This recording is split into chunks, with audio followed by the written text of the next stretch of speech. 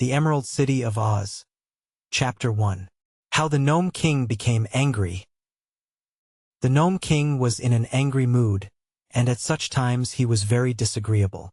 Everyone kept away from him, even his chief steward Calico. Therefore the king stormed and raved all by himself, walking up and down in his jewel-studded cavern and getting angrier all the time.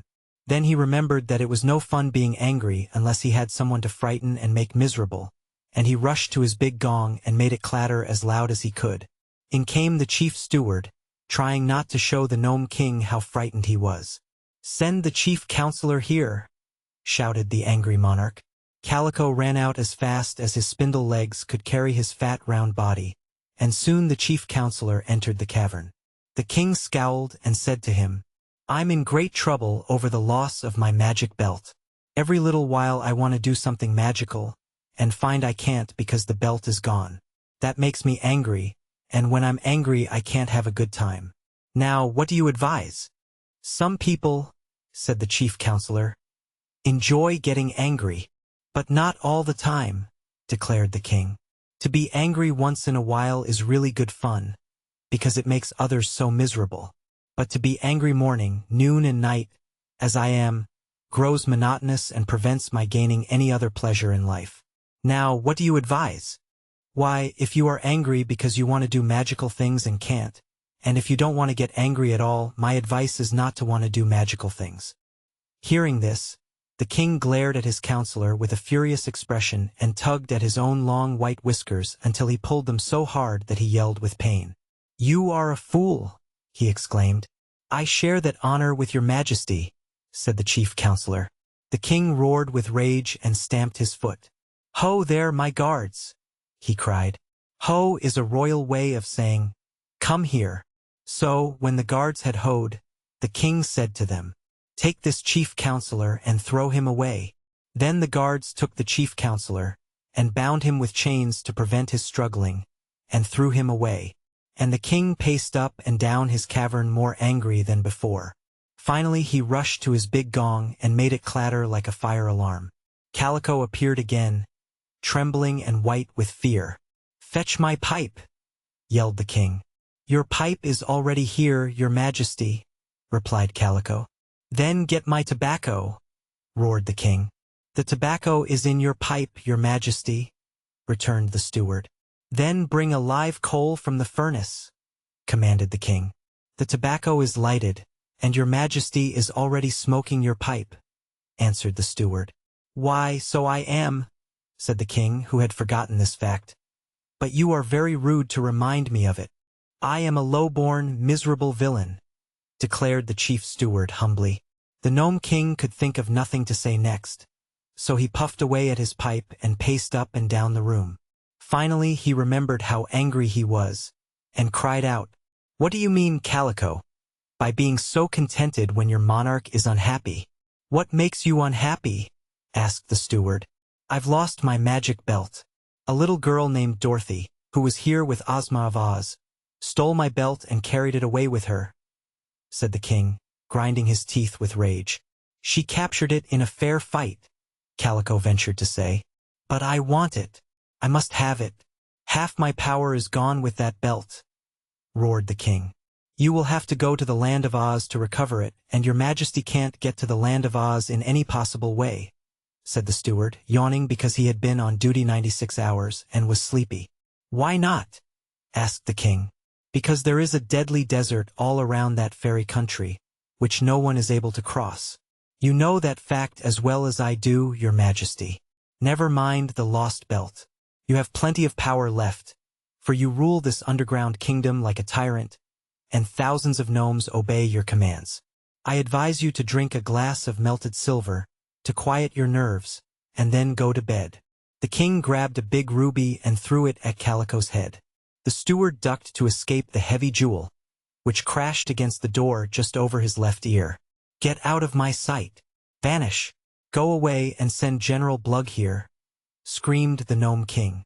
Calico hastily withdrew, and the Gnome King stamped up and down until the general of his armies appeared. This gnome was known far and wide as a terrible fighter and a cruel, desperate commander. He had 50,000 gnome soldiers, all well drilled, who feared nothing but their stern master. Yet General Blug was a trifle uneasy when he arrived and saw how angry the Gnome King was. "Ha! So you're here!" cried the king. "So I am," said the general. "March your army at once to the land of Oz, capture and destroy the Emerald City, and bring back to me my magic belt," roared the king. "You're crazy," calmly remarked the general. "What's that? What's that? What's that?" And the Gnome King danced around on his pointed toes, he was so enraged. "You don't know what you're talking about," continued the general, seating himself upon a large cut diamond. "I advise you to stand in a corner and count 60 before you speak again. By that time you may be more sensible." The king looked around for something to throw at General Blug, but as nothing was handy, he began to consider that perhaps the man was right and he had been talking foolishly. So he merely threw himself into his glittering throne and tipped his crown over his ear and curled his feet up under him and glared wickedly at Blug. "In the first place," said the general, "we cannot march across the deadly desert to the land of Oz. And if we could, the ruler of that country, Princess Ozma, has certain fairy powers that would render my army helpless. Had you not lost your magic belt, we might have some chance of defeating Ozma. But the belt is gone." "I want it!" screamed the king. "I must have it." "Well then, let us try in a sensible way to get it," replied the general. "The belt was captured by a little girl named Dorothy, who lives in Kansas, in the United States of America. But she left it in the Emerald City with Ozma," declared the king. "How do you know that?" asked the general. "One of my spies, who is a blackbird, flew over the desert to the land of Oz, and saw the magic belt in Ozma's palace," replied the king with a groan. "Now, that gives me an idea," said General Blug thoughtfully. "There are two ways to get to the land of Oz without traveling across the sandy desert." "What are they?" demanded the king eagerly. "One way is over the desert through the air, and the other way is under the desert through the earth." Hearing this, the Gnome King uttered a yell of joy and leaped from his throne, to resume his wild walk up and down the cavern. "That's it, Blug!" he shouted. "That's the idea, General. I'm king of the underworld, and my subjects are all miners. I'll make a secret tunnel under the desert to the land of Oz, right up to the Emerald City, and you will march your armies there and capture the whole country." "Softly, softly, your majesty. Don't go too fast," warned the general. "My gnomes are good fighters, but they are not strong enough to conquer the Emerald City." "Are you sure?" asked the king. "Absolutely certain, your majesty." "Then what am I to do?" "Give up the idea and mind your own business," advised the general. "You have plenty to do trying to rule your underground kingdom." "But I want that magic belt and I'm going to have it," roared the Gnome King. "I'd like to see you get it," replied the general, laughing maliciously. The king was by this time so exasperated that he picked up his scepter, which had a heavy ball, made from a sapphire, at the end of it, and threw it with all his force at General Blug. The sapphire hit the general upon his forehead and knocked him flat upon the ground, where he lay motionless. Then the king rang his gong and told his guards to drag out the general and throw him away, which they did. This Gnome King was named Roquat the Red, and no one loved him. He was a bad man and a powerful monarch, and he had resolved to destroy the land of Oz and its magnificent Emerald City, to enslave Princess Ozma and little Dorothy and all the Oz people, and recover his magic belt. This same belt had once enabled Roquat the Red to carry out many wicked plans. But that was before Ozma and her people marched to the underground cavern and captured it. The Gnome King could not forgive Dorothy or Princess Ozma, and he had determined to be revenged upon them. But they, for their part, did not know they had so dangerous an enemy. Indeed, Ozma and Dorothy had both almost forgotten that such a person as the Gnome King yet lived under the mountains of the land of Ev, which lay just across the deadly desert to the south of the land of Oz. An unsuspected enemy is doubly dangerous. The Emerald City of Oz. Chapter 2. How Uncle Henry Got into Trouble. Dorothy Gale lived on a farm in Kansas, with her Aunt Em and her Uncle Henry. It was not a big farm, nor a very good one, because sometimes the rain did not come when the crops needed it, and then everything withered and dried up. Once a cyclone had carried away Uncle Henry's house, so that he was obliged to build another, and as he was a poor man he had to mortgage his farm to get the money to pay for the new house. Then his health became bad and he was too feeble to work. The doctor ordered him to take a sea voyage and he went to Australia and took Dorothy with him. That cost a lot of money, too. Uncle Henry grew poorer every year, and the crops raised on the farm only bought food for the family. Therefore the mortgage could not be paid.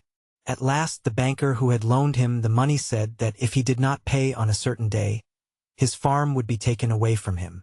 This worried Uncle Henry a good deal, for without the farm he would have no way to earn a living. He was a good man and worked in the fields as hard as he could, and Aunt Em did all the housework with Dorothy's help. Yet they did not seem to get along. This little girl, Dorothy, was like dozens of little girls, you know. She was loving and usually sweet-tempered, and had a round rosy face and earnest eyes. Life was a serious thing to Dorothy, and a wonderful thing too, for she had encountered more strange adventures in her short life than many other girls of her age. Aunt Em once said she thought the fairies must have marked Dorothy at her birth, because she had wandered into strange places and had always been protected by some unseen power. As for Uncle Henry, he thought his little niece merely a dreamer, as her dead mother had been, for he could not quite believe all the curious stories Dorothy told them of the land of Oz, which she had several times visited. He did not think that she tried to deceive her uncle and aunt, but he imagined that she had dreamed all of those astonishing adventures, and that the dreams had been so real to her that she had come to believe them true. Whatever the explanation might be, it was certain that Dorothy had been absent from her Kansas home for several long periods, always disappearing unexpectedly, yet always coming back safe and sound, with amazing tales of where she had been and the unusual people she had met. Her uncle and aunt listened to her stories eagerly, and in spite of their doubts began to feel that the little girl had gained a lot of experience and wisdom that were unaccountable in this age, when fairies are supposed no longer to exist. Most of Dorothy's stories were about the land of Oz, with its beautiful Emerald City and a lovely girl ruler named Ozma, who was the most faithful friend of the little Kansas girl. When Dorothy told about the riches of this fairy country, Uncle Henry would sigh, for he knew that a single one of the great emeralds that were so common there would pay all his debts and leave his farm free. But Dorothy never brought any jewels home with her, so their poverty became greater every year. When the banker told Uncle Henry that he must pay the money in 30 days or leave the farm, the poor man was in despair, as he knew he could not possibly get the money. So he told his wife, Aunt Em, of his trouble, and she first cried a little and then said that they must be brave and do the best they could, and go away somewhere and try to earn an honest living. But they were getting old and feeble, and she feared that they could not take care of Dorothy as well as they had formerly done. Probably the little girl would also be obliged to go to work. They did not tell their niece the sad news for several days, not wishing to make her unhappy. But one morning the little girl found Aunt Em softly crying while Uncle Henry tried to comfort her. Then Dorothy asked them to tell her what was the matter. "We must give up the farm, my dear," replied her uncle sadly, "and wander away into the world to work for our living." The girl listened quite seriously, for she had not known before how desperately poor they were. "We don't mind for ourselves," said her aunt, stroking the little girl's head tenderly. "But we love you as if you were our own child, and we are heartbroken to think that you must also endure poverty and work for a living before you have grown big and strong." "What could I do to earn money?" asked Dorothy. "You might do housework for someone, dear, you are so handy. Or perhaps you could be a nursemaid to little children. I'm sure I don't know exactly what you can do to earn money, but if your uncle and I are able to support you we will do it willingly, and send you to school. We fear, though, that we shall have much trouble in earning a living for ourselves. No one wants to employ old people who are broken down in health as we are." Dorothy smiled. "Wouldn't it be funny," she said, "for me to do housework in Kansas when I'm a princess in the land of Oz?" "A princess!" they both exclaimed, astonished. "Yes. Ozma made me a princess some time ago, and she has often begged me to come and live always in the Emerald City," said the child. Her uncle and aunt looked at each other in amazement.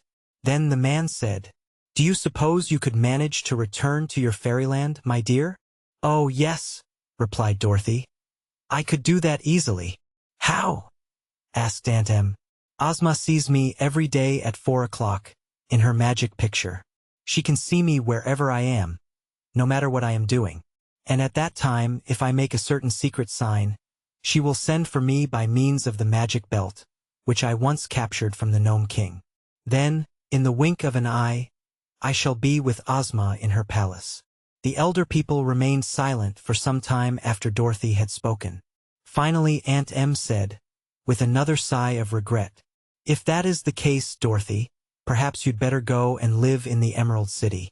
It will break our hearts to lose you from our lives, but you will be so much better off with your fairy friends that it seems wisest and best for you to go." "I'm not so sure about that," remarked Uncle Henry, shaking his gray head doubtfully. "These things all seem real to Dorothy, I know, but I'm afraid our little girl won't find her fairyland just what she has dreamed it to be. It would make me very unhappy to think that she was wandering among strangers who might be unkind to her."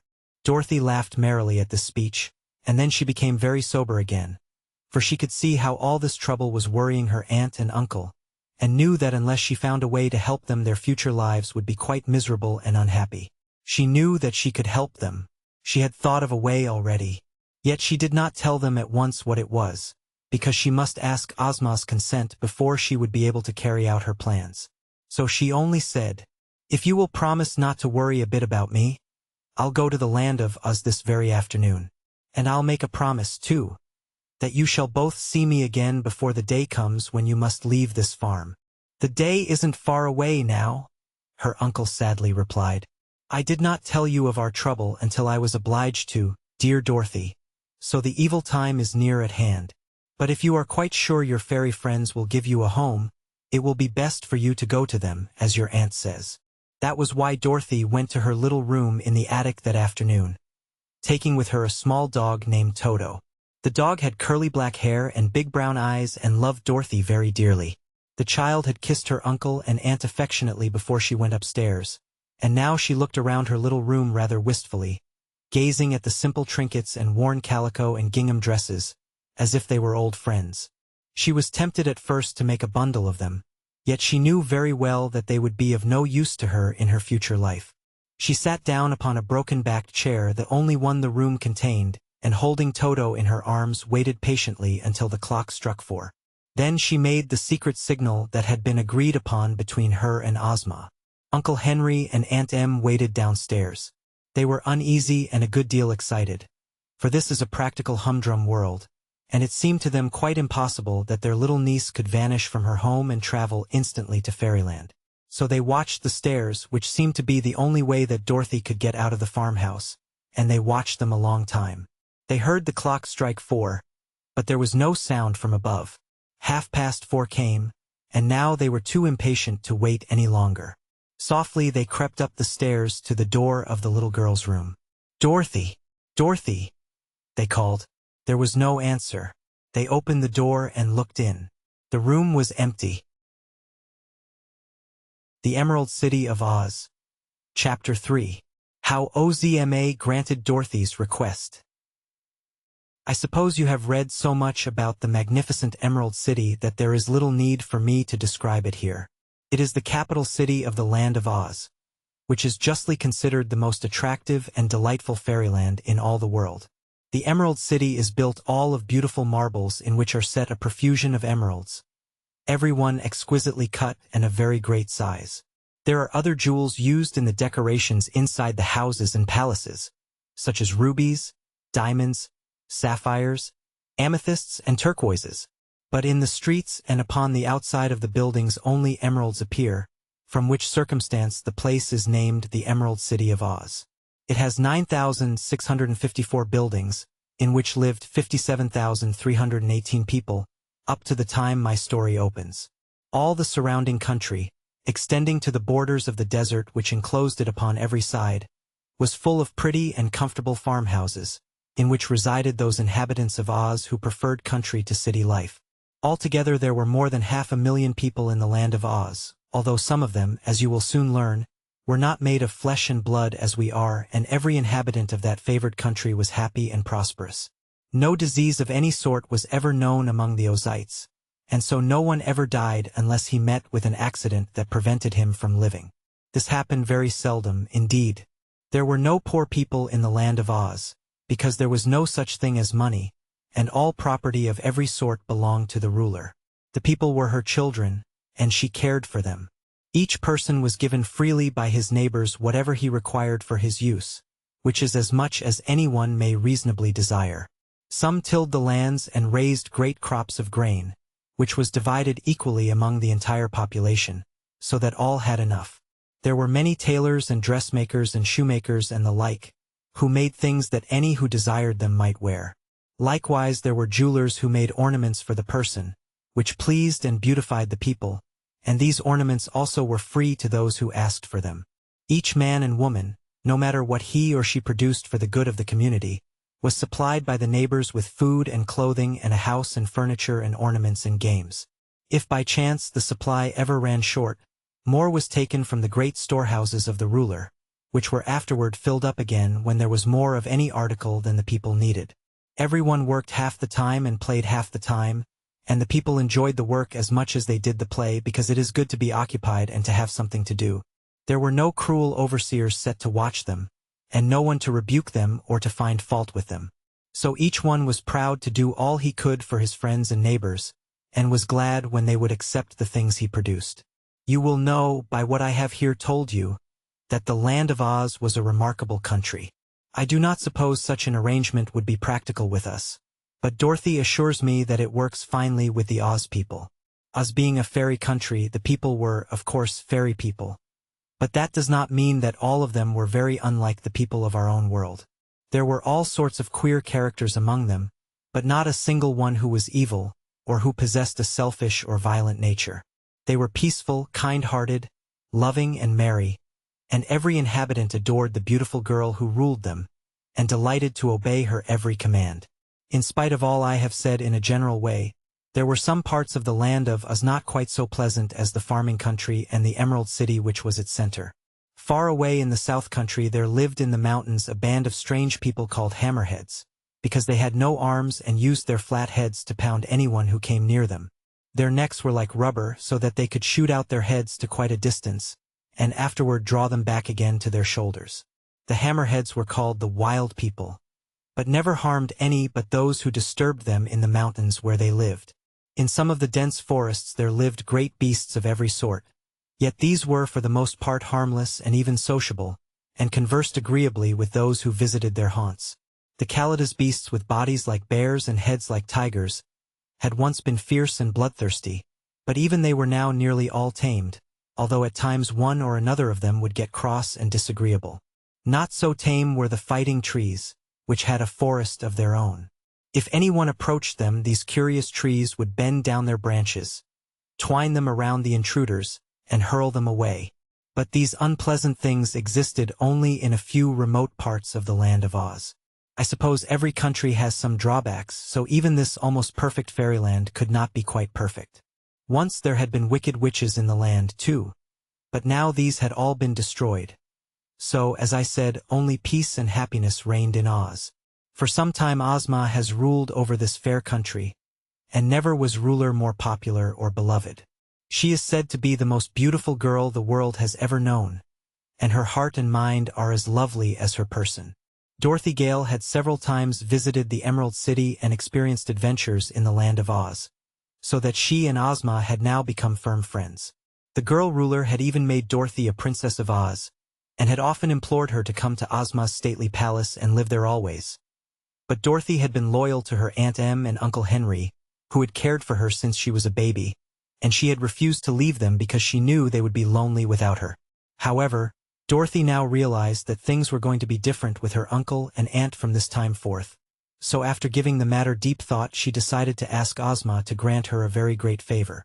A few seconds after she had made the secret signal in her little bedchamber, the Kansas girl was seated in a lovely room in Ozma's palace in the Emerald City of Oz.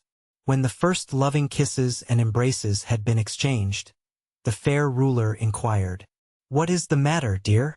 I know something unpleasant has happened to you, for your face was very sober when I saw it in my magic picture.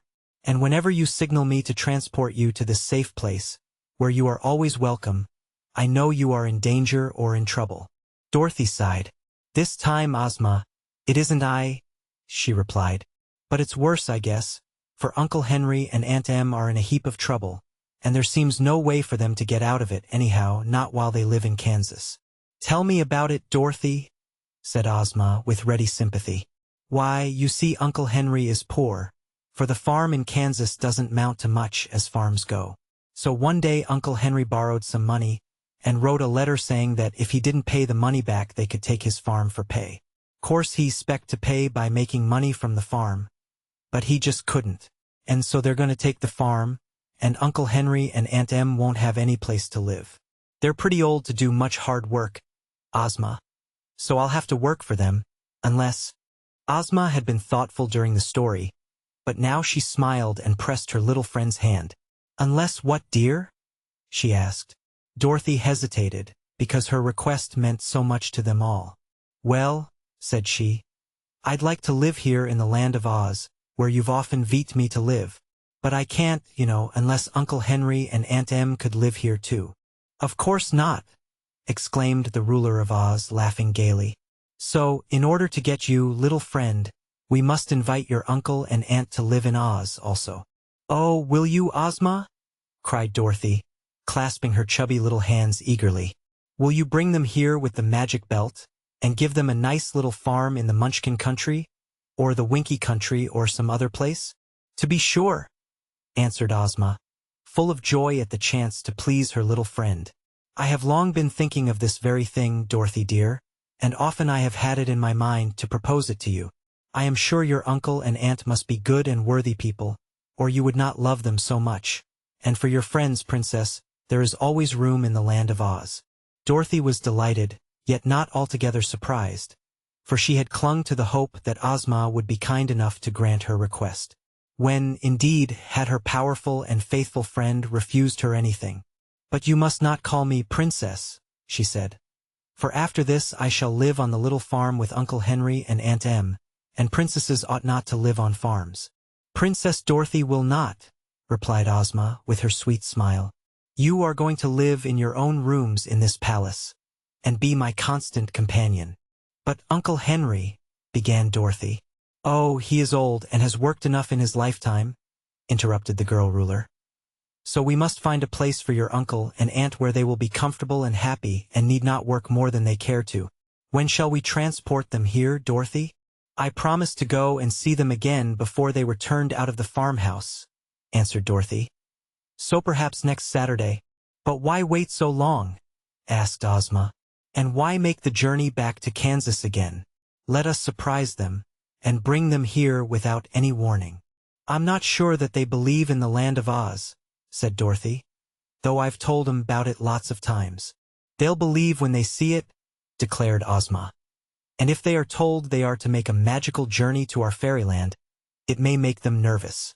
I think the best way will be to use the magic belt without warning them, and when they have arrived you can explain to them whatever they do not understand." "Perhaps that's best," decided Dorothy. "There isn't much use in their staying at the farm until they are put out, 'cause it's much nicer here." "Then tomorrow morning they shall come here," said Princess Ozma. "I will order Jellia Jam, who is the palace housekeeper, to have rooms all prepared for them, and after breakfast we will get the magic belt and by its aid transport your uncle and aunt to the Emerald City." "Thank you, Ozma," cried Dorothy, kissing her friend gratefully. "And now," Ozma proposed, "let us take a walk in the gardens before we dress for dinner. Come, Dorothy dear." The Emerald City of Oz. Chapter 4. How the Gnome King Planned Revenge. The reason most people are bad is because they do not try to be good. Now, the Gnome King had never tried to be good, so he was very bad indeed. Having decided to conquer the land of Oz and to destroy the Emerald City and enslave all its people, King Roquat the Red kept planning ways to do this dreadful thing, and the more he planned the more he believed he would be able to accomplish it. About the time Dorothy went to Ozma, the Gnome King called his chief steward to him and said, "Calico, I think I shall make you the general of my armies." "I think you won't," replied Calico positively. "Why not?" inquired the king, reaching for his scepter with the big sapphire. "Because I'm your chief steward, and know nothing of warfare," said Calico, preparing to dodge if anything were thrown at him. I manage all the affairs of your kingdom better than you could yourself, and you'll never find another steward as good as I am. But there are 100 gnomes better fitted to command your army, and your generals get thrown away so often that I have no desire to be one of them. Ah, there is some truth in your remarks, Calico, remarked the king, deciding not to throw the scepter. Summon my army to assemble in the great cavern. Calico bowed and retired, and in a few minutes returned to say that the army was assembled. So the king went out upon a balcony that overlooked the great cavern, where 50,000 gnomes, all armed with swords and pikes, stood marshaled in military array. When they were not required as soldiers, all these gnomes were metal workers and miners, and they had hammered so much at the forges and dug so hard with pick and shovel that they had acquired great muscular strength. They were strangely formed creatures, rather round and not very tall. Their toes were curly and their ears broad and flat. In time of war, every gnome left his forge or mine and became part of the great army of King Roquat. The soldiers wore rock-colored uniforms and were excellently drilled. The king looked upon this tremendous army, which stood silently arrayed before him, and a cruel smile curled the corners of his mouth, for he saw that his legions were very powerful. Then he addressed them from the balcony, saying, I have thrown away General Blug, because he did not please me, so I want another general to command this army. Who is next in command? I am, replied Colonel Crinkle, a dapper-looking gnome, as he stepped forward to salute his monarch. The king looked at him carefully and said, I want you to march this army through an underground tunnel which I am going to bore, to the Emerald City of Oz. When you get there, I want you to conquer the Oz people, destroy them and their city, and bring all their gold and silver and precious stones back to my cavern.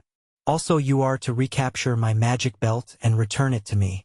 Will you do this, General Crinkle? No, your majesty, replied the gnome, for it can't be done. Oh, indeed, exclaimed the king. Then he turned to his servants and said, Please take General Crinkle to the torture chamber. There you will kindly slice him into thin slices. Afterward you may feed him to the 7-headed dogs. Anything to oblige your majesty, replied the servants politely, and led the condemned man away. When they had gone, the king addressed the army again.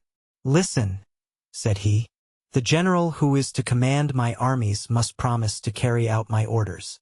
If he fails, he will share the fate of poor Crinkle. Now, then, who will volunteer to lead my hosts to the Emerald City? For a time no one moved and all were silent. Then an old gnome with white whiskers so long that they were tied around his waist to prevent their tripping him up, stepped out of the ranks and saluted the king. I'd like to ask a few questions, your majesty, he said. Go ahead, replied the king. These us people are quite good, are they not? As good as apple pie, said the king. And they are happy, I suppose? Continued the old gnome. Happy as the day is long, said the king. And contented and prosperous? Inquired the gnome. Very much so, said the king. Well, your majesty, remarked he of the white whiskers, I think I should like to undertake the job, so I'll be your general. I hate good people. I detest happy people. I'm opposed to anyone who is contented and prosperous. That is why I am so fond of your majesty. Make me your general and I'll promise to conquer and destroy the Oz people. If I fail, I'm ready to be sliced thin and fed to the 7-headed dogs. Very good indeed. That's the way to talk, cried Roquat the Red, who was greatly pleased. What is your name, General? I'm called Guff, your majesty. Well, Guff, come with me to my private cave and we'll talk it over. Then he turned to the army. Gnomes and soldiers, said he, you are to obey the commands of General Guff until he becomes dog feed. Any man who fails to obey his new general will be promptly thrown away. You are now dismissed. Guff went to the king's private cave and sat down upon an amethyst chair and put his feet on the arm of the king's ruby throne. Then he lighted his pipe and threw the live coal he had taken from his pocket upon the king's left foot and puffed the smoke into the king's eyes and made himself comfortable. For he was a wise old gnome, and he knew that the best way to get along with Roquat the Red was to show that he was not afraid of him. I'm ready for the talk, your majesty, he said. The king coughed and looked at his new general fiercely. "Do you not tremble to take such liberties with your monarch?" he asked. "Oh, no," said Guff calmly, and he blew a wreath of smoke that curled around the king's nose and made him sneeze. "You want to conquer the Emerald City, and I'm the only gnome in all your dominions who can conquer it. So you will be very careful not to hurt me until I have carried out your wishes. After that—" "Well, what then?" inquired the king. "Then you will be so grateful to me that you won't care to hurt me," replied the general. "That is a very good argument," said Roquat. "But suppose you fail? Then it's the slicing machine." "I agree to that," announced Guff. "But if you do as I tell you, there will be no failure. The trouble with you, Roquat, is that you don't think carefully enough." "I do." "You would go ahead and march through your tunnel into Oz, and get defeated and driven back." "I won't. And the reason I won't is because when I march I'll have all my plans made, and a host of allies to assist my gnomes." "What do you mean by that?" asked the king. "I'll explain, King Roquat. You're going to attack a fairy country, and a mighty fairy country, too. They haven't much of an army in Oz, but the princess who rules them has a fairy wand, and the little girl Dorothy has your magic belt. And at the north of the Emerald City lives a clever sorceress called Glinda the Good, who commands the spirits of the air. Also, I have heard that there is a wonderful wizard in Ozma's palace, who is so skillful that people used to pay him money in America to see him perform. So you see, it will be no easy thing to overcome all this magic." "We have 50,000 soldiers," cried the king proudly. "Yes, but they are gnomes," remarked Guff, taking a silk handkerchief from the king's pocket and wiping his own pointed shoes with it. "Gnomes are immortals, but they are not strong on magic. When you lost your famous belt, the greater part of your own power was gone from you. Against Ozma, you and your gnomes would have no show at all." Roquat's eyes flashed angrily. "Then away you go to the slicing machine," he cried. "Not yet," said the general, filling his pipe from the king's private tobacco pouch. "What do you propose to do?" asked the monarch. "I propose to obtain the power we need," answered Guff. "There are a good many evil creatures who have magic power sufficient to destroy and conquer the land of Oz. We will get them on our side, ban them all together, and then take Ozma and her people by surprise. It's all very simple and easy when you know how.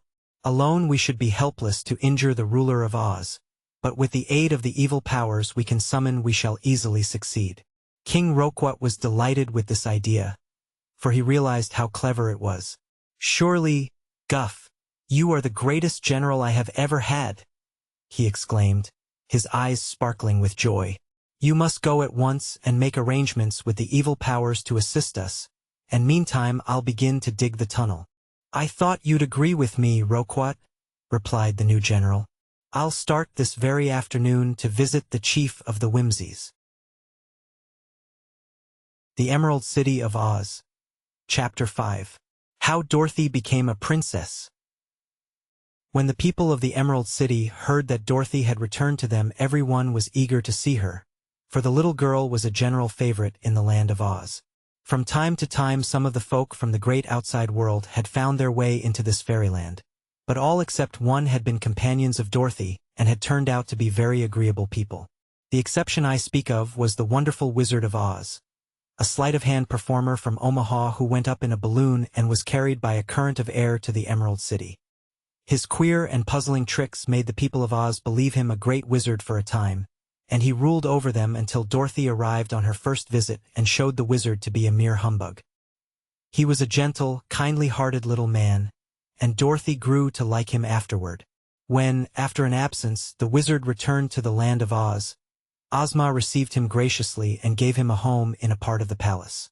In addition to the wizard, 2 other personages from the outside world had been allowed to make their home in the Emerald City. The first was a quaint shaggy man, whom Ozma had made the governor of the royal storehouses, and the second a yellow hen named Billina, who had a fine house in the gardens back of the palace, where she looked after a large family. Both these had been old comrades of Dorothy, so you see the little girl was quite an important personage in Oz, and the people thought she had brought them good luck, and loved her next best to Ozma. During her several visits, this little girl had been the means of destroying 2 wicked witches who oppressed the people, and she had discovered a live scarecrow who was now one of the most popular personages in all the fairy country. With the scarecrow's help she had rescued Nick Chopper, a tin woodman who had rusted in a lonely forest, and the Tin Man was now the emperor of the country of the Winkies and much beloved because of his kind heart. No wonder the people thought Dorothy had brought them good luck. Yet, strange as it may seem, she had accomplished all these wonders not because she was a fairy or had any magical powers whatever, but because she was a simple, sweet, and true little girl who was honest to herself and to all whom she met. In this world in which we live, simplicity and kindness are the only magic wands that work wonders. And in the land of Oz, Dorothy found these same qualities had won for her the love and admiration of the people. Indeed, the little girl had made many warm friends in the fairy country, and the only real grief the Ozites had ever experienced was when Dorothy left them and returned to her Kansas home. Now she received a joyful welcome, although no one except Ozma knew at first that she had finally come to stay for good and all. That evening Dorothy had many callers, and among them were such important people as Tick-Tock, a machine man who thought and spoke and moved by clockwork, her old companion the genial Shaggy Man, Jack Pumpkinhead, whose body was brushwood and whose head was a ripe pumpkin with a face carved upon it, the Cowardly Lion and the Hungry Tiger, two great beasts from the forest, who served Princess Ozma, and Professor H.M. Wogglebug T.E. This Wogglebug was a remarkable creature. He had once been a tiny little bug, crawling around in a schoolroom, but he was discovered and highly magnified so that he could be seen more plainly, and while in this magnified condition he had escaped. He had always remained big, and he dressed like a dandy and was so full of knowledge and information, which are distinct acquirements, that he had been made a professor and the head of the Royal College. Dorothy had a nice visit with these old friends, and also talked a long time with the wizard, who was little and old and withered and dried up, but as merry and active as a child. Afterward she went to see Billina's fast-growing family of chicks. Toto, Dorothy's little black dog, also met with a cordial reception. Toto was an especial friend of the Shaggy Man, and he knew everyone else. Being the only dog in the land of Oz, he was highly respected by the people, who believed animals entitled to every consideration if they behaved themselves properly. Dorothy had 4 lovely rooms in the palace, which were always reserved for her use and were called Dorothy's rooms. These consisted of a beautiful sitting room, a dressing room, a dainty bedchamber, and a big marble bathroom. And in these rooms were everything that heart could desire, placed there with loving thoughtfulness by Ozma for her little friend's use. The royal dressmakers had the little girl's measure, so they kept the closets in her dressing room filled with lovely dresses of every description and suitable for every occasion. No wonder Dorothy had refrained from bringing with her her old calico and gingham dresses. Here everything that was dear to a little girl's heart was supplied in profusion, and nothing so rich and beautiful could ever have been found in the biggest department stores in America. Of course Dorothy enjoyed all these luxuries, and the only reason she had heretofore preferred to live in Kansas was because her uncle and aunt loved her and needed her with them. Now, however, all was to be changed, and Dorothy was really more delighted to know that her dear relatives were to share in her good fortune and enjoy the delights of the land of Oz, than she was to possess such luxury for herself. Next morning, at Ozma's request, Dorothy dressed herself in a pretty sky-blue gown of rich silk, trimmed with real pearls. The buckles of her shoes were set with pearls, too, and more of these priceless gems were on a lovely coronet which she wore upon her forehead. "For," said her friend Ozma, "from this time forth, my dear, you must assume your rightful rank as a princess of Oz, and being my chosen companion you must dress in a way befitting the dignity of your position." Dorothy agreed to this, although she knew that neither gowns nor jewels could make her anything else than the simple, unaffected little girl she had always been. As soon as they had breakfasted, the girls eating together in Ozma's pretty boudoir, the ruler of Oz said, "Now, dear friend, we will use the magic belt to transport your uncle and aunt from Kansas to the Emerald City. But I think it would be fitting, in receiving such distinguished guests, for us to sit in my throne room." "Oh, they're not very distinguished, Ozma," said Dorothy. "They're just plain people like me." "Being your friends and relatives, Princess Dorothy, they are certainly distinguished," replied the ruler with a smile. They won't hardly know what to make of all your splendid furniture and things," protested Dorothy gravely. "It may scare 'em to see your grand throne room, and perhaps we'd better go into the backyard," Ozma, where the cabbages grow and the chickens are playing. Then it would seem more natural to Uncle Henry and Aunt Em. No, they shall first see me in my throne room, replied Ozma decidedly, and when she spoke in that tone Dorothy knew it was not wise to oppose her, for Ozma was accustomed to having her own way. So together they went to the throne room, an immense dome chamber in the center of the palace.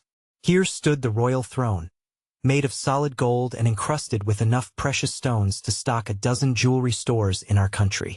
Ozma, who was wearing the magic belt, seated herself in the throne, and Dorothy sat at her feet. In the room were assembled many ladies and gentlemen of the court, clothed in rich apparel and wearing fine jewelry.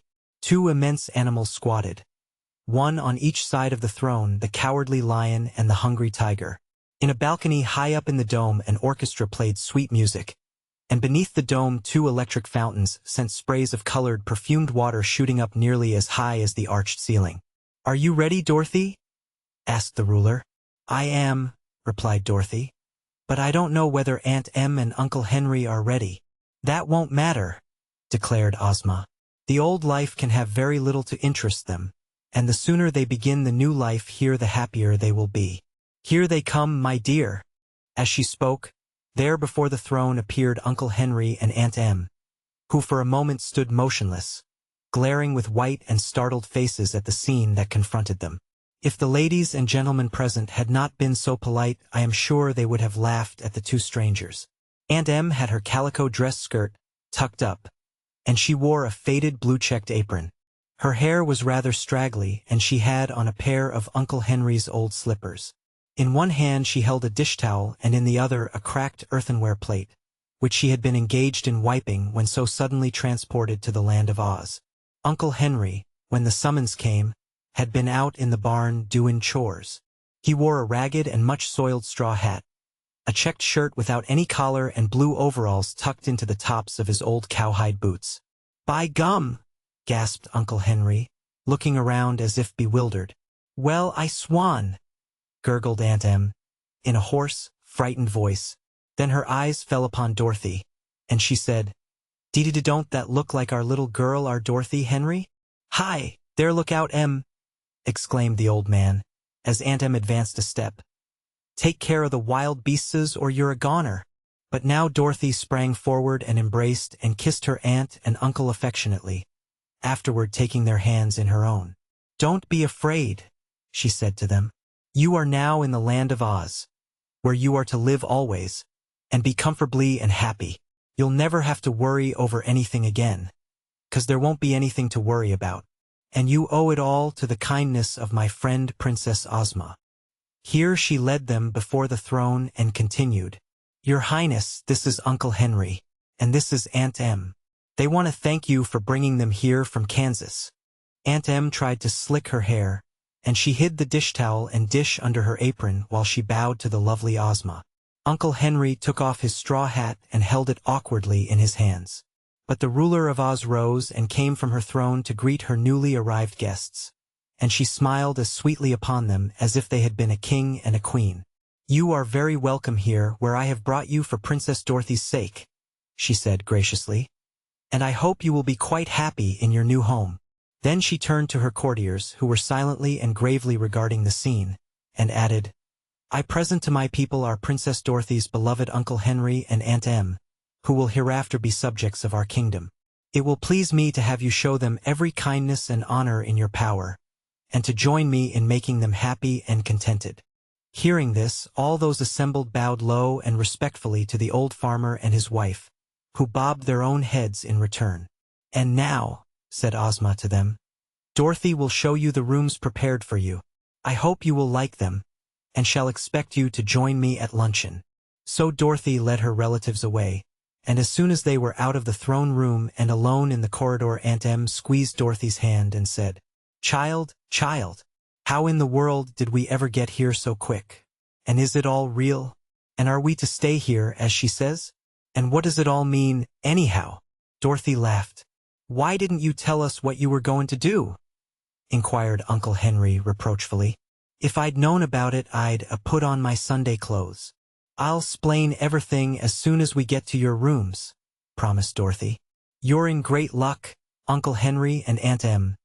And so am I. And oh, I'm so happy to have got you here at last. As he walked by the little girl's side, Uncle Henry stroked his whiskers thoughtfully. "'Pears to me, Dorothy, we won't make bang-up fairies," he remarked. "And my back hair looks like a fright," wailed Aunt Em. "Never mind," returned the little girl reassuringly. "You won't have anything to do now but to look pretty, Aunt Em. And Uncle Henry won't have to work till his back aches, that's certain." "Sure?" they asked wonderingly, and in the same breath. "Course I'm sure," said Dorothy. "You're in the fairyland of Oz now. And what's more, you belong to it." The Emerald City of Oz. Chapter 6. How Guff Visited the Whimsies. The new general of the Gnome King's army knew perfectly well that to fail in his plans meant death for him. Yet he was not at all anxious or worried. He hated everyone who was good and longed to make all who were happy unhappy. Therefore he had accepted this dangerous position as general quite willingly, feeling sure in his evil mind that he would be able to do a lot of mischief and finally conquer the land of Oz. Yet Guff determined to be careful, and to lay his plans well so as not to fail. He argued that only careless people fail in what they attempt to do. The mountains underneath which the Gnome King's extensive caverns were located lay grouped just north of the land of Ev, which lay directly across the deadly desert to the east of the land of Oz. As the mountains were also on the edge of the desert, the Gnome King found that he had only to tunnel underneath the desert to reach Ozma's dominions. He did not wish his armies to appear above ground in the country of the Winkies, which was the part of the land of Oz nearest to King Roquat's own country, as then the people would give the alarm and enable Ozma to fortify the Emerald City and assemble an army. He wanted to take all the Oz people by surprise, so he decided to run the tunnel clear through to the Emerald City, where he and his hosts could break through the ground without warning and conquer the people before they had time to defend themselves. Roquat the Red began work at once upon his tunnel, setting 1,000 miners at the task and building it high and broad enough for his armies to march through it with ease. The gnomes were used to making tunnels, as all the kingdom in which they lived was underground, so they made rapid progress. While this work was going on, General Guff started out alone to visit the chief of the Whimsies. These Whimsies were curious people who lived in a retired country of their own. They had large, strong bodies, but heads so small that they were no bigger than doorknobs. Of course, such tiny heads could not contain any great amount of brains, and the Whimsies were so ashamed of their personal appearance and lack of common sense that they wore big heads, made of pasteboard, which they fastened over their own little heads. On these pasteboard heads they sewed sheep's wool for hair, and the wool was colored many tints, pink, green, and lavender being the favorite colors. The faces of these false heads were painted in many ridiculous ways, according to the whims of the owners, and these big, burly creatures looked so whimsical and absurd in their queer masks that they were called Whimsies. They foolishly imagined that no one would suspect the little heads that were inside the imitation ones, not knowing that it is folly to try to appear otherwise than as nature has made us. The chief of the Whimsies had as little wisdom as the others, and had been chosen chief merely because none among them was any wiser or more capable of ruling. The Whimsies were evil spirits and could not be killed. They were hated and feared by everyone and were known as terrible fighters because they were so strong and muscular and had not sense enough to know when they were defeated. General Guff thought the Whimsies would be a great help to the gnomes in the conquest of Oz, for under his leadership they could be induced to fight as long so they could stand up. So he traveled to their country and asked to see the chief, who lived in a house that had a picture of his grotesque false head painted over the doorway.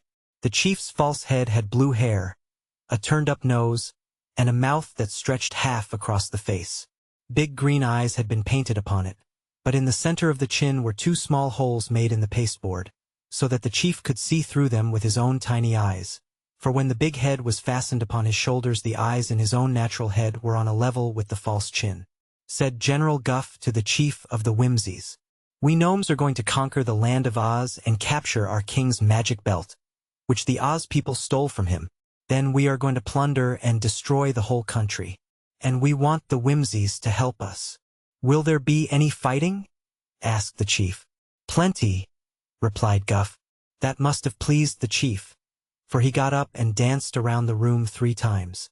Then he seated himself again, adjusted his false head, and said, "We have no quarrel with Ozma of Oz. But you whimsies love to fight, and here is a splendid chance to do so," urged Guff. "Wait till I sing a song," said the chief. Then he lay back in his chair and sang a foolish song that did not seem to the general to mean anything, although he listened carefully. When he had finished, the chief whimsy looked at him through the holes in his chin and asked, "What reward will you give us if we help you?"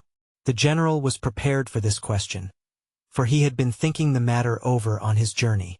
People often do a good deed without hope of reward, but for an evil deed they always demand payment.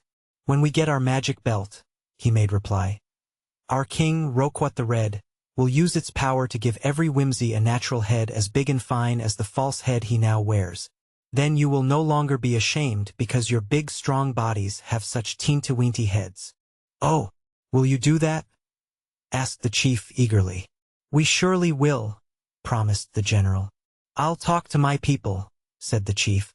So he called a meeting of all the whimsies and told them of the offer made by the gnomes. The creatures were delighted with the bargain, and at once agreed to fight for the Gnome King and help him to conquer Oz. One whimsy alone seemed to have a glimmer of sense, for he asked, "Suppose we fail to capture the magic belt? What will happen then, and what good will all our fighting do?" But they threw him into the river for asking foolish questions, and laughed when the water ruined his pasteboard head before he could swim out again. So the compact was made, and General Guff was delighted with his success in gaining such powerful allies. But there were other people, too, just as important as the whimsies, whom the clever old gnome had determined to win to his side. The Emerald City of Oz. Chapter 7. How Aunt Em Conquered the Lion. "These are your rooms," said Dorothy, opening a door. Aunt Em drew back at sight of the splendid furniture and draperies. "Ain't there any place to wipe my feet?" she asked. "You will soon change your slippers for new shoes," replied Dorothy. "Don't be afraid, Aunt Em. Here is where you are to live. So walk right in and make yourself at home." Aunt Em advanced hesitatingly. "It beats the Topeka Hotel," she cried, admiringly. "But this place is too grand for us, child. Can't we have some back room in the attic? That's more in our class." "No," said Dorothy. "You've got to live here, 'cause Ozma says so. And all the rooms in this palace are just as fine as these, and some are better. It won't do any good to fuss, Aunt Em. You've got to be swell and high-toned in the land of Oz, whether you want to or not, so you may as well make up your mind to it." "It's hard luck," replied her aunt, looking around with an odd expression. "But folks can get used to anything if they try. Henry?" "Why, as to that," said Uncle Henry slowly, "I believe in talking what's provided us, and a skin no questions. I've traveled some, in my time and you hain't, and that makes a difference atween us." Then Dorothy showed them through the rooms. The first was a handsome sitting room, with windows opening upon the rose gardens. Then came separate bedrooms for Aunt Em and Uncle Henry, with a fine bathroom between them. Aunt Em had a pretty dressing room, besides, and Dorothy opened the closets and showed several exquisite costumes that had been provided for her aunt by the royal dressmakers, who had worked all night to get them ready. Everything that Aunt Em could possibly need was in the drawers and closets, and her dressing table was covered with engraved gold toilet articles. Uncle Henry had 9 suits of clothes, cut in the popular Munchkin fashion, with knee breeches, silk stockings, and low shoes with jeweled buckles. The hats to match these costumes had pointed tops and wide brims with small gold bells around the edges. His shirts were of fine linen with frilled bosoms, and his vests were richly embroidered with colored silks. Uncle Henry decided that he would first take a bath and then dress himself in a blue satin suit that had caught his fancy. He accepted his good fortune with calm composure and refused to have a servant to assist him.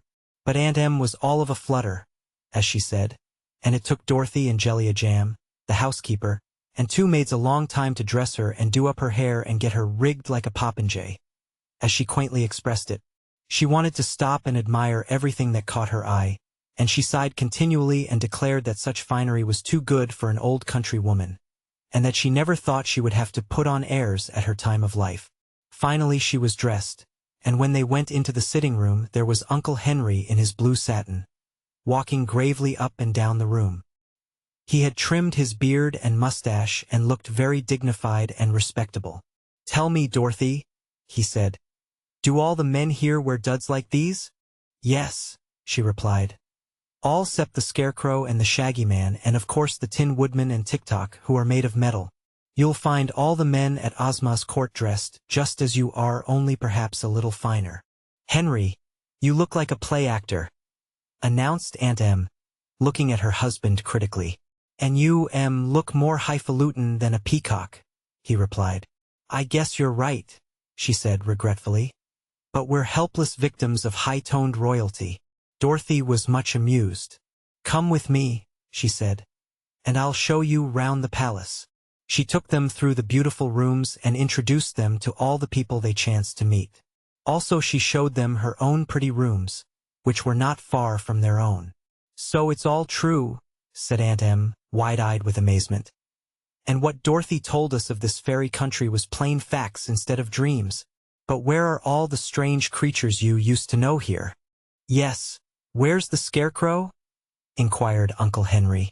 "Why, he's just now away on a visit to the Tin Woodman, who is Emperor of the Winky Country," answered the little girl.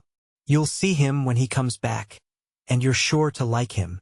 "And where's the wonderful wizard?" asked Aunt Em. "You'll see him at Ozma's luncheon, for he lives in this palace," was the reply. "And Jack Pumpkinhead?" "Oh, he lives a little way out of town, in his own pumpkin field. We'll go there sometime and see him, and we'll call on Professor Wogglebug, too. The Shaggy Man will be at the luncheon, I guess, and Tik-Tok. And now I'll take you out to see Billina, who has a house of her own." So they went into the backyard, and after walking along winding paths some distance through the beautiful gardens they came to an attractive little house where the yellow hen sat on the front porch sunning herself. "Good morning, my dear mistress," called Billina, fluttering down to meet them. "I was expecting you to call, for I heard you had come back and brought your uncle and aunt with you." "We're here for good and all this time, Billina," cried Dorothy joyfully. "Uncle Henry and Aunt Em belong in Oz now as much as I do." "Then they are very lucky people," declared Billina, "for there couldn't be a nicer place to live. But come, my dear, I must show you all my Dorothys. 9 are living and have grown up to be very respectable hens. But one took cold at Ozma's birthday party and died of the pip, and the other 2 turned out to be horrid roosters, so I had to change their names from Dorothy to Daniel. They all had the letter D engraved upon their gold lockets. You remember? With your picture inside, and D stands for Daniel as well as for Dorothy." "Did you call both the roosters Daniel?" asked Uncle Henry. "Yes, indeed. I've 9 Dorothys and 2 Daniels, and the 9 Dorothys have 86 sons and daughters and over 300 grandchildren," said Billina, proudly. "What names do you give 'em all, dear?" inquired the little girl. "Oh, they are all Dorothys and Daniels, some being juniors and some double juniors. Dorothy and Daniel are 2 good names, and I see no object in hunting for others," declared the yellow hen. "But just think, Dorothy, what a big chicken family we've grown to be, and our numbers increase nearly every day. Ozma doesn't know what to do with all the eggs we lay, and we are never eaten or harmed in any way, as chickens are in your country. They give us everything to make us contented and happy, and I, my dear, am the acknowledged queen and governor of every chicken in Oz, because I'm the eldest and started the whole colony." "You ought to be very proud, ma'am," said Uncle Henry, who was astonished to hear a hen talk so sensibly. "Oh, I am," she replied. "I've the loveliest pearl necklace you ever saw. Come in the house and I'll show it to you. And I've 9 leg bracelets and a diamond pin for each wing. But I only wear them on state occasions." They followed the yellow hen into the house, which Aunt Em declared was neat as a pin. They could not sit down because all Billina's chairs were roosting poles made of silver. So they had to stand while the hen fussily showed them her treasures. Then they had to go into the back rooms occupied by Billina's 9 Dorothys and 2 Daniels, who were all plump yellow chickens and greeted the visitors very politely. It was easy to see that they were well-bred and that Billina had looked after their education. In the yards were all the children and grandchildren of these 11 elders, and they were of all sizes, from well-grown hens to tiny chickens just out of the shell. About 50 fluffy yellow youngsters were at school, being taught good manners and good grammar by a young hen who wore spectacles. They sang in chorus a patriotic song of the Land of Oz, in honor of their visitors, and Aunt Em was much impressed by these talking chickens. Dorothy wanted to stay and play with the young chickens for a while, but Uncle Henry and Aunt Em had not seen the palace grounds and gardens yet and were eager to get better acquainted with the marvelous and delightful land in which they were to live. "I'll stay here, and you can go for a walk," said Dorothy. "You'll be perfectly safe anywhere, and may do whatever you want to. When you get tired, go back to the palace and find your rooms, and I'll come to you before luncheon is ready." So Uncle Henry and Aunt Em started out alone to explore the grounds, and Dorothy knew that they couldn't get lost, because all the palace grounds were enclosed by a high wall of green marble, set with emeralds. It was a rare treat to these simple folk, who had lived in the country all their lives and known little enjoyment of any sort, to wear beautiful clothes and live in a palace and be treated with respect and consideration by all around them. They were very happy indeed as they strolled up the shady walks and looked upon the gorgeous flowers and shrubs, feeling that their new home was more beautiful than any tongue could describe. Suddenly, as they turned a corner and walked through a gap in a high hedge, they came face to face with an enormous lion, which crouched upon the green lawn and seemed surprised by their appearance.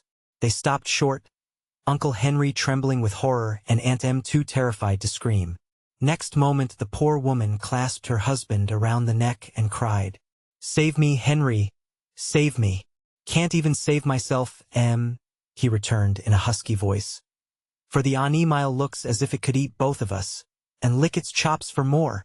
If I only had a gun. Haven't you, Henry? Haven't you?" she asked anxiously. "Nary gun, so let's die as brave and graceful as we can. I knew our luck couldn't last. I won't die.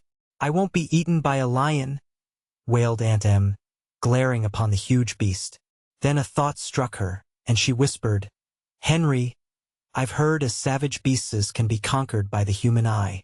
I'll eye that lion out of countenance and save our lives." "Try it, he returned also in a whisper. "Look at him as you do at me when I'm late to dinner." Aunt Em turned upon the lion a determined countenance and a wild, dilated eye. She glared at the immense beast steadily, and the lion, who had been quietly blinking at them, began to appear uneasy and disturbed. "Is anything the matter, ma'am?" he asked in a mild voice. At this speech from the terrible beast Aunt Em and Uncle Henry both were startled, and then Uncle Henry remembered that this must be the lion they had seen in Ozma's throne room. "Hold on, he exclaimed.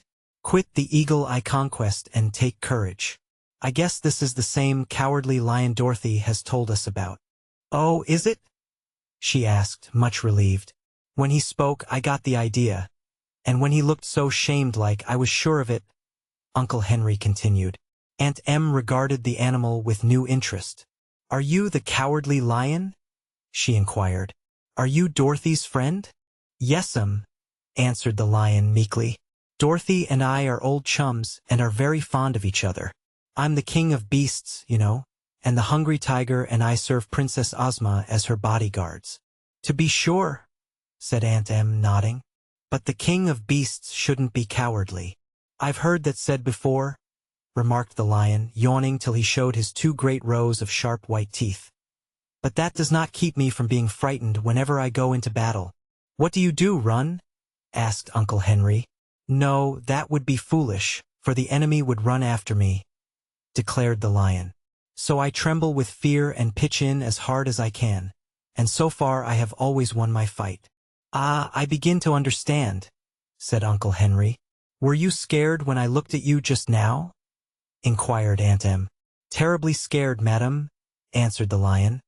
"For at first I thought you were going to have a fit. Then I noticed you were trying to overcome me by the power of your eye, and your glance was so fierce and penetrating that I shook with fear." This greatly pleased the lady, and she said quite cheerfully, "Well, I won't hurt you, so don't be scared any more. I just wanted to see what the human eye was good for."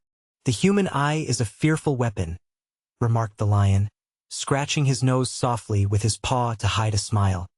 Had I not known you were Dorothy's friends, I might have torn you both into shreds in order to escape your terrible gaze. Aunt Em shuddered at hearing this, and Uncle Henry said hastily, I'm glad you knew us. Good morning, Mr. Lion. We'll hope to see you again by some time in the future. Good morning, replied the lion, squatting down upon the lawn again.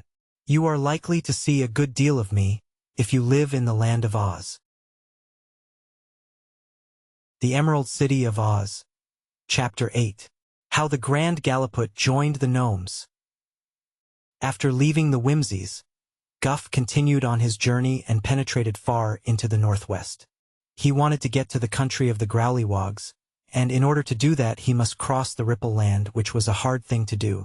For the Ripple Land was a succession of hills and valleys, all very steep and rocky, and they changed places constantly by rippling.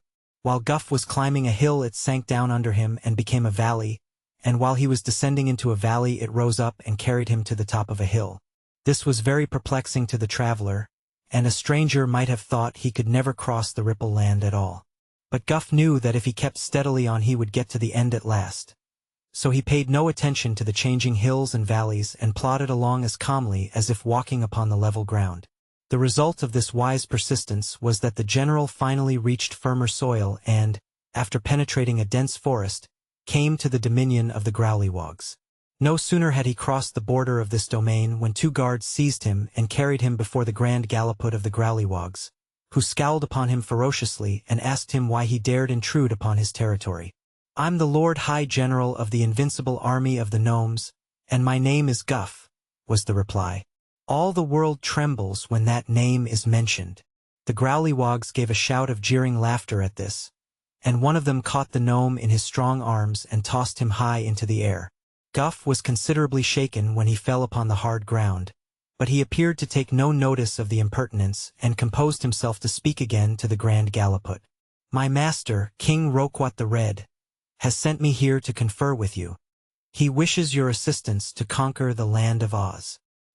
Here the general paused, and the Grand Galliput scowled upon him more terribly than ever and said, Go on. The voice of the Grand Galliput was partly a roar and partly a growl. He mumbled his words badly and Guff had to listen carefully in order to understand him. These Growlywogs were certainly remarkable creatures. They were of gigantic size, yet were all bone and skin and muscle, there being no meat or fat upon their bodies at all. Their powerful muscles lay just underneath their skins, like bunches of tough rope, and the weakest Growlywog was so strong that he could pick up an elephant and toss it 7 miles away. It seems unfortunate that strong people are usually so disagreeable and overbearing that no one cares for them. In fact, to be different from your fellow creatures is always a misfortune. The Growlywogs knew that they were disliked and avoided by everyone, so they had become surly and unsociable even among themselves. Guff knew that they hated all people, including the gnomes. But he hoped to win them over, nevertheless, and knew that if he succeeded they would afford him very powerful assistance. The land of Oz is ruled by a namby-pamby girl who is disgustingly kind and good, he continued. Her people are all happy and contented and have no care or worries whatever. Go on, growled the Grand Galliput. Once the Gnome King enslaved the royal family of another goody-goody lot that we detest, said the general. But Ozma interfered, although it was none of her business, and marched her army against us. With her was a Kansas girl named Dorothy, and a yellow hen, and they marched directly into the Gnome King's cavern. There they liberated our slaves from Ev and stole King Roquat's magic belt, which they carried away with them. So now our king is making a tunnel under the deadly desert, so we can march through it to the Emerald City. When we get there we mean to conquer and destroy all the land and recapture the magic belt. Again he paused, and again the Grand Galliput growled. Go on. Guff tried to think what to say next, and a happy thought soon occurred to him. We want you to help us in this conquest, he announced. For we need the mighty aid of the Growlywogs in order to make sure that we shall not be defeated. You are the strongest people in all the world, and you hate good and happy creatures as much as we gnomes do. I am sure it will be a real pleasure to you to tear down the beautiful Emerald City, and in return for your valuable assistance we will allow you to bring back to your country 10,000 people of Oz, to be your slaves. 20,000, growled the Grand Galliput. All right, we promise you 20,000, agreed the general. The Galliput made a signal, and at once his attendants picked up General Guff and carried him away to a prison, where the jailer amused himself by sticking pins in the round fat body of the old gnome, to see him jump and hear him yell. But while this was going on, the Grand Galliput was talking with his counselors, who were the most important officials of the Growlywogs. When he had stated to them the proposition of the Gnome King, he said, "My advice is to offer to help them. Then, when we have conquered the land of Oz, we will take not only our 20,000 prisoners but all the gold and jewels we want." "Let us take the magic belt too," suggested one counselor. "And rob the Gnome King and make him our slave," said another. "That is a good idea," declared the Grand Galliput. "I'd like King Roquat for my own slave. He could black my boots and bring me my porridge every morning while I am in bed. There is a famous scarecrow in Oz. I'll take him for my slave," said a counselor. "I'll take Tik-Tok, the machine man," said another. "Give me the Tin Woodman," said a third. They went on for some time, dividing up the people and the treasure of Oz in advance of the conquest. For they had no doubt at all that they would be able to destroy Ozma's domain. Were they not the strongest people in all the world? "The deadly desert has kept us out of Oz before," remarked the Grand Galliput. "But now that the Gnome King is building a tunnel, we shall get into the Emerald City very easily. So let us send the little fat general back to his king with our promise to assist him. We will not say that we intend to conquer the gnomes after we have conquered Oz, but we will do so, just the same." This plan being agreed upon, they all went home to dinner, leaving General Guff still in prison. The gnome had no idea that he had succeeded in his mission, for finding himself in prison, he feared the Growlywogs intended to put him to death. By this time the jailer had tired of sticking pins in the general, and was amusing himself by carefully pulling the gnome's whiskers out by the roots, one at a time. This enjoyment was interrupted by the Grand Galliput sending for the prisoner. "Wait a few hours," begged the jailer. "I haven't pulled out a quarter of his whiskers yet." "If you keep the Grand Galliput waiting, he'll break your back," declared the messenger. "Perhaps you're right," sighed the jailer. "Take the prisoner away if you will, but I advise you to kick him at every step he takes.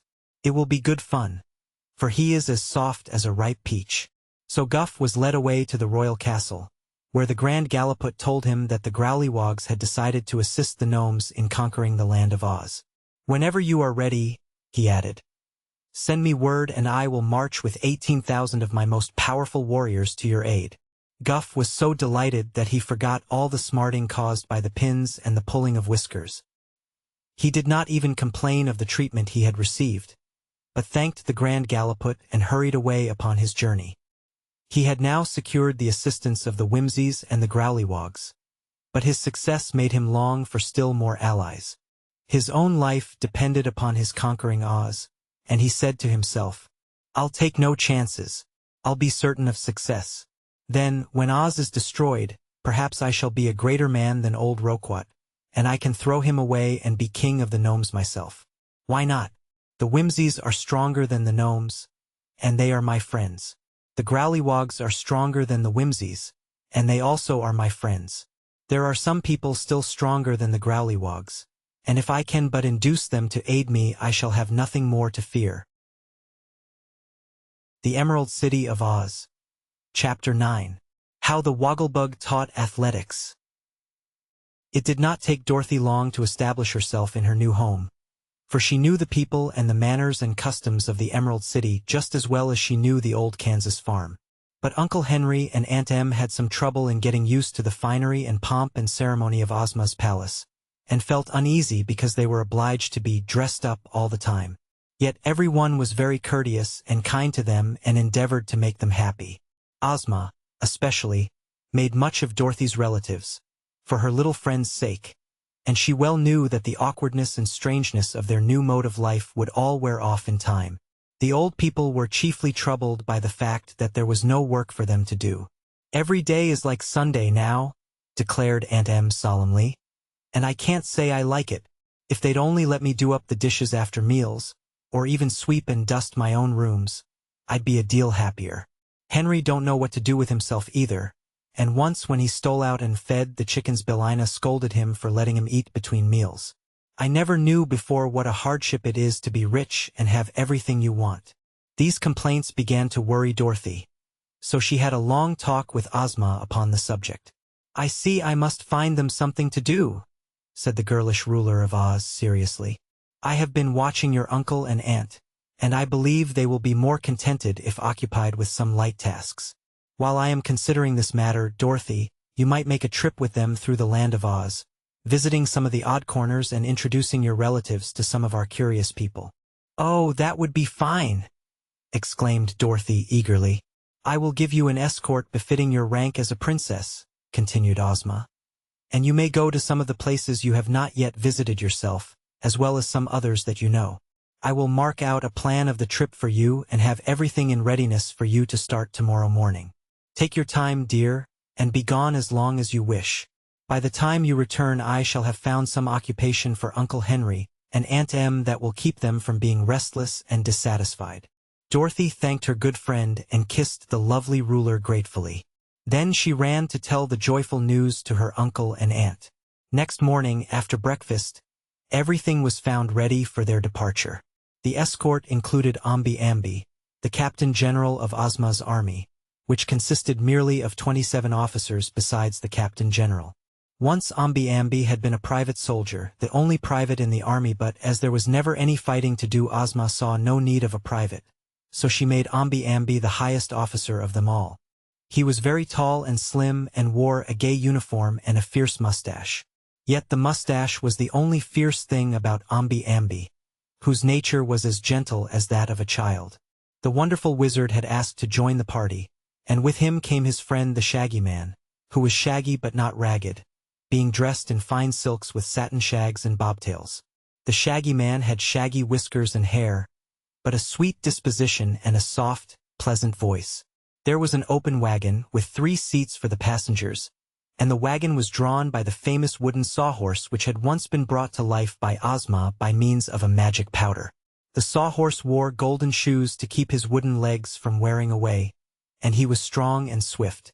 As this curious creature was Ozma's own favorite steed, and very popular with all the people of the Emerald City, Dorothy knew that she had been highly favored by being permitted to use the sawhorse on her journey. In the front seat of the wagon sat Dorothy and the wizard. Uncle Henry and Aunt Em sat in the next seat and the Shaggy Man and Omby Amby in the third seat. Of course Toto was with the party, curled up at Dorothy's feet, and just as they were about to start, Belina came fluttering along the path and begged to be taken with them.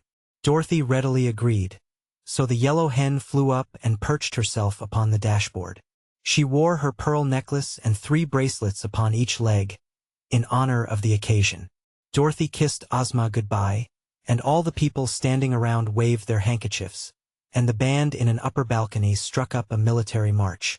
Then the wizard clucked to the sawhorse and said, "Gid dap!" And the wooden animal pranced away and drew behind him the big red wagon and all the passengers, without any effort at all. A servant threw open a gate of the palace enclosure, that they might pass out, and so, with music and shouts following them, the journey was begun. "It's almost like a circus," said Aunt Em proudly. "I can't help feelin' high and mighty in this kind of a turnout." Indeed, as they passed down the street, all the people cheered them lustily, and the Shaggy Man and the wizard and the Captain General all took off their hats and bowed politely in acknowledgement. When they came to the Great Wall of the Emerald City, the gates were opened by the guardian who always tended them. Over the gateway hung a dull-colored metal magnet shaped like a horseshoe, placed against a shield of polished gold.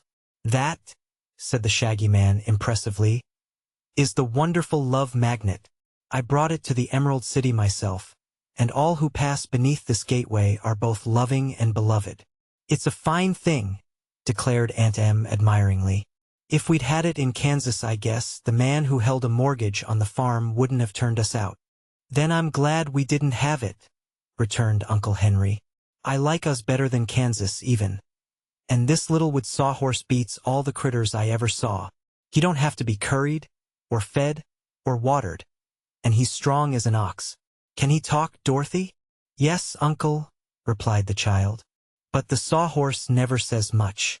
He told me once that he can't talk and think at the same time, so he prefers to think. Which is very sensible, declared the wizard, nodding approvingly. Which way do we go, Dorothy? Straight ahead into the Quadling country, she answered. I've got a letter of introduction to Miss Cuttenclip. Oh! Exclaimed the wizard, much interested. Are we going there? Then I'm glad I came, for I've always wanted to meet the Cuttenclips. Who are they? Inquired Aunt Em. Wait till we get there, replied Dorothy with a laugh. Then you'll see for yourself. I've never seen the Cuttenclips, so I can't exactly explain 'em to you. Once free of the Emerald City, the Sawhorse dashed away at tremendous speed. Indeed, he went so fast that Aunt Em had hard work to catch her breath, and Uncle Henry held fast to the seat of the red wagon. Gently, gently, my boy, called the wizard, and at this the Sawhorse slackened his speed. What's wrong? Asked the animal, slightly turning his wooden head to look at the party with one eye, which was a knot of wood. Why, we wish to admire the scenery, that's all, answered the wizard. Some of your passengers, added the Shaggy Man, have never been out of the Emerald City before, and the country is all new to them. If you go too fast you'll spoil all the fun, said Dorothy. There's no hurry. Very well, it is all the same to me, observed the Sawhorse, and after that he went at a more moderate pace. Uncle Henry was astonished. How can a wooden thing be so intelligent? He asked. Why, I gave him some sawdust brains the last time I fitted his head with new ears, explained the wizard. The sawdust was made from hard knots, and now the Sawhorse is able to think out any knotty problem he meets with. I see, said Uncle Henry. I don't, remarked Aunt Em. But no one paid any attention to this statement. Before long they came to a stately building that stood upon a green plain with handsome shade trees grouped here and there. What is that? Asked Uncle Henry. That, replied the wizard, is the Royal Athletic College of Oz, which is directed by Professor H.M. Wogglebug, T.E. Let's stop and make a call, suggested Dorothy. So the Sawhorse drew up in front of the great building, and they were met at the door by the learned Wogglebug himself. He seemed fully as tall as the wizard, and was dressed in a red and white checked vest and a blue swallow-tailed coat, and had yellow knee breeches and purple silk stockings upon his slender legs. A tall hat was jauntily set upon his head, and he wore spectacles over his big bright eyes. Welcome, Dorothy, said the Wogglebug, and welcome to all your friends.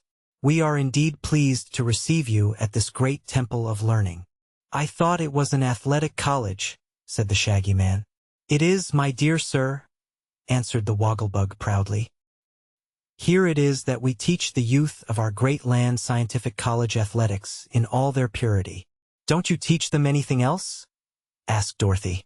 Don't they get any reading, writing, and arithmetic? Oh yes, of course. They get all those and more, returned the professor. But such things occupy little of their time. Please follow me and I will show you how my scholars are usually occupied. This is a class hour and they are all busy.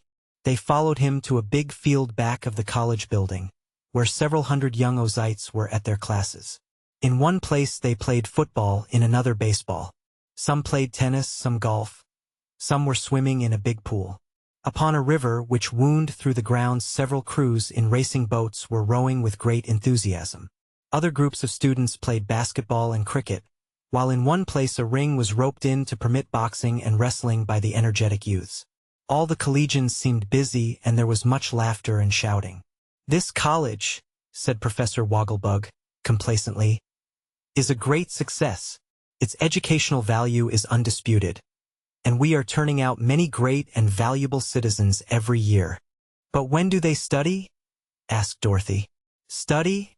Said the Wogglebug, looking perplexed at the question. Yes. When do they get their arithmetic and geography and such things? Oh, they take doses of those every night and morning, was the reply. What do you mean by doses? Dorothy inquired wonderingly. Why, we use the newly invented school pills made by your friend the wizard. These pills we have found to be very effective and they save a lot of time. Please step this way and I will show you our laboratory of learning. He led them to a room in the building where many large bottles were standing in rows upon shelves. "These are the algebra pills," said the professor, taking down one of the bottles. "One at night on retiring is equal to 4 hours of study. Here are the geography pills, one at night and one in the morning. In this next bottle are the Latin pills, one 3 times a day. Then we have the grammar pills, one before each meal, and the spelling pills, which are taken whenever needed." "Your scholars must have to take a lot of pills," remarked Dorothy thoughtfully. "How do they take 'em, in applesauce?" "No, my dear. They are sugar-coated and are quickly and easily swallowed. I believe the students would rather take the pills than study, and certainly the pills are a more effective method. You see, until these school pills were invented, we wasted a lot of time in study that may now be better employed in practicing athletics." "Seems to me the pills are a good thing," said Ambi, who remembered how it used to make his head ache as a boy to study arithmetic. "They are, sir," declared the Wogglebug earnestly. "They give us an advantage over all other colleges, because at no loss of time our boys become thoroughly conversant with Greek and Latin, mathematics and geography, grammar and literature. You see, they are never obliged to interrupt their games to acquire the lesser branches of learning." "It's a great invention, I'm sure," said Dorothy, looking admiringly at the wizard, who blushed modestly at this praise. "We live in an age of progress," announced Professor Wogglebug pompously. "It is easier to swallow knowledge than to acquire it laboriously from books. Is it not so, my friends?" "Some folks can swallow anything," said Aunt Em. "But to me this seems too much like taking medicine." "Young men in college always have to take their medicine one way or another," observed the wizard with a smile. "And, as our professor says, these school pills have proved to be a great success. One day while I was making them I happened to drop one of them, and one of Bellina's chickens gobbled it up. A few minutes afterward this chick got upon a roost and recited 'The boy stood on the burning deck,' without making a single mistake. Then it recited 'The charge of the light brigade,' and afterwards 'Excelsior.' You see, the chicken had eaten an elocution pill." They now bade goodbye to the professor, and thanking him for his kind reception mounted again into the red wagon and continued their journey. The Emerald City of Oz. Chapter 10. How the Cuttenclips Lived. The travelers had taken no provisions with them because they knew that they would be welcomed wherever they might go in the land of Oz, and that the people would feed and lodge them with genuine hospitality. So about noon they stopped at a farmhouse and were given a delicious luncheon of bread and milk, fruits and wheat cakes with maple syrup. After resting a while and strolling through the orchards with their host a round, jolly farmer, they got into the wagon and again started the sawhorse along the pretty, winding road. There were signposts at all the corners, and finally they came to one which read, "Take this road to the Cuttenclips." There was also a hand pointing in the right direction, so they turned the sawhorse that way and found it a very good road, but seemingly little traveled. "I've never been to see the Cuttenclips before," remarked Dorothy. "Nor I," said the Captain General. "Nor I," said the wizard. "Nor I," said Bellina. "I've hardly been out of the Emerald City since I arrived in this country," added the Shaggy Man. "Why, none of us has been there, then?" exclaimed the little girl. "I wonder what the Cuttenclips are like." "We shall soon find out," said the wizard with a sly laugh. "I've heard they are rather flimsy things." The farmhouses became fewer as they proceeded, and the path was at times so faint that the sawhorse had hard work to keep in the road. The wagon began to jounce, too, so they were obliged to go slowly. After a somewhat wearisome journey they came in sight of a high wall, painted blue with pink ornaments. This wall was circular and seemed to enclose a large space. It was so high that only the tops of the trees could be seen above it. The path led up to a small door in the wall, which was closed and latched. Upon the door was a sign in gold letters reading as follows: "Visitors are requested to move slowly and carefully, and to avoid coughing or making any breeze or draught." "That's strange," said the Shaggy Man, reading the sign aloud. "Who are the Cuttenclips, anyhow?" "Why, they're paper dolls," answered Dorothy. "Didn't you know that? Paper dolls." "Then let's go somewhere else," said Uncle Henry. "We're all too old to play with dolls, Dorothy." "But these are different," declared the girl. "They're alive." "Alive?" gasped Aunt Em, in amazement. Yes, let's go in, said Dorothy. So they all got out of the wagon, since the door in the wall was not big enough for them to drive the sawhorse and wagon through it. You stay here, Toto, commanded Dorothy, shaking her finger at the little dog. You re so careless that you might make a breeze if I let you inside. Toto wagged his tail as if disappointed at being left behind, but he made no effort to follow them. The wizard unlatched the door, which opened outward, and they all looked eagerly inside. Just before the entrance was drawn up a line of tiny soldiers, with uniforms brightly painted and paper guns upon their shoulders. They were exactly alike from one end of the line to the other, and all were cut out of paper and joined together in the centers of their bodies. As the visitors entered the enclosure, the wizard let the door swing back into place, and at once the line of soldiers tumbled over, fell flat upon their backs, and lay fluttering upon the ground. "Hi, there," called one of them. "What do you mean by slamming the door and blowing us over?" "I beg your pardon, I'm sure," said the wizard regretfully. "I didn't know you were so delicate." "We're not delicate," retorted another soldier, raising his head from the ground. "We are strong and healthy, but we can't stand drafts." "May I help you up?" asked Dorothy. "If you please," replied the end soldier. "But do it gently, little girl." Dorothy carefully stood up the line of soldiers, who first dusted their painted clothes and then saluted the visitors with their paper muskets. From the end it was easy to see that the entire line had been cut out of paper, although from the front the soldiers looked rather solid and imposing. "I've a letter of introduction from Princess Ozma to Miss Cuttenclip," announced Dorothy. "Very well," said the end soldier, and blew upon a paper whistle that hung around his neck.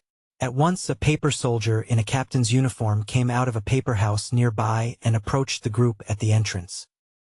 He was not very big, and he walked rather stiffly and uncertainly on his paper legs. But he had a pleasant face with very red cheeks and very blue eyes, and he bowed so low to the strangers that Dorothy laughed, and the breeze from her mouth nearly blew the captain over. He wavered and struggled and finally managed to remain upon his feet. "Take care, miss," he said warningly. "You're breaking the rules, you know, by laughing." "Oh, I didn't know that," she replied. "To laugh in this place is nearly as dangerous as to cough," said the captain. "You'll have to breathe very quietly, I assure you." "We'll try to," promised the girl. "May we see Miss Cuttenclip, please?" "You may," promptly returned the captain. "This is one of her reception days. Be good enough to follow me." He turned and led the way up a path, and as they followed slowly, because the paper captain did not move very swiftly, they took the opportunity to gaze around them at this strange paper country. Beside the path were paper trees, all cut out very neatly and painted a brilliant green color. And back of the trees were rows of cardboard houses, painted in various colors but most of them having green blinds. Some were large and some small, and in the front yards were beds of paper flowers quite natural in appearance. Over some of the porches paper vines were twined, giving them a cozy and shady look. As the visitors passed along the street, a good many paper dolls came to the doors and windows of their houses to look at them curiously. These dolls were nearly all the same height, but were cut into various shapes, some being fat and some lean. The girl dolls wore many beautiful costumes of tissue paper, making them quite fluffy, but their heads and hands were no thicker than the paper of which they were made. Some of the paper people were on the street, walking along or congregated in groups and talking together. But as soon as they saw the strangers they all fluttered into the houses as fast as they could go, so as to be out of danger. "Excuse me if I go edgewise," remarked the captain as they came to a slight hill. "I can get along faster that way and not flutter so much."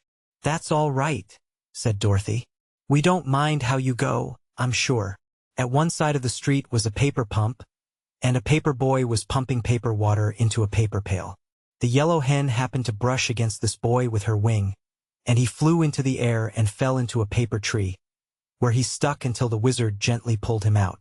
At the same time the pail went soaring into the air, spilling the paper water, while the paper pump bent nearly double. "Goodness me," said the hen. "If I should flop my wings I believe I'd knock over the whole village." "Then don't flop them, please don't," entreated the captain. Miss Cuttenclip would be very much distressed if her village was spoiled. "Oh, I'll be careful," promised Billina. "Are not all these paper girls and women named Miss Cuttenclips?" inquired Ambi. "No, indeed," answered the captain, who was walking better since he began to move edgewise. "There is but one Miss Cuttenclip, who is our queen, because she made us all. These girls are Cuttenclips, to be sure, but their names are Emily and Polly and Sue and Betty and such things. Only the queen is called Miss Cuttenclip." "I must say that this place beats anything I ever heard of," observed Aunt Em. "I used to play with paper dolls myself, and cut 'em out, but I never thought I'd ever see such things alive." "I don't see as it's any more curious than hearing hens talk," returned Uncle Henry. "You're likely to see many queer things in the land of Oz, sir," said the wizard. "But a fairy country is extremely interesting when you get used to being surprised." "Here we are," called the captain, stopping before a cottage. This house was made of wood, and was remarkably pretty in design. In the Emerald City it would have been considered a tiny dwelling indeed, but in the midst of this paper village it seemed immense. Real flowers were in the garden and real trees grew beside it. Upon the front door was a sign reading, "Miss Cuttenclip." Just as they reached the porch, the front door opened and a little girl stood before them. She appeared to be about the same age as Dorothy, and smiling upon her visitors she said, sweetly, "You are welcome." All the party seemed relieved to find that here was a real girl, of flesh and blood. She was very dainty and pretty as she stood there welcoming them. Her hair was a golden blonde and her eyes turquoise blue. She had rosy cheeks and lovely white teeth. Over her simple white lawn dress she wore an apron with pink and white checks, and in one hand she held a pair of scissors. "May we see Miss Cuttenclip, please?" asked Dorothy. "I am Miss Cuttenclip," was the reply. "Won't you come in?" She held the door open while they all entered a pretty sitting room that was littered with all sorts of paper, some stiff, some thin, and some tissue. The sheets and scraps were of all colors. Upon a table were paints and brushes, while several pair of scissors of different sizes were lying about. "Sit down, please," said Miss Cuttenclip, clearing the paper scraps off some of the chairs. "It is so long since I have had any visitors that I am not properly prepared to receive them.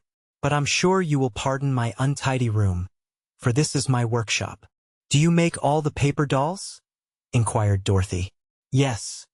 I cut them out with my scissors and paint the faces and some of the costumes. It is very pleasant work, and I am happy making my paper village grow." "But how do the paper dolls happen to be alive?" asked Aunt Em. "The first dolls I made were not alive," said Miss Cuttenclip. "I used to live near the castle of a great sorceress named Glinda the Good, and she saw my dolls and said they were very pretty. I told her I thought I would like them better if they were alive, and the next day the sorceress brought me a lot of magic paper. 'This is live paper,' she said, 'and all the dolls you cut out of it will be alive and able to think and to talk. When you have used it all up, come to me and I will give you more.' Of course I was delighted with this present," continued Miss Cuttenclip, "and at once set to work and made several paper dolls, which, as soon as they were cut out, began to walk around and talk to me. But they were so thin that I found that any breeze would blow them over and scatter them dreadfully. So Glinda found this lonely place for me, where few people ever come. She built the wall to keep any wind from blowing away my people, and told me I could build a paper village here and be its queen. That is why I came here and settled down to work and started the village you now see. It was many years ago that I built the first houses, and I've kept pretty busy and made my village grow finely, and I need not tell you that I am very happy in my work." "Many years ago!" exclaimed Aunt Em. "Why, how old are you, child?" "I never keep track of the years," said Miss Cuttenclip, laughing. "You see, I don't grow up at all, but stay just the same as I was when first I came here. Perhaps I'm older even than you are, madam, but I couldn't say for sure." They looked at the lovely little girl wonderingly, and the wizard asked, "What happens to your paper village when it rains?" "It does not rain here," replied Miss Cuttenclip. "Glinda keeps all the rainstorms away, so I never worry about my dolls getting wet. But now, if you will come with me, it will give me pleasure to show you over my paper kingdom." Of course you must go slowly and carefully, and avoid making any breeze. They left the cottage and followed their guide through the various streets of the village. It was indeed an amazing place, when one considered that it was all made with scissors, and the visitors were not only greatly interested but full of admiration for the skill of little Miss Cuttenclip. In one place a large group of especially nice paper dolls assembled to greet their queen, whom it was easy to see they loved dearly. These dolls marched and danced before the visitors, and then they all waved their paper handkerchiefs and sang in a sweet chorus a song called "The Flag of Our Native Land." At the conclusion of the song they ran up a handsome paper flag on a tall flagpole, and all of the people of the village gathered around to cheer as loudly as they could, although, of course, their voices were not especially strong. Miss Cuttenclip was about to make her subjects a speech in reply to this patriotic song, when the Shaggy Man happened to sneeze. He was a very loud and powerful sneezer at any time, and he had tried so hard to hold in this sneeze that when it suddenly exploded the result was terrible. The paper dolls were mowed down by dozens, and flew and fluttered in wild confusion in every direction, tumbling this way and that and getting more or less wrinkled and bent. A wail of terror and grief came from the scattered throng, and Miss Cuttenclip exclaimed, "Dear me! Dear me!" and hurried at once to the rescue of her overturned people. "Oh, Shaggy Man, how could you?" asked Dorothy reproachfully.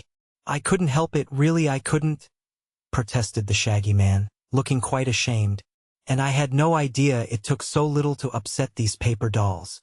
"So little?" said Dorothy. "Why, it was most as bad as a Kansas cyclone." And then she helped Miss Cuttenclip rescue the paper folk and stand them on their feet again. 2 of the cardboard houses had also tumbled over, and the little queen said she would have to repair them and paste them together before they could be lived in again. And now, fearing they might do more damage to the flimsy paper people, they decided to go away. But first they thanked Miss Cuttenclip very warmly for her courtesy and kindness to them. "Any friend of Princess Ozma is always welcome here unless he sneezes," said the queen, with a rather severe look at the Shaggy Man, who hung his head. "I like to have visitors admire my wonderful village, and I hope you will call again." Miss Cuttenclip herself led them to the door in the wall, and as they passed along the street the paper dolls peeped at them half fearfully from the doors and windows. Perhaps they will never forget the Shaggy Man's awful sneeze, and I am sure they were all glad to see the meat people go away. The Emerald City of Oz. Chapter 11. How the General Met the First and Foremost. On leaving the Growlywogs, General Guff had to recross the Ripple Lands, and he did not find it a pleasant thing to do. Perhaps having his whiskers pulled out one by one and being used as a pincushion for the innocent amusement of a good-natured jailer had not improved the quality of Guff's temper, for the old gnome raved and raged at the recollection of the wrongs he had suffered, and vowed to take vengeance upon the Growlywogs after he had used them for his purposes and Oz had been conquered. He went on in this furious way until he was half across the Ripple Land. Then he became seasick, and the rest of the way this naughty gnome was almost as miserable as he deserved to be. But when he reached the plains again and the ground was firm under his feet, he began to feel better, and instead of going back home he turned directly west. A squirrel, perched in a tree, saw him take this road and called to him warningly, "Look out!" But he paid no attention. An eagle paused in its flight through the air to look at him wonderingly and say, "Look out!" But on he went. No one can say that Guff was not brave, for he had determined to visit those dangerous creatures, the Phanfasms, who resided upon the very top of the dread mountain of Fantastico. The Phanfasms were herbs, and so dreaded by mortals and immortals alike that no one had been near their mountain home for several thousand years. Yet General Guff hoped to induce them to join in his proposed warfare against the good and happy Oz people. Guff knew very well that the Phanfasms would be almost as dangerous to the gnomes as they would to the Ozites, but he thought himself so clever that he believed that he could manage these strange creatures and make them obey him. And there was no doubt at all that if he could enlist the services of the Phanfasms, their tremendous power, united to the strength of the Growlywogs and the cunning of the Whimsies, would doom the land of Oz to absolute destruction. So the old gnome climbed the foothills and trudged along the wild mountain paths until he came to a big gully that encircled the mountain of Fantastico and marked the boundary line of the dominion of the Phanfasms. This gully was about a third of the way up the mountain, and it was filled to the brim with red-hot molten lava, in which swam fire serpents and poisonous salamanders. The heat from this mass and its poisonous smell were both so unbearable that even birds hesitated to fly over the gully, but circled around it. All living things kept away from the mountain. Now Guff had heard, during his long lifetime, many tales of these dreaded phantasms. So he had heard of this barrier of melted lava, and also he had been told that there was a narrow bridge that spanned it in one place. So he walked along the edge until he found the bridge. It was a single arch of gray stone, and lying flat upon this bridge was a scarlet alligator, seemingly fast asleep. When Guff stumbled over the rocks in approaching the bridge, the creature opened its eyes, from which tiny flames shot in all directions, and after looking at the intruder very wickedly, the scarlet alligator closed its eyelids again and lay still. Guff saw there was no room for him to pass the alligator on the narrow bridge, so he called out to it, "Good morning, friend. I don't wish to hurry you, but please tell me if you are coming down or going up." "Neither," snapped the alligator, clicking its cruel jaws together. The general hesitated. "Are you likely to stay there long?" he asked. "A few 100 years or so," said the alligator. Guff softly rubbed the end of his nose and tried to think what to do. "Do you know whether the first and foremost phantasm of Fantastico is at home or not?" he presently inquired. "I expect he is, seeing he is always at home," replied the alligator. "Ah, who is that coming down the mountain?" asked the gnome, gazing upward. The alligator turned to look over its shoulder, and at once Guff ran to the bridge and leaped over the sentinel's back before it could turn back again. The scarlet monster made a snap at the gnome's left foot, but missed it by fully an inch. "Aha!" laughed the general, who was now on the mountain path. "I fooled you that time." "So you did, and perhaps you fooled yourself," retorted the alligator. "Go up the mountain, if you dare, and find out what the first and foremost will do to you." "I will," declared Guff boldly, and on he went up the path. At first the scene was wild enough, but gradually it grew more and more awful in appearance. All the rocks had the shapes of frightful beings, and even the tree trunks were gnarled and twisted like serpents. Suddenly there appeared before the gnome a man with the head of an owl. His body was hairy, like that of an ape, and his only clothing was a scarlet scarf twisted around his waist. He bore a huge club in his hand, and his round owl eyes blinked fiercely upon the intruder. "What are you doing here?" he demanded, threatening Guff with his club. "I've come to see the first and foremost phantasm of Fantastico," replied the general, who did not like the way this creature looked at him, but still was not afraid. "Ah, you shall see him," the man said with a sneering laugh. "The first and foremost shall decide upon the best way to punish you." "He will not punish me," returned Guff calmly, "for I have come here to do him and his people a rare favor. Lead on, fellow, and take me directly to your master." The owlman raised his club with a threatening gesture. "If you try to escape," he said, "beware." But here the general interrupted him.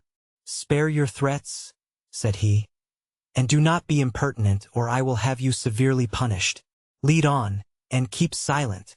This Guff was really a clever rascal, and it seems a pity he was so bad, for in a good cause he might have accomplished much. He realized that he had put himself into a dangerous position by coming to this dreadful mountain, but he also knew that if he showed fear he was lost. So he adopted a bold manner as his best defense. The wisdom of this plan was soon evident, for the phantasm with the owl's head turned and led the way up the mountain. At the very top was a level plain, upon which were heaps of rock that at first glance seemed solid. But on looking closer Guff discovered that these rock heaps were dwellings, for each had an opening.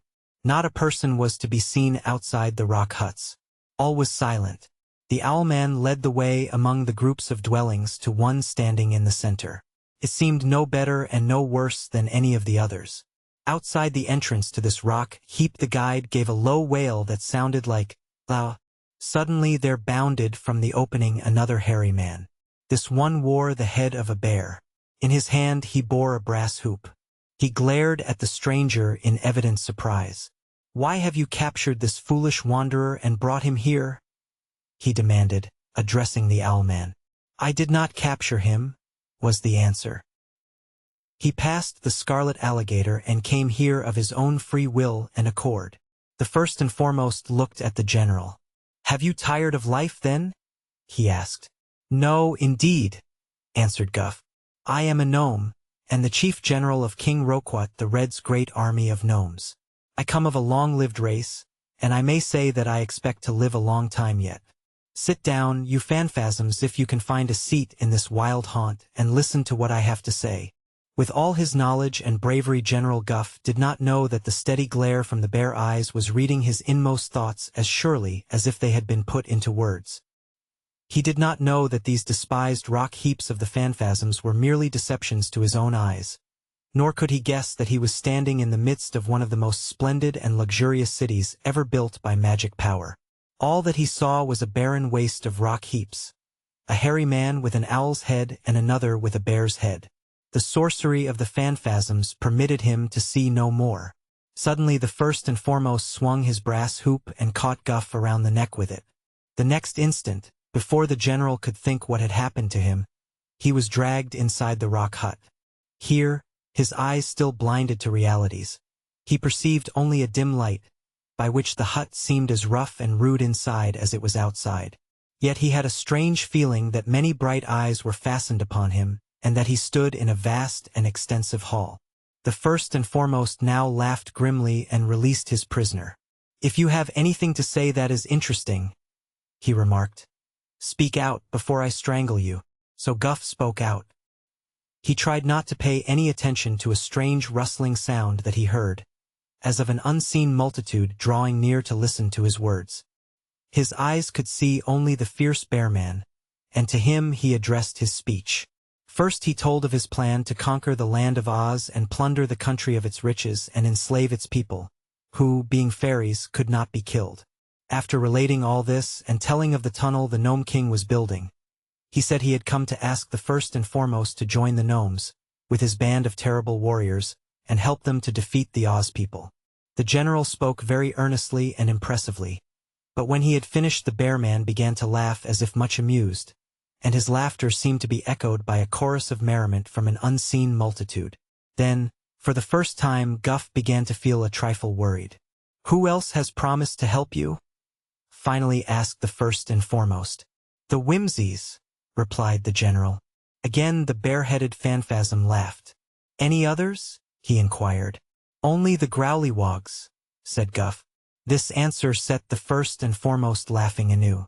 "What share of the spoils am I to have?" was the next question.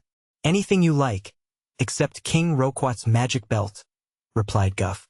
At this the phanphasm set up a roar of laughter, which had its echo in the unseen chorus, and the bear man seemed so amused that he actually rolled upon the ground and shouted with merriment. "Oh, these blind and foolish gnomes," he said. "How big they seem to themselves and how small they really are." Suddenly he arose and seized Guff's neck with one hairy paw, dragging him out of the hut into the open. Here he gave a curious wailing cry, and, as if in answer, from all the rocky huts on the mountaintop came flocking a horde of phanphasms, all with hairy bodies, but wearing heads of various animals, birds and reptiles. All were ferocious and repulsive-looking to the deceived eyes of the gnome, and Guff could not repress a shudder of disgust as he looked upon them. The first and foremost slowly raised his arms, and in a twinkling his hairy skin fell from him and he appeared before the astonished gnome as a beautiful woman, clothed in a flowing gown of pink gauze.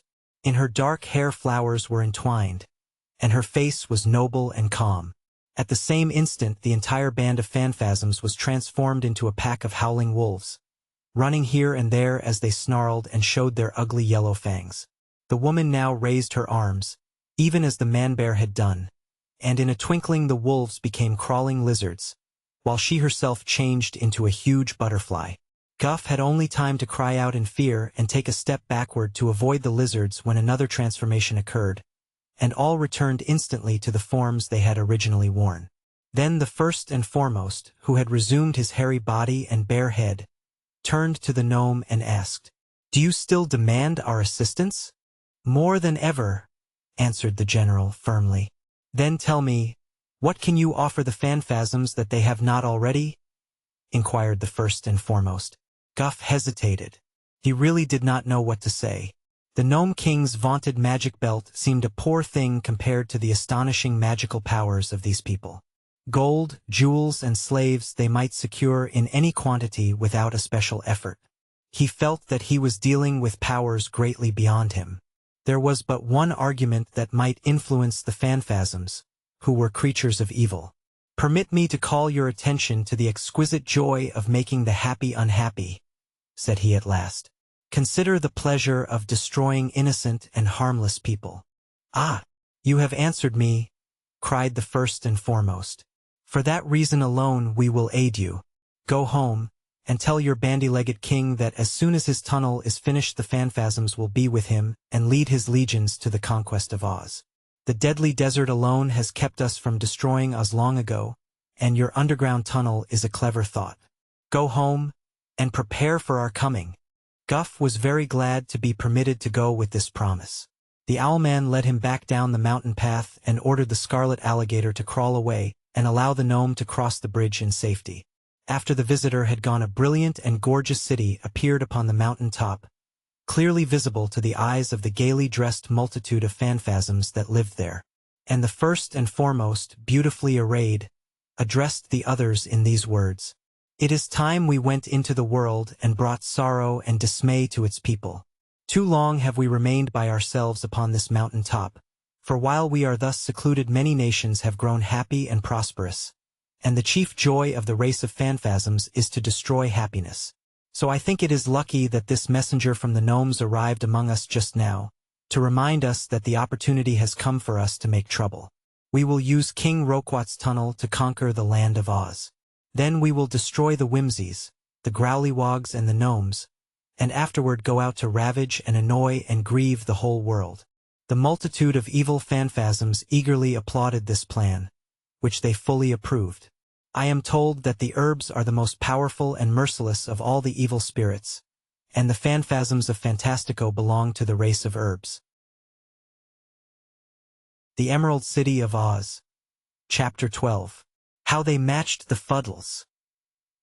Dorothy and her fellow travelers rode away from the Cut-and-Clip village and followed the indistinct path as far as the signpost. Here they took the main road again and proceeded pleasantly through the pretty farming country. When evening came they stopped at a dwelling and were joyfully welcomed and given plenty to eat and good beds for the night. Early next morning, however, they were up and eager to start, and after a good breakfast they bade their host goodbye and climbed into the red wagon, to which the sawhorse had been hitched all night. Being made of wood, this horse never got tired nor cared to lie down. Dorothy was not quite sure whether he ever slept or not, but it was certain that he never did when anybody was around. The weather is always beautiful in Oz, and this morning the air was cool and refreshing and the sunshine brilliant and delightful. In about an hour they came to a place where another road branched off. There was a signpost here which read, "This way to Fuddlecumjig." "Oh, here is where we turn," said Dorothy, observing the sign. "What, are we going to Fuddlecumjig?" asked the Captain General. "Yes, Ozma thought we would enjoy the Fuddles. They are said to be very interesting," she replied. "No one would suspect it from their name," said Aunt Em. "Who are they, anyhow? More paper things?" "I think not," answered Dorothy, laughing. "But I can't say 'zactly, Aunt Em, what they are. We'll find out when we get there." "Perhaps the wizard knows," suggested Uncle Henry. "No, I've never been there before," said the wizard. "But I've often heard of Fuddlecumjig and the Fuddles, who are said to be the most peculiar people in all the land of Oz." "In what way?" asked the Shaggy Man. "I don't know, I'm sure," said the wizard. Just then, as they rode along the pretty green lane toward Fuddlecumjig, they espied a kangaroo sitting by the roadside. The poor animal had its face covered with both its front paws and was crying so bitterly that the tears coursed down its cheeks in two tiny streams and trickled across the road, where they formed a pool in a small hollow. The sawhorse stopped short at this pitiful sight, and Dorothy cried out with ready sympathy, "What's the matter, kangaroo?" "Boo-hoo, boo-hoo," wailed the kangaroo. "I've lost my Mimimio, boo-hoo, boo-hoo." "Poor thing," said the wizard. "She's lost her mister. It's probably her husband, and he's dead." No, no, no, sobbed the kangaroo. It isn't that. I've lost my Mimio. Boo, boo-hoo. I know, said the shaggy man. She's lost her mirror. No, it's my me boo-hoo. My Mio, boo-hoo. And the kangaroo cried harder than ever. It must be her mince pie, suggested Aunt Em. Or her milk toast, proposed Uncle Henry. I've lost my Mimi mittens, said the kangaroo, getting it out at last. Oh, cried the yellow hen with a cackle of relief. Why didn't you say so before? Boo-hoo. I couldn't, answered the kangaroo. But see here, said Dorothy. You don't need mittens in this warm weather. Yes, indeed I do, replied the animal, stopping her sobs and removing her paws from her face to look at the little girl reproachfully. My hands will get all sunburned and tanned without my mittens, and I've worn them so long that I'll probably catch cold without them. Nonsense, said Dorothy. I never heard before of any kangaroo wearing mittens. Didn't you? Asked the animal as if surprised. Never, repeated the girl. And you'll probably make yourself sick if you don't stop crying. Where do you live? About 2 miles beyond Fuddlecumjig, was the answer. Grandmother Knit made me the mittens, and she's one of the Fuddles. Well, you'd better go home now, and perhaps the old lady will make you another pair, suggested Dorothy. We're on our way to Fuddlecumjig, and you may hop along beside us. So they rode on, and the kangaroo hopped beside the red wagon and seemed quickly to have forgotten her loss. By and by the wizard said to the animal, Are the Fuddles nice people? Oh, very nice, answered the kangaroo. That is, when they're properly put together, but they get dreadfully scattered and mixed up, at times, and then you can't do anything with them. What do you mean by they're getting scattered? Inquired Dorothy. Why, they're made in a good many small pieces, explained the kangaroo. And whenever any stranger comes near them, they have a habit of falling apart and scattering themselves around. That's when they get so dreadfully mixed, and it's a hard puzzle to put them together again. Who usually puts them together? Asked Omby Amby. Anyone who is able to match the pieces. I sometimes put Grandmother Knit together myself, because I know her so well I can tell every piece that belongs to her. Then, when she's all matched, she knits for me, and that's how she made my mittens.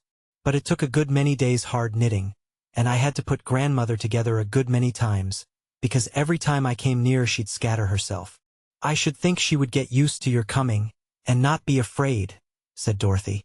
It isn't that, replied the kangaroo. They're not a bit afraid when they're put together, and usually they're very jolly and pleasant. It's just a habit they have to scatter themselves, and if they didn't do it they wouldn't be Fuddles. The travelers thought upon this quite seriously for a time, while the sawhorse continued to carry them rapidly forward. Then Aunt Em remarked, I don't see much use our visitin' these Fuddles. If we find them scattered, all we can do is to sweep 'em up, and then go about our business. Oh, I believe we'd better go on, replied Dorothy. I'm getting hungry, and we must try to get some luncheon at Fuddlecumjig. Perhaps the food won't be scattered as badly as the people. You'll find plenty to eat there, declared the kangaroo, hopping along in big bounds because the sawhorse was going so fast. And they have a fine cook, too, if you can manage to put him together. There's the town now just ahead of us. They looked ahead and saw a group of very pretty houses standing in a green field a little apart from the main road. Some munchkins came here a few days ago and matched a lot of people together, said the kangaroo. I think they are together yet, and if you go softly, without making any noise, perhaps they won't scatter. Let's try it, suggested the wizard. So they stopped the sawhorse and got out of the wagon, and, after bidding goodbye to the kangaroo, who hopped away home, they entered the field and very cautiously approached the group of houses.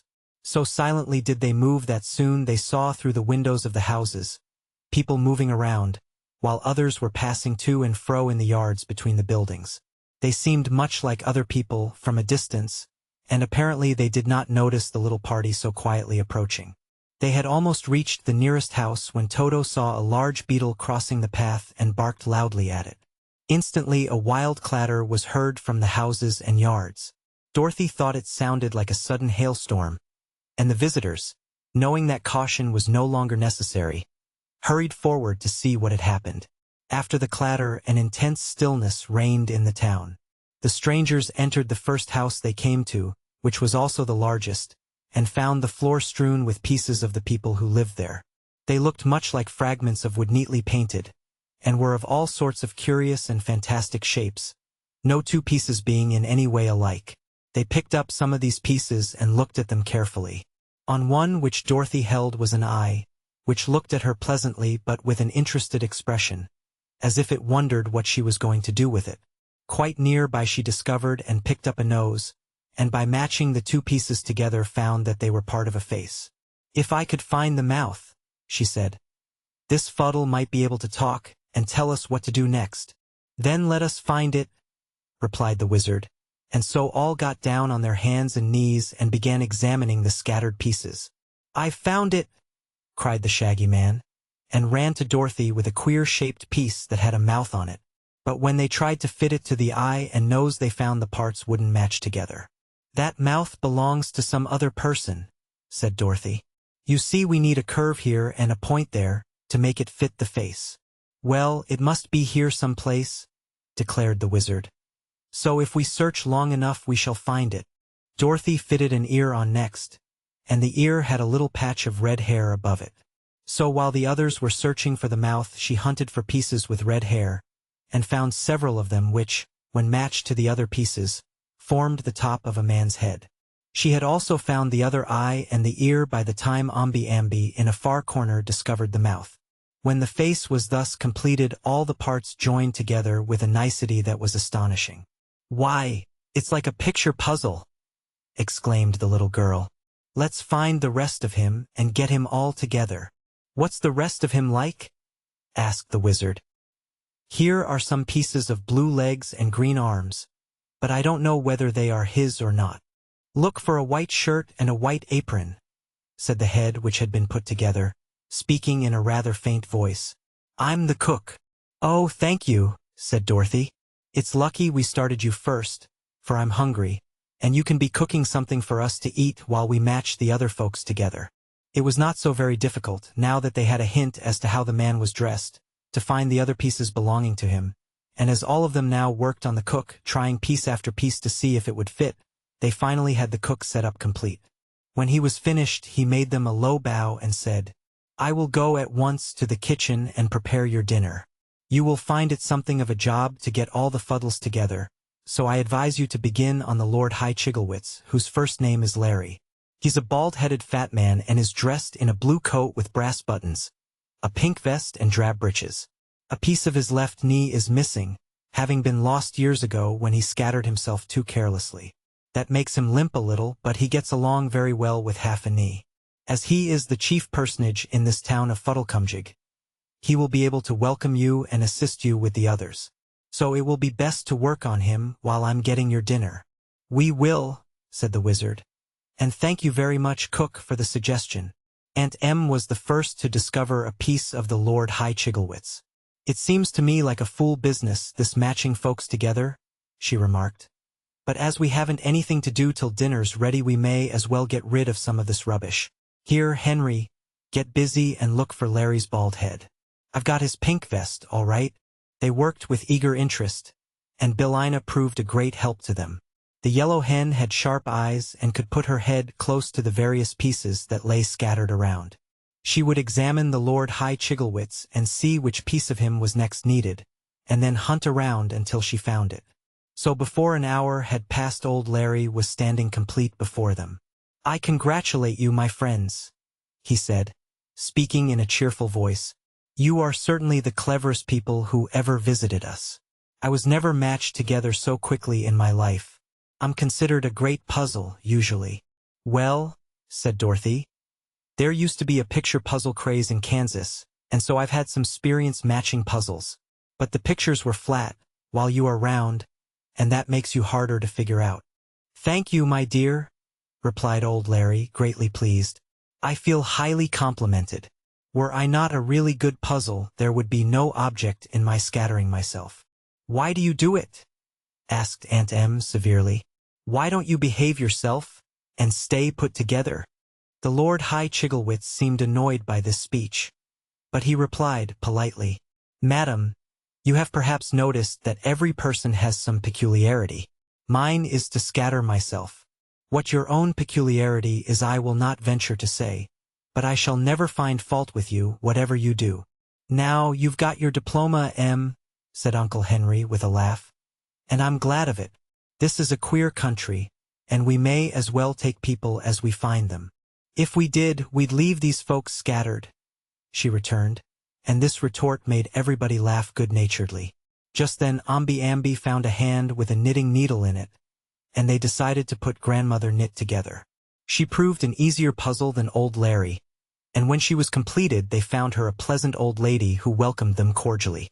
Dorothy told her how the kangaroo had lost her mittens, and Grandmother Knit promised to set to work at once and make the poor animal another pair. Then the cook came to call them to dinner, and they found an inviting meal prepared for them. The Lord High Chigglewitz sat at the head of the table and Grandmother Knit at the foot, and the guests had a merry time and thoroughly enjoyed themselves. After dinner they went out into the yard and matched several other people together, and this work was so interesting that they might have spent the entire day at Fuddlecumjig, had not the wizard suggested that they resume their journey. "But I don't like to leave all these poor people scattered," said Dorothy, undecided what to do. "Oh, don't mind us, my dear," returned Old Larry. "Every day or so some of the Gillikins, or Munchkins, or Winkies come here to amuse themselves by matching us together, so there will be no harm in leaving these pieces where they are for a time.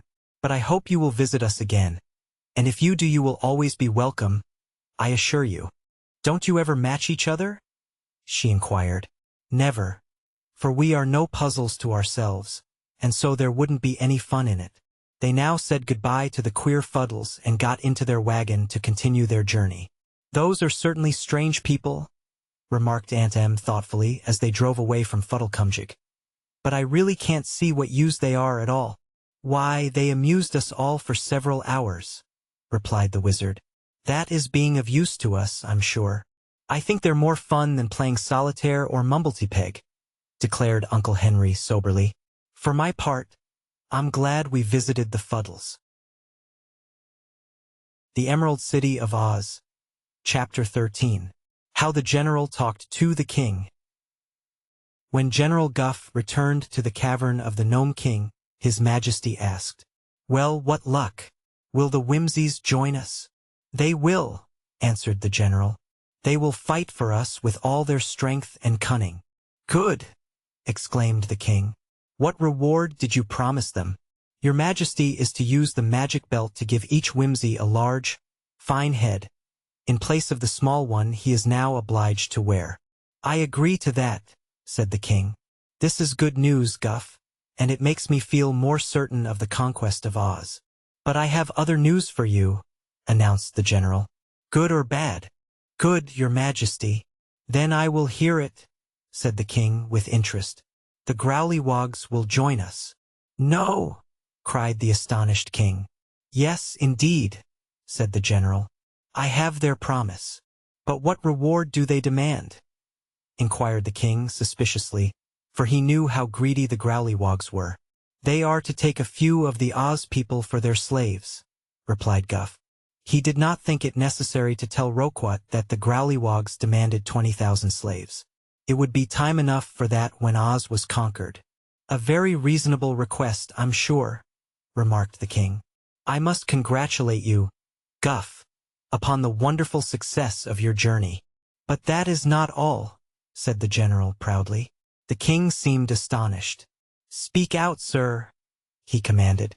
"I have seen the first and foremost Phanfasm of the Mountain of Fantastico, and he will bring his people to assist us." "What?" cried the king. "The Phanfasms? You don't mean it, Guff?" "It is true," declared the general proudly. The king became thoughtful, and his brows wrinkled. "I'm afraid, Guff," he said rather anxiously, "that the first and foremost may prove as dangerous to us as to the Oz people. If he and his terrible band come down from the mountain, they may take the notion to conquer the gnomes." "Pah! That is a foolish idea," retorted Guff irritably, but he knew in his heart that the king was right. "The first and foremost is a particular friend of mine, and will do us no harm. Why, when I was there, He even invited me into his house. The general neglected to tell the king how he had been jerked into the hut of the first and foremost by means of the brass hoop. So Roquat the Red looked at his general admiringly and said, "You are a wonderful gnome, Guff. I'm sorry I did not make you my general before. But what reward did the first and foremost demand?" "Nothing at all," answered Guff. "Even the magic belt itself could not add to his powers of sorcery. All the Phanphasm's wish is to destroy the Oz people who are good and happy. This pleasure will amply repay them for assisting us." "When will they come?" asked Roquat half fearfully. "When the tunnel is completed," said the general. "We are nearly halfway under the desert now," announced the king. "And that is fast work, because the tunnel has to be drilled through solid rock. But after we have passed the desert, it will not take us long to extend the tunnel to the walls of the Emerald City. Well, whenever you are ready, we shall be joined by the Whimsies, the Growlywogs, and the Phanphasms," said Guff. "So the conquest of Oz is assured without a doubt." Again the king seemed thoughtful. "I'm almost sorry we did not undertake the conquest alone," said he. "All of these allies are dangerous people, and they may demand more than you have promised them. It might have been better to have conquered Oz without any outside assistance." "We could not do it," said the general positively. "Why not, Guff? You know very well. You have had one experience with the Oz people, and they defeated you." "That was because they rolled eggs at us," replied the king with a shudder. "My gnomes cannot stand eggs, any more than I can myself. They are poison to all who live underground." "That is true enough," agreed Guff. "But we might have taken the Oz people by surprise, and conquered them before they had a chance to get any eggs. Our former defeat was due to the fact that the girl Dorothy had a yellow hen with her. I do not know what ever became of that hen, but I believe there are no hens at all in the land of Oz, and so there could be no eggs there." "On the contrary," said Guff, "there are now hundreds of chickens in Oz, and they lay heaps of those dangerous eggs. I met a goshawk on my way home, and the bird informed me that he had lately been to Oz to capture and devour some of the young chickens. But they are protected by magic, so the hawk did not get a single one of them." "That is a very bad report," said the king nervously. "Very bad indeed. My gnomes are willing to fight, but they simply can't face hens' eggs, and I don't blame them." "They won't need to face them," replied Guff. "I'm afraid of eggs myself, and don't propose to take any chances of being poisoned by them. My plan is to send the Whimsies through the tunnel first, and then the Growlywogs and the Phanphasms. By the time we gnomes get there, the eggs will all be used up, and we may then pursue and capture the inhabitants at our leisure." "Perhaps you are right," returned the king with a dismal sigh. "But I want it distinctly understood that I claim Ozma and Dorothy as my own prisoners. They are rather nice girls, and I do not intend to let any of those dreadful creatures hurt them, or make them their slaves. When I have captured them, I will bring them here and transform them into china ornaments to stand on my mantle.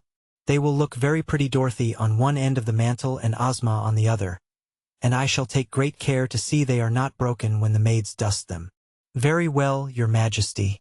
Do what you will with the girls, for all I care. Now that our plans are arranged, and we have the three most powerful bands of evil spirits in the world to assist us, let us make haste to get the tunnel finished as soon as possible." "It will be ready in 3 days," promised the king, and hurried away to inspect the work and see that the gnomes kept busy. The Emerald City of Oz. Chapter 14. How the Wizard Practiced Sorcery. "Where next?"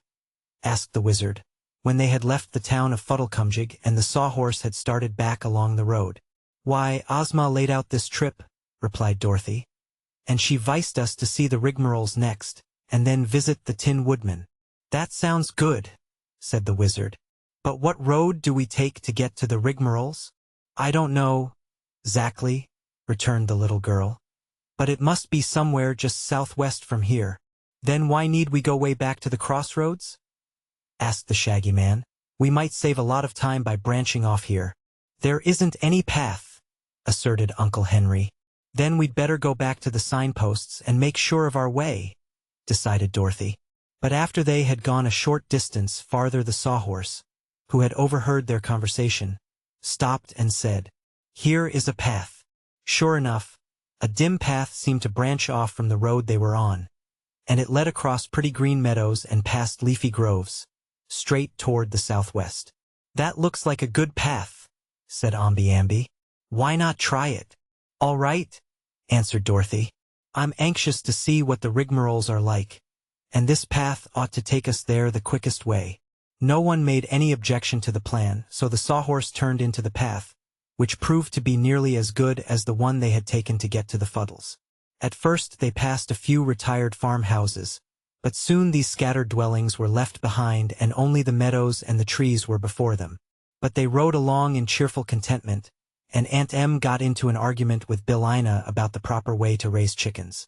"I do not care to contradict you," said the yellow hen with dignity, "but I have an idea I know more about chickens than human beings do."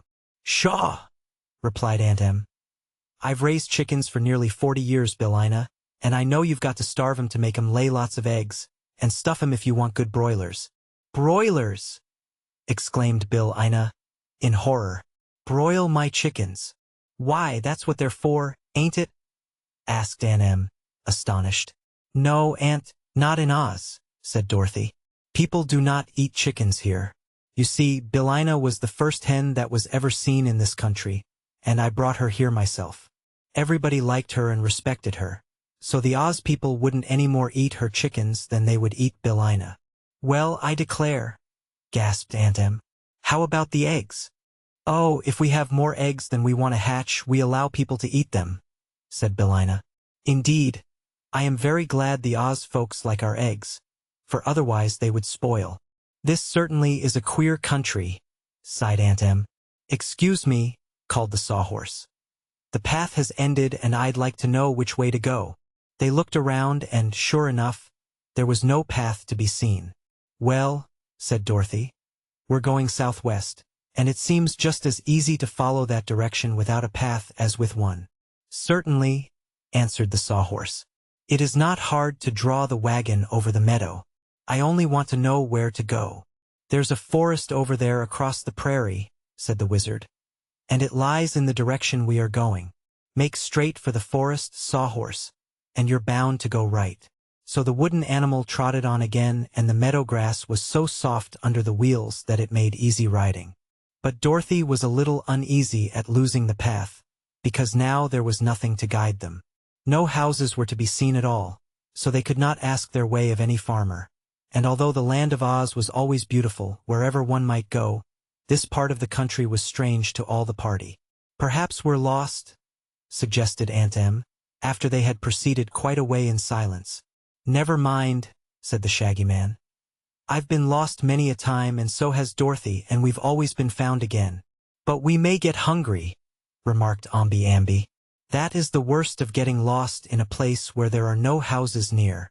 "We had a good dinner at the Fuddle Town," said Uncle Henry, "and that will keep us from starving to death for a long time." "No one ever starved to death in Oz," declared Dorothy positively. "But people may get pretty hungry sometimes." The wizard said nothing, and he did not seem especially anxious. The sawhorse was trotting along briskly, yet the forest seemed farther away than they had thought when they first saw it. So it was nearly sundown when they finally came to the trees. But now they found themselves in a most beautiful spot, the wide-spreading trees being covered with flowering vines and having soft mosses underneath them. "This will be a good place to camp," said the wizard, as the sawhorse stopped for further instructions. "Camp?" they all echoed. "Certainly," asserted the wizard. "It will be dark before very long, and we cannot travel through this forest at night. So let us make a camp here, and have some supper, and sleep until daylight comes again." They all looked at the little man in astonishment, and Aunt Em said, with a sniff, "A pretty camp we'll have, I must say. I suppose you intend us to sleep under the wagon." "And chew grass for our supper," added the Shaggy Man, laughing. But Dorothy seemed to have no doubts and was quite cheerful. "It's lucky we have the wonderful wizard with us," she said, "because he can do most anything he wants to." "Oh, yes, I forgot we had a wizard," said Uncle Henry, looking at the little man curiously. "I didn't," chirped Billina, contentedly. The wizard smiled and climbed out of the wagon, and all the others followed him. "In order to camp," said he, "the first thing we need is tents. Will someone please lend me a handkerchief?" The Shaggy Man offered him one, and Aunt Em another. He took them both and laid them carefully upon the grass near to the edge of the forest. Then he laid his own handkerchief down, too, and standing a little back from them, he waved his left hand toward the handkerchiefs and said, "Tents of canvas, white as snow. Let me see how fast you grow." Then, lo and behold, the handkerchiefs became tiny tents, and as the travelers looked at them, the tents grew bigger and bigger until in a few minutes each one was large enough to contain the entire party. "This," said the wizard, pointing to the first tent, "is for the accommodation of the ladies. Dorothy, you and your aunt may step inside and take off your things." Everyone ran to look inside the tent, and they saw 2 pretty white beds, all ready for Dorothy and Aunt Em, and a silver roost for Billina. Rugs were spread upon the grassy floor, and some camp chairs and a table completed the furniture. "Well, well, well, this beats anything I ever saw or heard of," exclaimed Aunt Em, and she glanced at the wizard almost fearfully, as if he might be dangerous because of his great powers. "Oh, Mr. Wizard, how did you manage to do it?" asked Dorothy. "It's a trick Glinda the sorceress taught me, and it is much better magic than I used to practice in Omaha, or when I first came to Oz," he answered. "When the good Glinda found I was to live in the Emerald City always, she promised to help me, because she said the Wizard of Oz ought really to be a clever wizard, and not a humbug.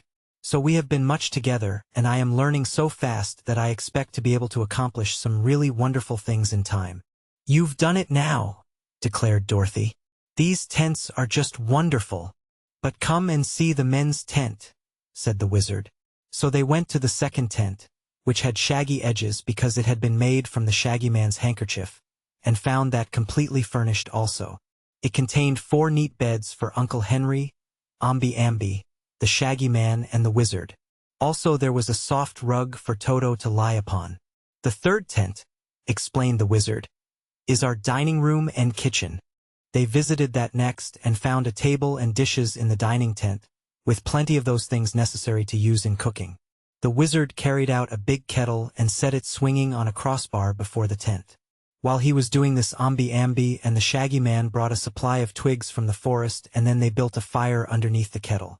"Now, Dorothy," said the wizard, smiling, "I expect you to cook our supper." "But there is nothing in the kettle," she cried.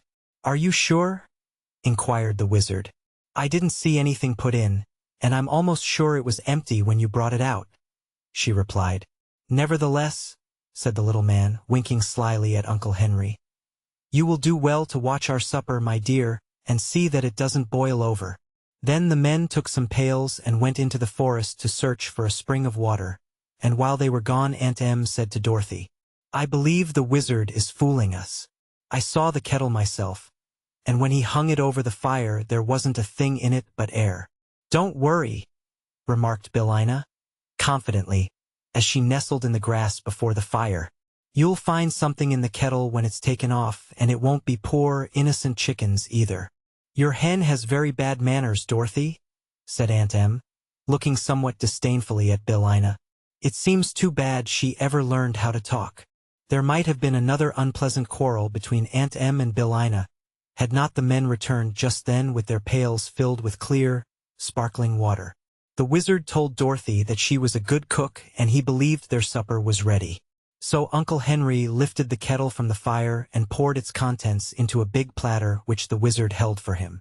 The platter was fairly heaped with a fine stew smoking hot, with many kinds of vegetables and dumplings and a rich, delicious gravy. The wizard triumphantly placed the platter upon the table in the dining tent, and then they all sat down in camp chairs to the feast. There were several other dishes on the table, all carefully covered, and when the time came to remove these covers they found bread and butter, cakes, cheese, pickles, and fruits, including some of the luscious strawberries of Oz. No one ventured to ask a question as to how these things came there. They contented themselves by eating heartily the good things provided, and Toto and Billina had their full share, you may be sure.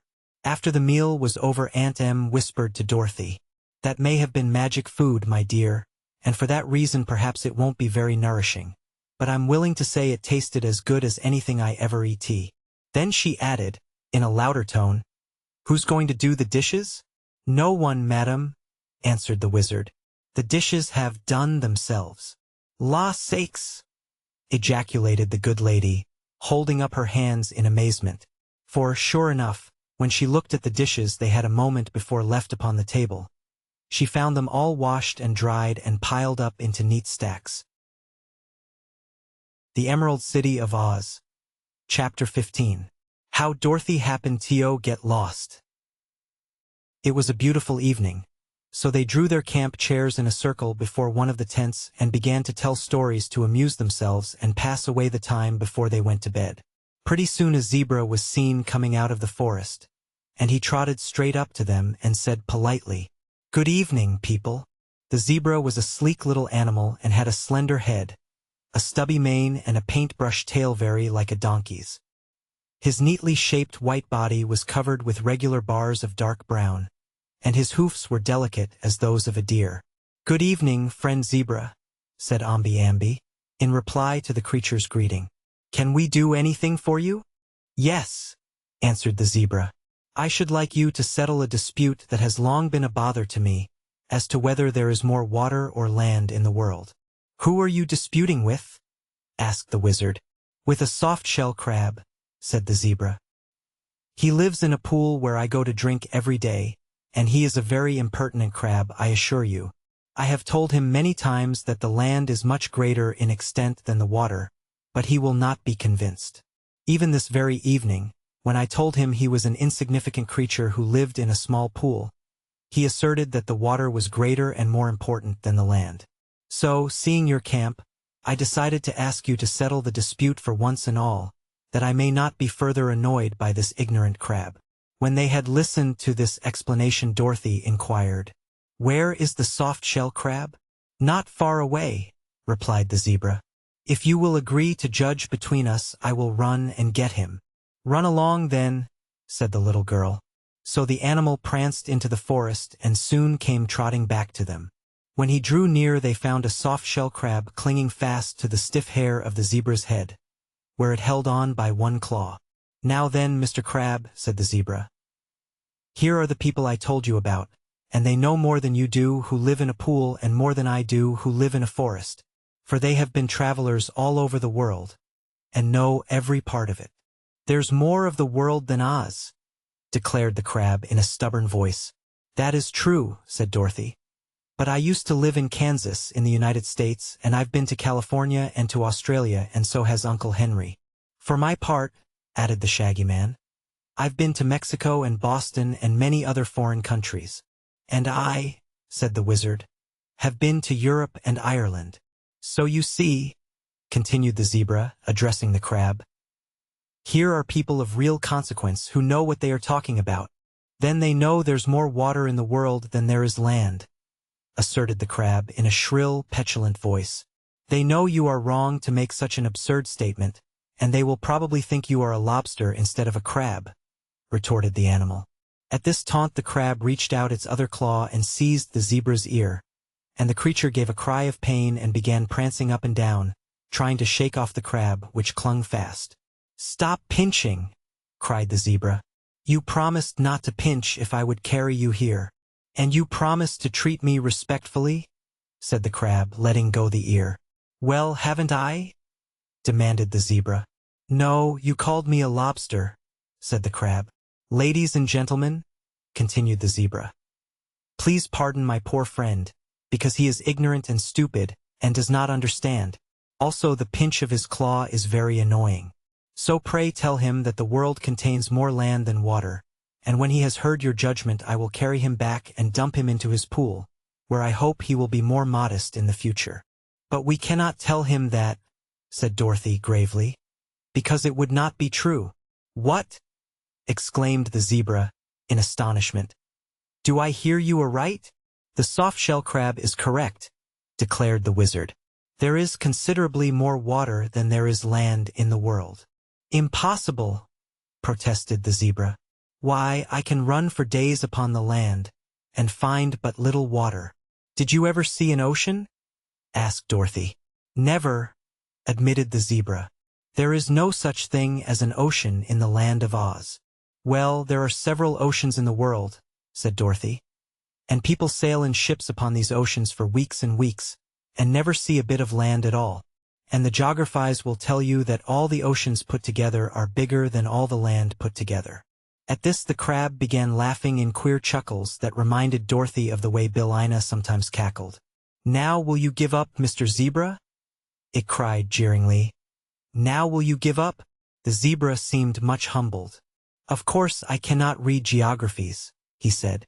"You could take one of the wizard's school pills," suggested Billina, "and that would make you learned and wise without studying." The crab began laughing again, which so provoked the zebra that he tried to shake the little creature off.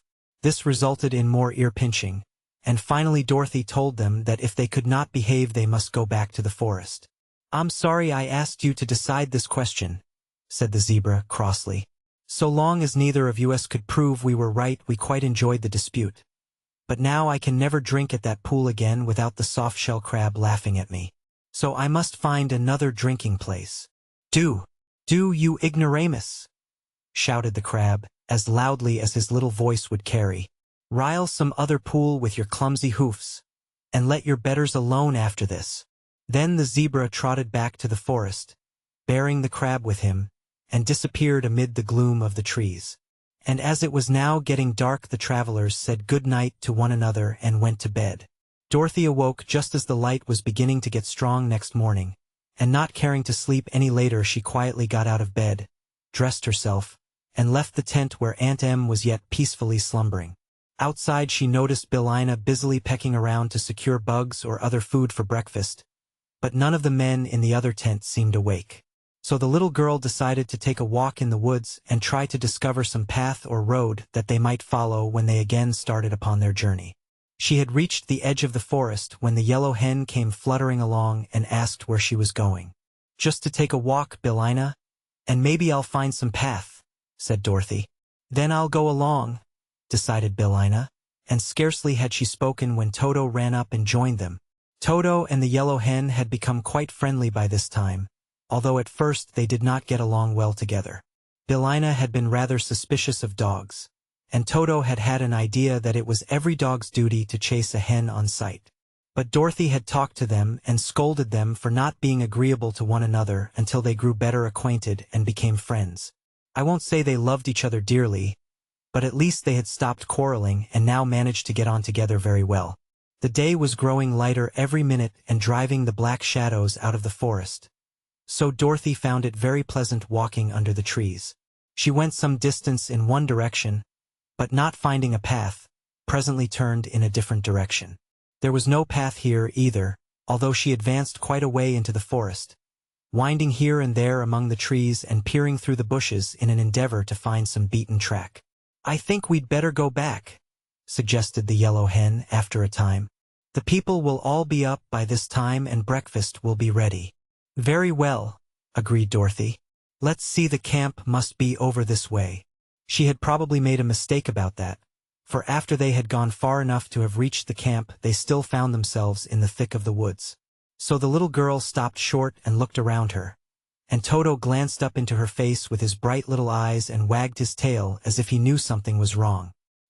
He couldn't tell much about direction himself, because he had spent his time prowling among the bushes and running here and there, nor had Billina paid much attention to where they were going, being interested in picking bugs from the moss as they passed along. The yellow hen now turned one eye up toward the little girl and asked, "Have you forgotten where the camp is, Dorothy?" "Yes," she admitted. "Have you, Billina?" "I didn't try to remember," returned Billina. "I'd no idea you would get lost, Dorothy."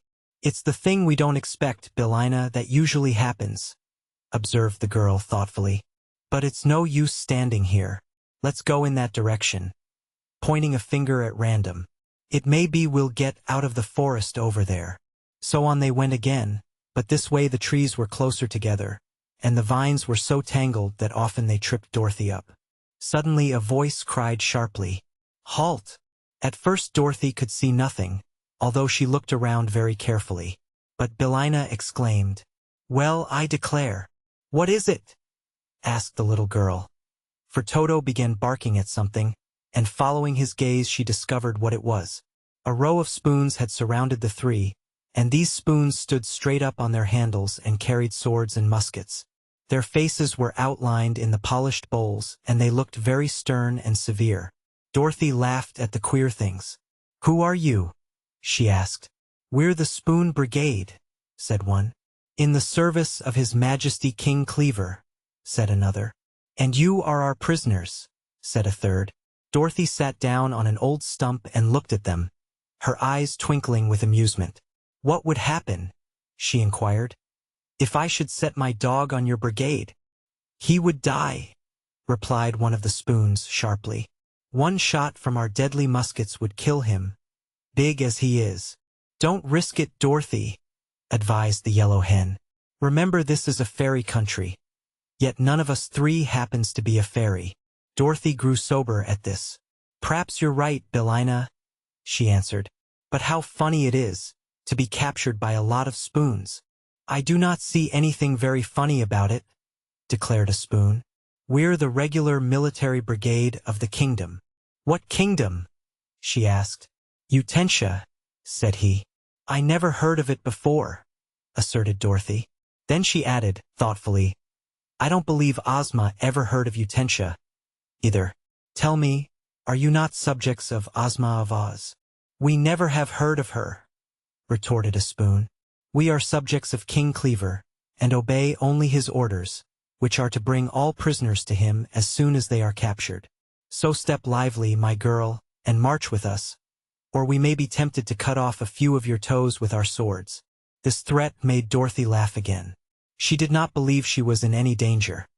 But here was a new and interesting adventure, so she was willing to be taken to Utensia that she might see what King Cleaver's kingdom was like. The Emerald City of Oz. Chapter 16. How Dorothy Visited Utensia. There must have been from 6 to 8 dozen spoons in the brigade, and they marched away in the shape of a hollow square, with Dorothy, Billina, and Toto in the center of the square. Before they had gone very far, Toto knocked over one of the spoons by wagging his tail, and then the captain of the spoons told the little dog to be more careful, or he would be punished. So Toto was careful, and the Spoon Brigade moved along with astonishing swiftness, while Dorothy really had to walk fast to keep up with it. By and by they left the woods and entered a big clearing, in which was the kingdom of Utensia. Standing all around the clearing were a good many cook stoves, ranges and grills of all sizes and shapes, and besides these there were several kitchen cabinets and cupboards and a few kitchen tables. These things were crowded with utensils of all sorts. Frying pans, saucepans, kettles, forks, knives, basting and soup spoons, nutmeg graters, sifters, colanders, meat saws, flat irons, rolling pins and many other things of a like nature.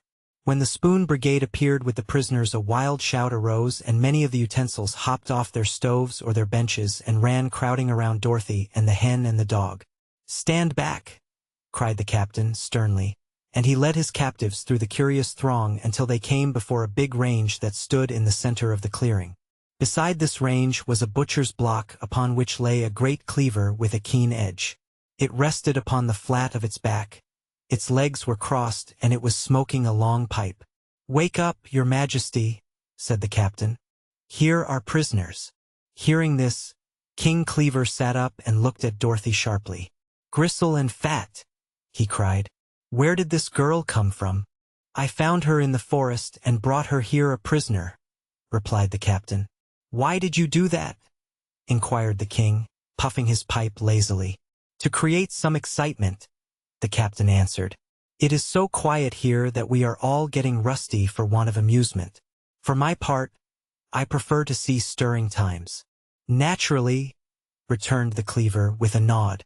"I have always said, Captain, without a bit of irony, that you are a sterling officer and a solid citizen, bold and polished to a degree.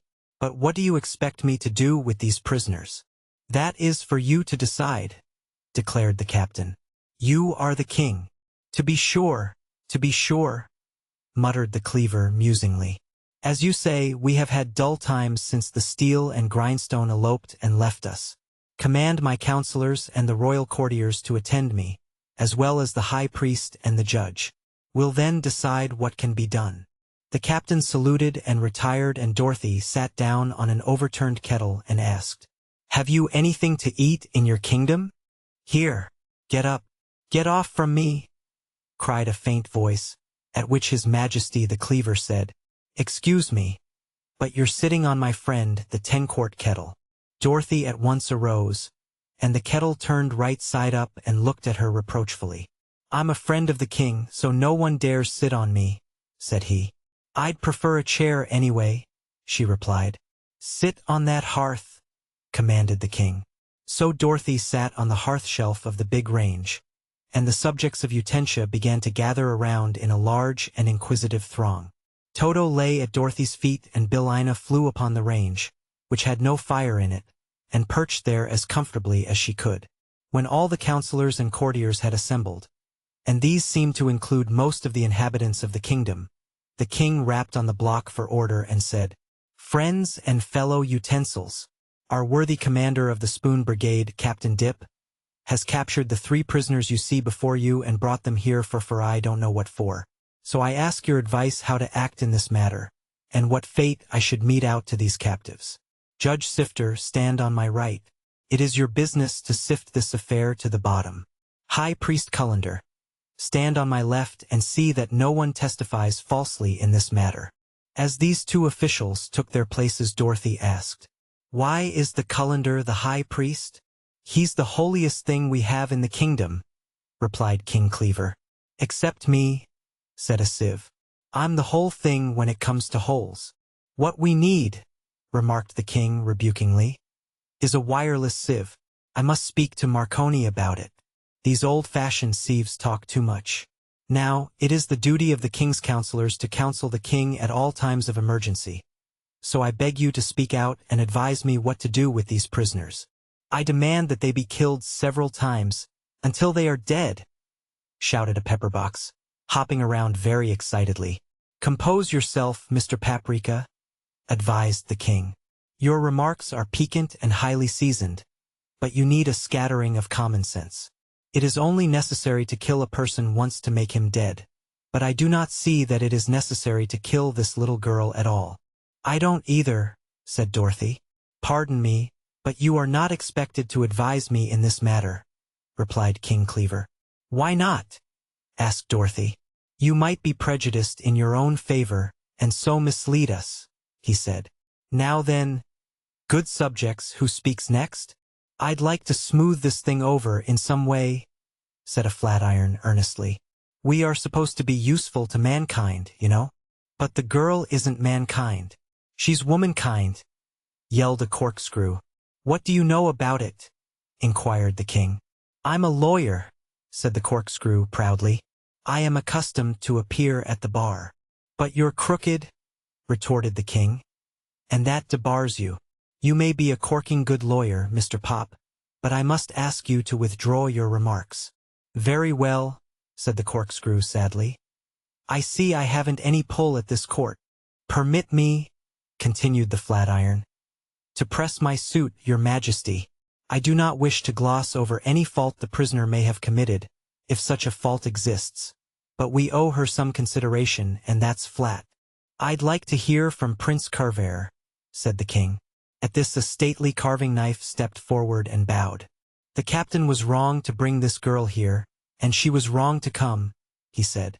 "But now that the foolish deed is done, let us all prove our mettle and have a slashing good time." "That's it! That's it!" screamed a fat chopping knife. "We'll make mincemeat of the girl and hash of the chicken and sausage of the dog." There was a shout of approval at this, and the king had to rap again for order.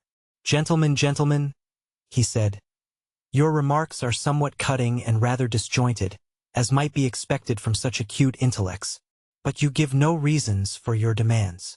"See here, Cleaver, you make me tired," exclaimed a saucepan, strutting before the king very impudently.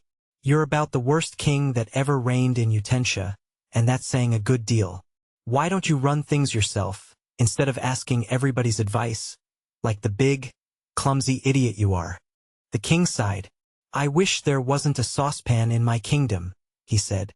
"You fellows are always stewing over something, and every once in a while you slop over and make a mess of it. Go hang yourself, sir, by the handle, and don't let me hear from you again." Dorothy was much shocked by the dreadful language the utensils employed, and she thought that they must have had very little proper training. So she said, addressing the king, who seemed very unfit to rule his turbulent subjects, "I wish you'd decide my fate right away. I can't stay here all day, trying to find out what you're going to do with me. This thing is becoming a regular broil, and it's time I took part in it," observed a big gridiron, coming forward. "What I'd like to know," said a can-opener in a shrill voice, "is why the girl came to our forest anyhow, and why she intruded upon Captain Dip, who ought to be called Dippy, and who she is, and where she came from, and where she is going, and why and wherefore and therefore and when." "I'm sorry to see, Sir Jabber," remarked the king to the can-opener, "that you have such a prying disposition.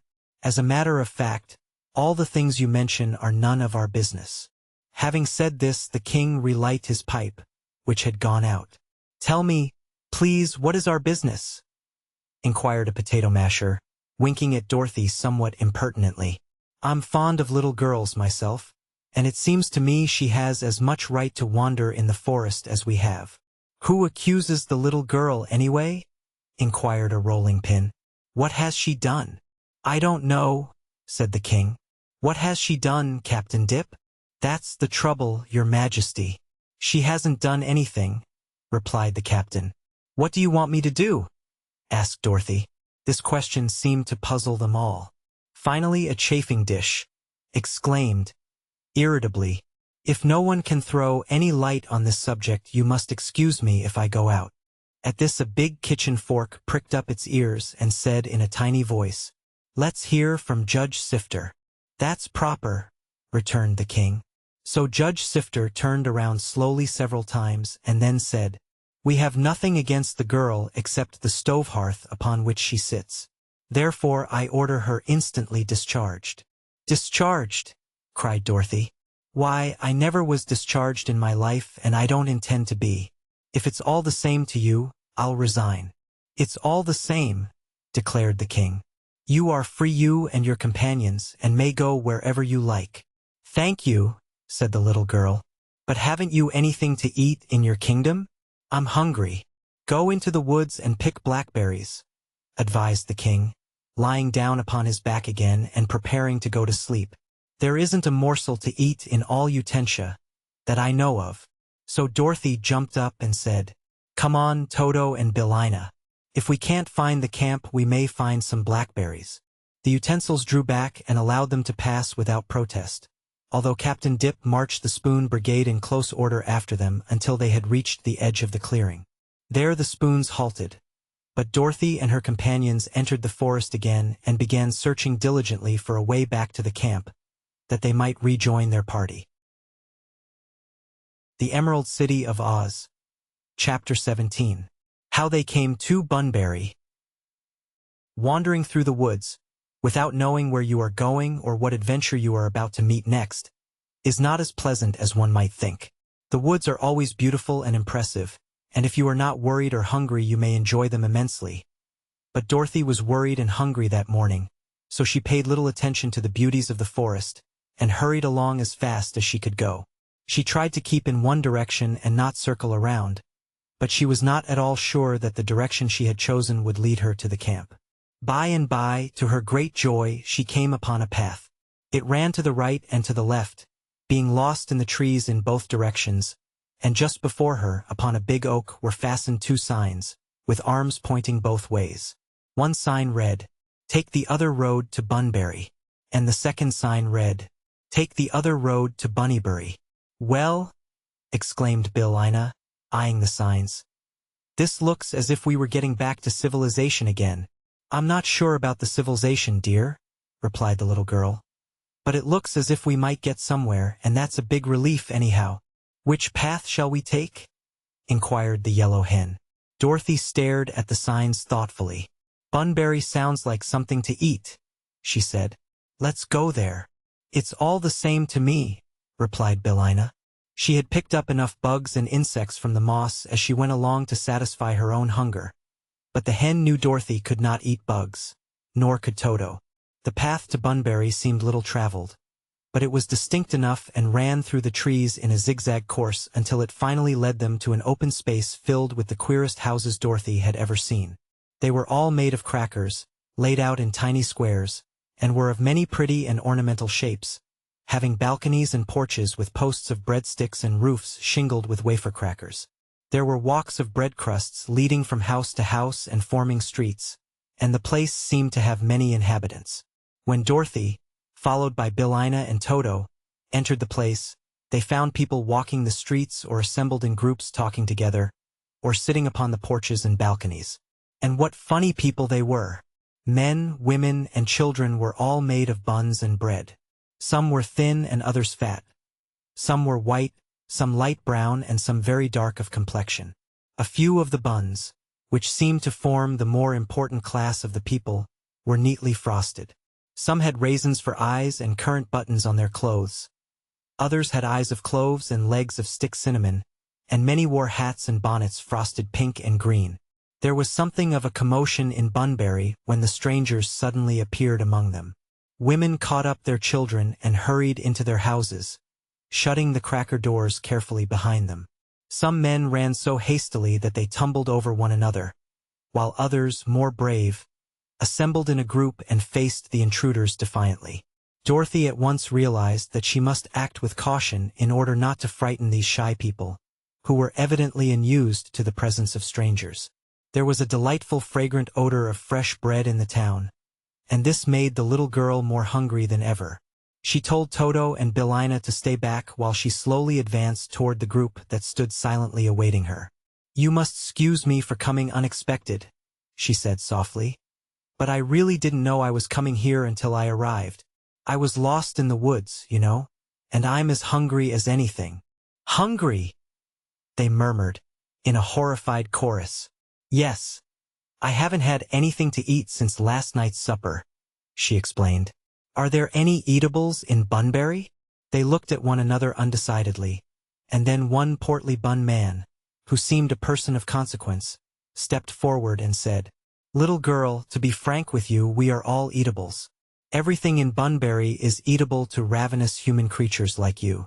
But it is to escape being eaten and destroyed that we have secluded ourselves in this out-of-the-way place. And there is neither right nor justice in your coming here to feed upon us." Dorothy looked at him longingly. "You're bread, aren't you?" she asked. "Yes, bread and butter. The butter is inside me so it won't melt and run. I do the running myself." At this joke all the others burst into a chorus of laughter, and Dorothy thought they couldn't be much afraid if they could laugh like that. "Couldn't I eat something besides people?" she asked. "Couldn't I eat just one house, or a sidewalk or something? I wouldn't mind much what it was, you know." "This is not a public bakery, child," replied the man sternly. "It's private property." "I know, Mr. My name is C.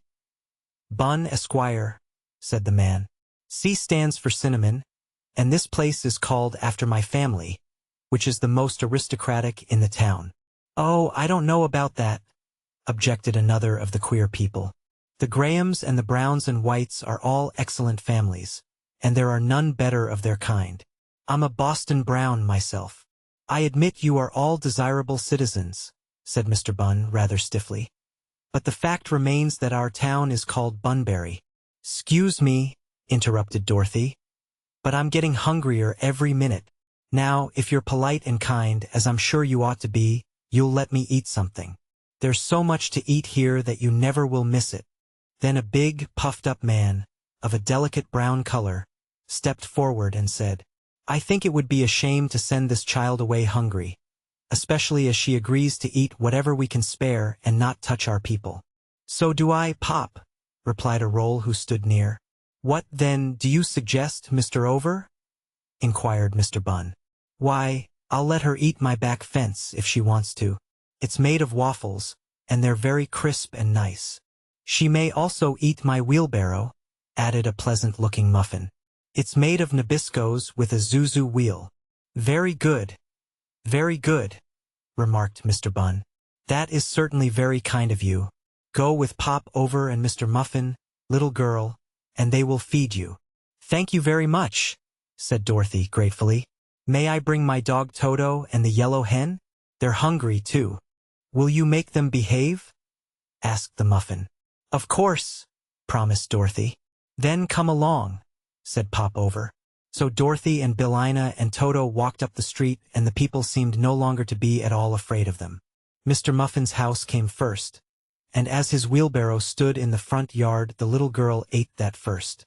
It didn't seem very fresh, but she was so hungry that she was not particular. Toto ate some, too, while Billina picked up the crumbs. While the strangers were engaged in eating, many of the people came and stood in the street curiously watching them. Dorothy noticed 6 roguish-looking brown children standing all in a row, and she asked, "Who are you, little ones?" "We're the Graham Gems," replied one. "And we're all twins. I wonder if your mother could spare 1 or 2 of you?" asked Billina, who decided that they were fresh-baked. But at this dangerous question, the 6 little gems ran away as fast as they could go. "You mustn't say such things, Billina," said Dorothy reprovingly. "Now let's go into Pop-Over's backyard and get the waffles." "I sort of hate to let that fence go," remarked Mr. Over nervously, as they walked toward his house. "The neighbors back of us are soda biscuits, and I don't care to mix with them." "But I'm hungry yet," declared the girl. "That wheelbarrow wasn't very big. I've got a shortcake piano, but none of my family can play on it," he said reflectively. "Suppose you eat that." "All right," said Dorothy. "I don't mind. Anything to be accommodating." So Mr. Over led her into the house, where she ate the piano, which was of an excellent flavor. "Is there anything to drink here?" she asked. "Yes. I've a milk pump and a water pump. Which will you have?" he asked. "I guess I'll try 'em both," said Dorothy. So Mr. Over called to his wife, who brought into the yard a pail made of some kind of baked dough, and Dorothy pumped the pail full of cool, sweet milk and drank it eagerly.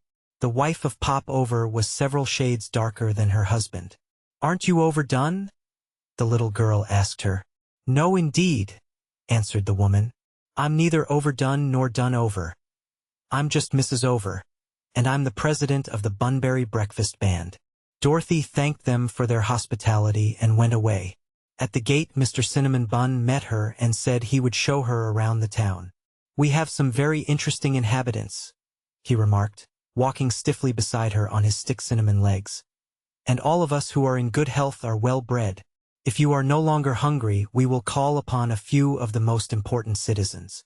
Toto and Billina followed behind them, behaving very well, and a little way down the street they came to a handsome residence where Aunt Sally Lunn lived. The old lady was glad to meet the little girl and gave her a slice of white bread and butter which had been used as a doormat. It was almost fresh and tasted better than anything Dorothy had eaten in the town. "Where do you get the butter?" she inquired. "We dig it out of the ground, which, as you may have observed, is all flour and meal," replied Mr. Bun. "There is a butter mine just at the opposite side of the village. The trees which you see here are all doughlinders and doteras, and in the season we get quite a crop of dough nuts off them." "I should think the flour would blow around and get into your eyes," said Dorothy. "No," said he. "We are bothered with cracker dust sometimes, but never with flour." Then he took her to see Johnny Cake, a cheerful old gentleman who lived nearby. "I suppose you've heard of me," said old Johnny with an air of pride. "I'm a great favorite all over the world." "Aren't you rather yellow?" asked Dorothy, looking at him critically. "Maybe, child. But don't think I'm bilious, for I was never in better health in my life," replied the old gentleman. "If anything ailed me, I'd willingly acknowledge the corn." "Johnny's a trifle stale," said Mr. Bun as they went away. "But he's a good mixer and never gets cross-grained. I will now take you to call upon some of my own relatives." They visited the sugar buns, the currant buns, and the Spanish buns, the latter having a decidedly foreign appearance. Then they saw the French Rolls, who were very polite to them, and made a brief call upon the Parker H. Rolls, who seemed a bit proud and overbearing. "But they're not as stuck-up as the Frosted Jumbles," declared Mr. Bun, "who are people I really can't abide. I don't like to be suspicious or talk scandal, but sometimes I think the Jumbles have too much baking powder in them." Just then a dreadful scream was heard, and Dorothy turned hastily around to find a scene of great excitement a little way down the street. The people were crowding around Toto and throwing at him everything they could find at hand. They pelted the little dog with hardtack, crackers, and even articles of furniture which were hard-baked and heavy enough for missiles. Toto howled a little as the assortment of baked stuff struck him. But he stood still, with head bowed and tail between his legs, until Dorothy ran up and inquired what the matter was. "Matter?" cried a rye loafer indignantly. "Why, the horrid beast has eaten 3 of our dear crumpets, and is now devouring a salt-rising biscuit." "Oh, Toto, how could you?" exclaimed Dorothy, much distressed. Toto's mouth was full of his salt-rising victim, so he only whined and wagged his tail. But Billina, who had flown to the top of a cracker house to be in a safe place, called out, "Don't blame him, Dorothy. The crumpets dared him to do it." "Yes, and you pecked out the eyes of a raisin bun, one of our best citizens," shouted a bread pudding, shaking its fist at the yellow hen. "What's that? What's that?" wailed Mr. Cinnamon Bun, who had now joined them. "Oh, what a misfortune, what a terrible misfortune." "See here," said Dorothy, determined to defend her pets. "I think we've treated you all pretty well, seeing your eatables and reg'lar food for us. I've been kind to you, and eaten your old wheelbarrows and pianos and rubbish, and not said a word. But Toto and Billina can't be spect to go hungry when the town's full of good things they like to eat, 'cause they can't understand your stingy ways as I do." "You must leave here at once," said Mr. Bun sternly. "Suppose we won't go?" asked Dorothy, who was now much provoked. "Then," said he, "we will put you into the great ovens where we are made and bake you." Dorothy gazed around and saw threatening looks upon the faces of all. She had not noticed any ovens in the town, but they might be there, nevertheless, for some of the inhabitants seemed very fresh. So she decided to go, and calling to Toto and Billina to follow her, she marched up the street with as much dignity as possible, considering that she was followed by the hoots and cries of the buns and biscuits and other baked stuff. The Emerald City of Oz. Chapter 18. How Ozma looked into the magic picture. Princess Ozma was a very busy little ruler, for she looked carefully after the comfort and welfare of her people and tried to make them happy. If any quarrels arose, she decided them justly. If anyone needed counsel or advice, she was ready and willing to listen to them. For a day or two after Dorothy and her companions had started on their trip, Ozma was occupied with the affairs of her kingdom. Then she began to think of some manner of occupation for Uncle Henry and Aunt Em that would be light and easy and yet give the old people something to do.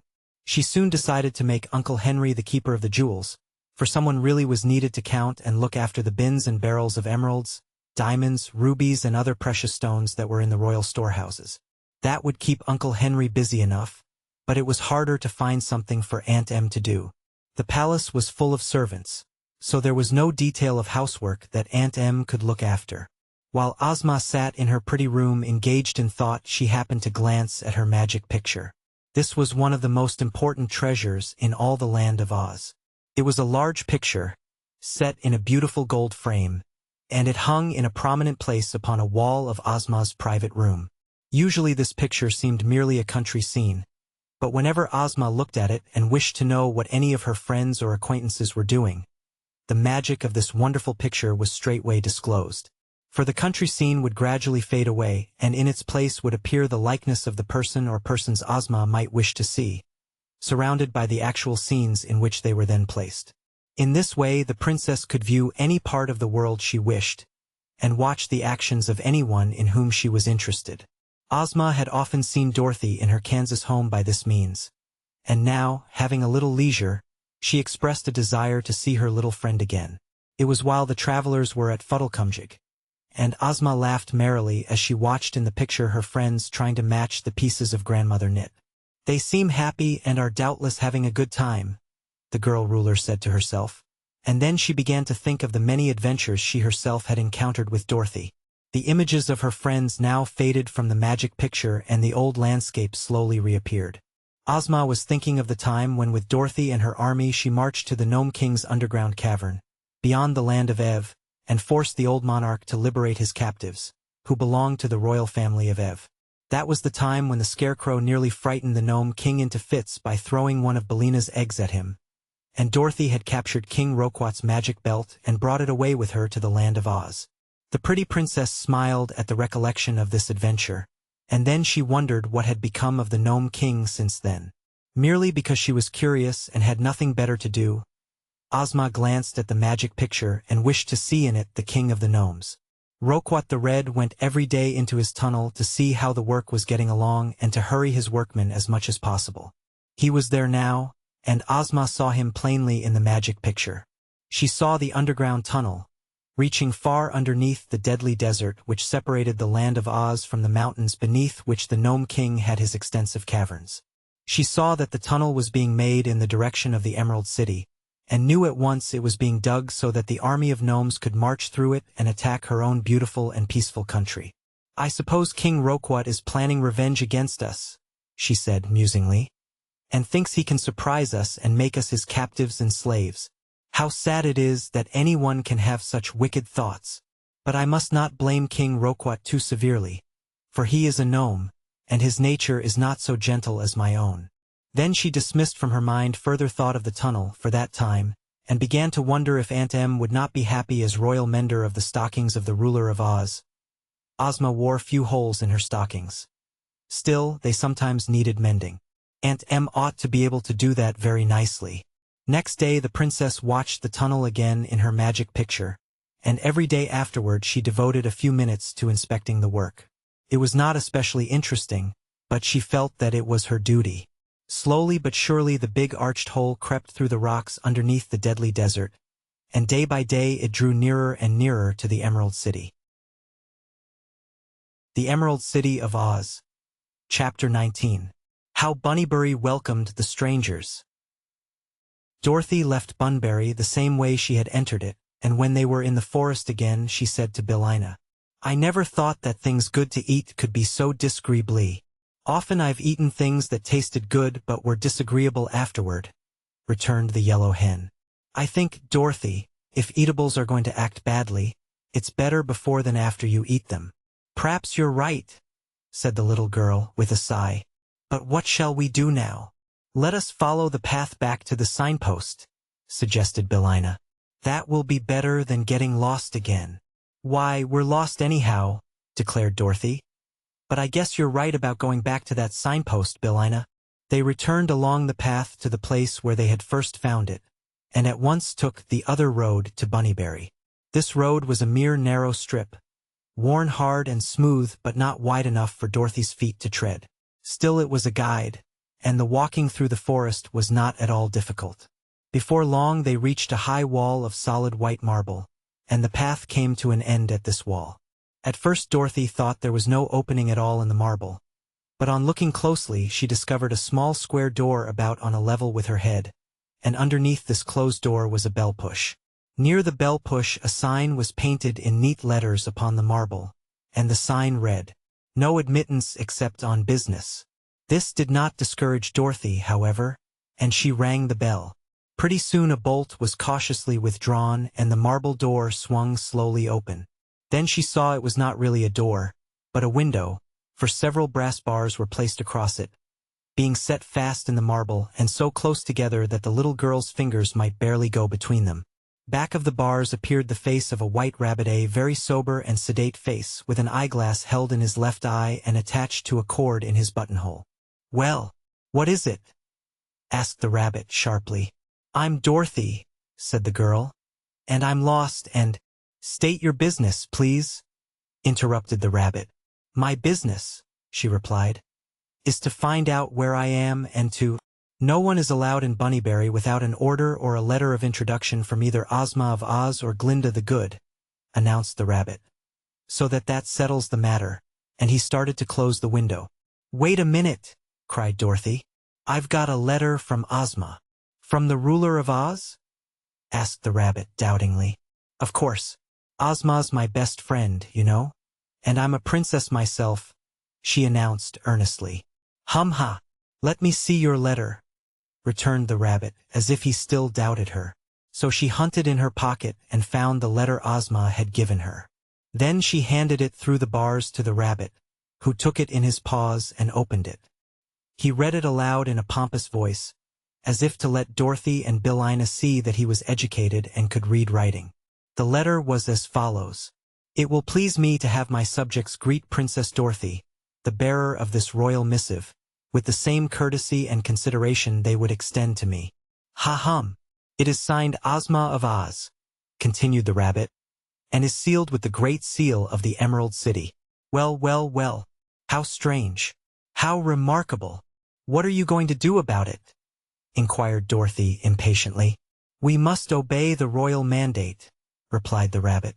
We are subjects of Ozma of Oz, and we live in her country. Also we are under the protection of the great sorceress Glinda the Good, who made us promise to respect Ozma's commands. Then may I come in? She asked. I'll open the door, said the rabbit. He shut the window and disappeared, but a moment afterward a big door in the wall opened and admitted Dorothy to a small room, which seemed to be a part of the wall and built into it. Here stood the rabbit she had been talking with, and now that she could see all of him she gazed at the creature in surprise.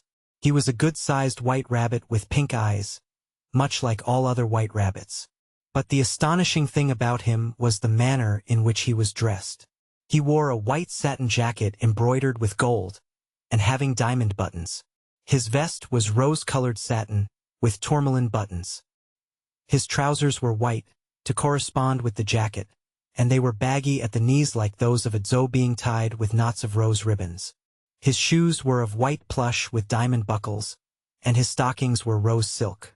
The richness and even magnificence of the rabbit's clothing made Dorothy stare at the little creature wonderingly. Toto and Billina had followed her into the room, and when he saw them the rabbit ran to a table and sprang upon it nimbly. Then he looked at the three through his monocle and said, These companions, Princess, cannot enter Bunnyberry with you. Why not? Asked Dorothy.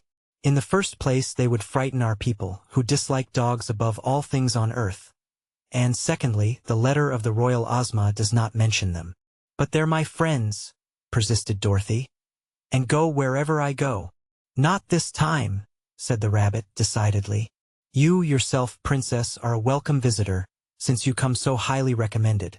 But unless you consent to leave the dog and the hen in this room, I cannot permit you to enter the town. Never mind us, Dorothy, said Billina. Go inside and see what the place is like. You can tell us about it afterward, and Toto and I will rest comfortably here until you return. This seemed the best thing to do, for Dorothy was curious to see how the rabbit people lived, and she was aware of the fact that her friends might frighten the timid little creatures. She had not forgotten how Toto and Billina had misbehaved in Bunbury, and perhaps the rabbit was wise to insist on their staying outside the town. Very well, she said. I'll go in alone. I suppose you're the king of this town, aren't you? No, answered the rabbit. I'm merely the keeper of the wicket and a person of little importance, although I try to do my duty. I must now inform you, Princess, that before you enter our town you must consent to reduce. Reduce what? Asked Dorothy. Your size. You must become the size of the rabbits, although you may retain your own form. Wouldn't my clothes be too big for me? She inquired. No. They will reduce when your body does. Can you make me smaller? Asked the girl. Easily, returned the rabbit. And will you make me big again when I'm ready to go away? I will, said he. All right then. I'm willing, she announced. The rabbit jumped from the table and ran, or rather hopped, to the further wall, where he opened a door so tiny that even Toto could scarcely have crawled through it. Follow me, he said. Now, almost any other little girl would have declared that she could not get through so small a door. But Dorothy had already encountered so many fairy adventures that she believed nothing was impossible in the land of Oz. So she quietly walked toward the door, and at every step she grew smaller and smaller until, by the time the opening was reached, she could pass through it with ease. Indeed, as she stood beside the rabbit, who sat upon his hind legs and used his paws as hands, her head was just about as high as his own. Then the keeper of the wicket passed through and she followed, after which the door swung shut and locked itself with a sharp click. Dorothy now found herself in a city so strange and beautiful that she gave a gasp of surprise.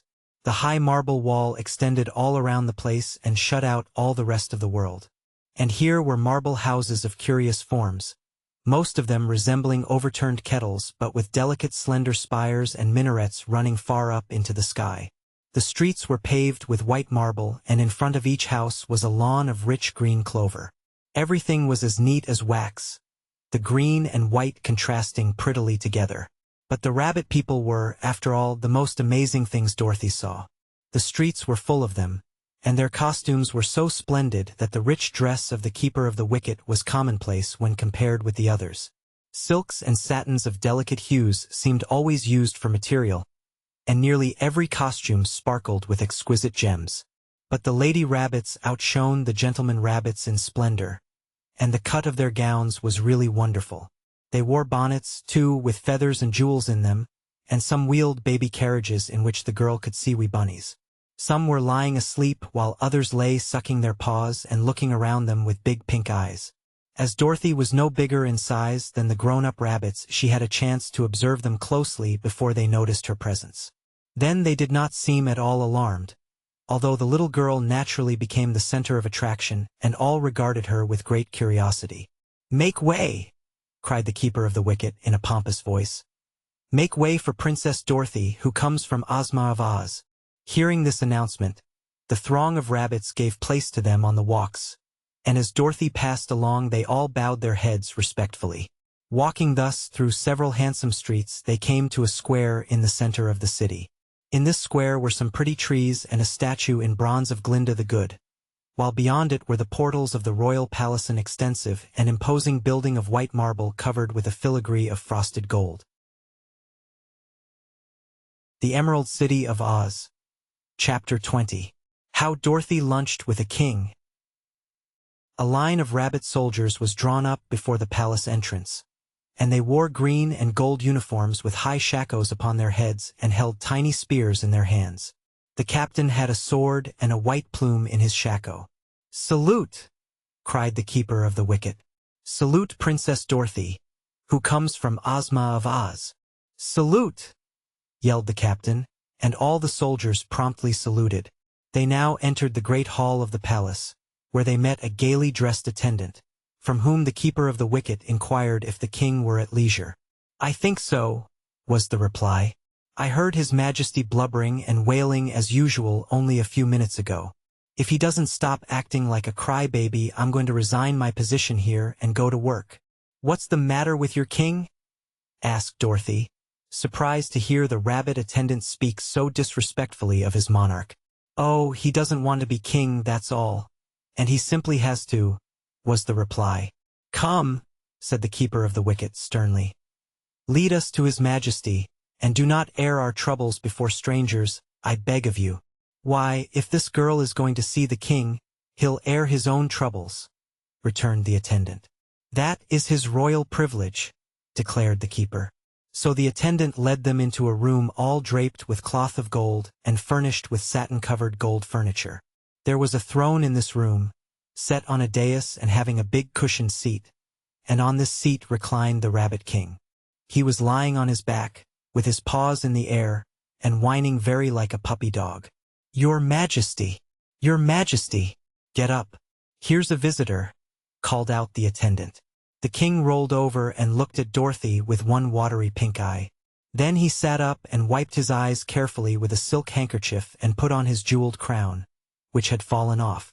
"Excuse my grief, fair stranger," he said, in a sad voice. "You behold in me the most miserable monarch in all the world." "What time is it, Blinkum?" "1 o'clock, your Majesty," replied the attendant to whom the question was addressed. "Serve luncheon at once," commanded the king.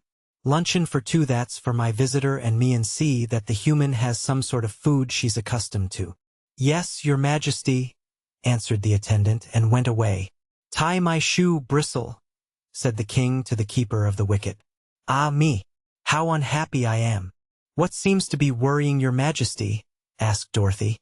"Why, it's this king business, of course," he returned, while the keeper tied his shoe. "I didn't want to be king of Bunnyberry at all, and the rabbits all knew it. So they elected me to save themselves from such a dreadful fate. I suppose, and here I am, shut up in a palace, when I might be free and happy. Seems to me, said Dorothy, it's a great thing to be a king. Were you ever a king? Inquired the monarch. No, she answered, laughing. Then you know nothing about it, he said. I haven't inquired who you are, but it doesn't matter. While we're at luncheon, I'll tell you all my troubles. They're a great deal more interesting than anything you can say about yourself. Perhaps they are to you, replied Dorothy. Luncheon is served, cried Blinkum, throwing open the door, and in came a dozen rabbits in livery, all bearing trays which they placed upon the table, where they arranged the dishes in an orderly manner. Now clear out all of you, exclaimed the king. Bristle, you may wait outside in case I want you. When they had gone and the king was alone with Dorothy, he came down from his throne, tossed his crown into a corner and kicked his ermine robe under the table. Sit down, he said, and try to be happy. It's useless for me to try, because I'm always wretched and miserable. But I'm hungry, and I hope you are. I am, said Dorothy. I've only eaten a wheelbarrow and a piano today, oh yes, and a slice of bread and butter that used to be a doormat. That sounds like a square meal, remarked the king, seating himself opposite her. But perhaps it wasn't a square piano. Dorothy laughed. You don't seem so very unhappy now, she said. But I am, protested the king, fresh tears gathering in his eyes. Even my jokes are miserable. I'm wretched, woeful, afflicted, distressed and dismal as an individual can be. Are you not sorry for me? No, answered Dorothy honestly. I can't say I am. Seems to me that for a rabbit you rewrite in clover. This is the prettiest little city I ever saw. Oh, the city is good enough, he admitted. Glinda, the good sorceress, made it for us because she was fond of rabbits. I don't mind the city so much, although I wouldn't live here if I had my choice. It is being king that has absolutely ruined my happiness. Why wouldn't you live here by choice? She asked. Because it is all unnatural, my dear. Rabbits are out of place in such luxury. When I was young, I lived in a burrow in the forest. I was surrounded by enemies and often had to run for my life. It was hard getting enough to eat at times, and when I found a bunch of clover I had to listen and look for danger while I ate it. Wolves prowled around the hole in which I lived, and sometimes I didn't dare stir out for days at a time. Oh, how happy and contented I was then. I was a real rabbit, as nature made me wild and free. And I even enjoyed listening to the startled throbbing of my own heart. I've often thought, said Dorothy, who was busily eating, that it would be fun to be a rabbit. It is fun when you're the genuine article, agreed His Majesty. But look at me now. I live in a marble palace instead of a hole in the ground. I have all I want to eat, without the joy of hunting for it. Every day I must dress in fine clothes and wear that horrible crown till it makes my head ache. Rabbits come to me with all sorts of troubles, when my own troubles are the only ones I care about. When I walk out I can't hop and run. I must strut on my rear legs and wear an ermine robe, and the soldiers salute me and the band plays and the other rabbits laugh and clap their paws and cry out, "Hail to the king!" Now let me ask you, as a friend and a young lady of good judgment, isn't all this pomp and foolishness enough to make a decent rabbit miserable? Once, said Dorothy reflectively, men were wild and unclothed and lived in caves and hunted for food as wild beasts do, but they got civilized in time, and now they'd hate to go back to the old days. That is an entirely different case, replied the king. None of you humans were civilized in one lifetime, came to you by degrees. But I have known the forest and the free life, and that is why I resent being civilized all at once, against my will, and being made a king with a crown and an ermine robe. Pa! If you don't like it, why don't you resign? She asked. Impossible, wailed the rabbit, wiping his eyes again with his handkerchief. There's a beastly law in this town that forbids it. When one is elected a king, there's no getting out of it. Who made the laws? Inquired Dorothy. The same sorceress who made the town Glinda the Good. She built the wall and fixed up the city and gave us several valuable enchantments and made the laws. Then she invited all the pink-eyed white rabbits of the forest to come here, after which she left us to our fate. "What made you accept the invitation and come here?" asked the child. "I didn't know how dreadful city life was, and I'd no idea I would be elected king," said he, sobbing bitterly. And now I'm it with a capital I and can't escape." "I know Glinda," remarked Dorothy, eating for dessert a dish of Charlotte Russe. "And when I see her again, I'll ask her to put another king in your place. Will you? Will you, indeed?" asked the king joyfully. "I will if you want me to," she replied. "Hurroo, hooray!" shouted the king. And then he jumped up from the table and danced wildly about the room, waving his napkin like a flag and laughing with glee. After a time he managed to control his delight and returned to the table. "When are you likely to see Glinda?" he inquired. "Oh, perhaps in a few days," said Dorothy. "And you won't forget to ask her?" "Of course not." "Princess," said the Rabbit King earnestly, "you have relieved me of a great unhappiness, and I am very grateful. Therefore I propose to entertain you, since you are my guest and I am the king, as a slight mark of my appreciation. Come with me to my reception hall." He then summoned Bristle and said to him, "Assemble all the nobility in the great reception hall, and also tell Blinkum that I want him immediately." The keeper of the wicket bowed and hurried away, and His Majesty turned to Dorothy and continued, "We'll have time for a walk in the gardens before the people get here." The gardens were back of the palace and were filled with beautiful flowers and fragrant shrubs, with many shade and fruit trees and marble-paved walks running in every direction. As they entered this place, Blinkum came running to the king, who gave him several orders in a low voice. Then His Majesty rejoined Dorothy and led her through the gardens, which she admired very much. "What lovely clothes your Majesty wears," she said, glancing at the rich blue satin costume, embroidered with pearls, in which the king was dressed. "Yes," he returned, with an air of pride. "This is one of my favorite suits, but I have a good many that are even more elaborate. We have excellent tailors in Bunnyberry, and Glinda supplies all the material. By the way, you might ask the sorceress, when you see her, to permit me to keep my wardrobe. But if you go back to the forest you will not need clothes," she said. "And oh," he faltered, "that may be so, but I've dressed up so long that I'm used to it, and I don't imagine I'd care to run around naked again. So perhaps the good Glinda will let me keep the costumes." "I'll ask her," agreed Dorothy.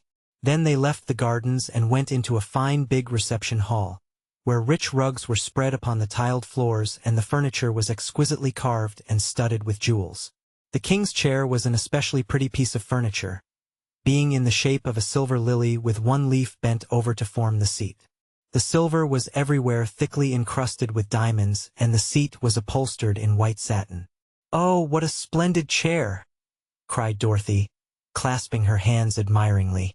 "Isn't it?" answered the king proudly. "It is my favorite seat, and I think it especially becoming to my complexion. While I think of it, I wish you'd ask Glinda to let me keep this lily chair when I go away. It wouldn't look very well in a hole in the ground, would it?" she suggested.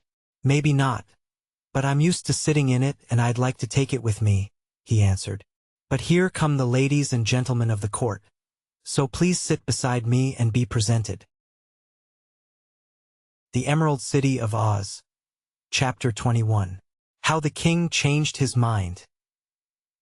Just then a rabbit band of nearly 50 pieces marched in, playing upon golden instruments and dressed in neat uniforms. Following the band came the nobility of Bunnyberry, all richly dressed and hopping along on their rear legs. Both the ladies and the gentlemen wore white gloves upon their paws, with their rings on the outside of the gloves, as this seemed to be the fashion here. Some of the lady rabbits carried lorgnettes, while many of the gentlemen rabbits wore monocles in their left eyes. The courtiers and their ladies paraded past the king, who introduced Princess Dorothy to each couple in a very graceful manner. Then the company seated themselves in chairs and on sofas and looked expectantly at their monarch. "It is our royal duty as well as our royal pleasure," he said, "to provide fitting entertainment for our distinguished guest. We will now present the royal band of Whiskered Friskers." As he spoke, the musicians, who had arranged themselves in a corner, struck up a dance melody while into the room pranced the Whiskered Friskers. They were 8 pretty rabbits dressed only in gauzy purple skirts fastened around their waists with diamond bands. Their whiskers were colored a rich purple, but otherwise they were pure white. After bowing before the king and Dorothy, the Friskers began their pranks. And these were so comical that Dorothy laughed with real enjoyment. They not only danced together, whirling and gyrating around the room, but they leaped over one another, stood upon their heads and hopped and skipped here and there so nimbly that it was hard work to keep track of them. Finally they all made double somersaults and turned handsprings out of the room. The nobility enthusiastically applauded, and Dorothy applauded with them. "They're fine," she said to the king. "Yes, the whiskered Friskers are really very clever," he replied. "I shall hate to part with them when I go away, for they have often amused me when I was very miserable. I wonder if you would ask Glinda." "No, it wouldn't do at all," declared Dorothy positively. "There wouldn't be room in your hole in the ground for so many rabbits, especially when you get the lily chair and your clothes there. Don't think of such a thing, your majesty." The king sighed. Then he stood up and announced to the company, "We will now behold a military drill by my picked bodyguard of royal pikemen." Now the band played a march and a company of rabbit soldiers came in. They wore green and gold uniforms and marched very stiffly but in perfect time. Their spears, or pikes, had slender shafts of polished silver with golden heads, and during the drill they handled these weapons with wonderful dexterity. "I should think you'd feel pretty safe with such a fine bodyguard," remarked Dorothy. "I do," said the king. "They protect me from every harm." "I suppose Glinda wouldn't." "No," interrupted the girl. "I'm sure she wouldn't. It's the king's own bodyguard, and when you are no longer king you can't have him." The king did not reply, but he looked rather sorrowful for a time. When the soldiers had marched out, he said to the company, "The royal jugglers will now appear." Dorothy had seen many jugglers in her lifetime, but never any so interesting as these. There were 6 of them, dressed in black satin embroidered with queer symbols in silver costume which contrasted strongly with their snow-white fur. First they pushed in a big red ball and 3 of the rabbit jugglers stood upon its top and made it roll. Then 2 of them caught up a third and tossed him into the air, all vanishing, until only the 2 were left. Then one of these tossed the other upward and remained alone of all his fellows. This last juggler now touched the red ball, which fell apart, being hollow, and the 5 rabbits who had disappeared in the air scrambled out of the hollow ball. Next they all clung together and rolled swiftly upon the floor. When they came to a stop, only one fat rabbit juggler was seen, the others seeming to be inside him. This one leaped lightly into the air, and when he came down he exploded and separated into the original 6. Then 4 of them rolled themselves into round balls, and the other 2 tossed them around and played ball with them. These were but a few of the tricks the rabbit jugglers performed, and they were so skillful that all the nobility and even the king applauded as loudly as did Dorothy. "I suppose there are no rabbit jugglers in all the world to compare with these," remarked the king. "And since I may not have the whiskered Friskers or my bodyguard, you might ask Glinda to let me take away just 2 or 3 of these jugglers. Will you?" "I'll ask her," replied Dorothy doubtfully.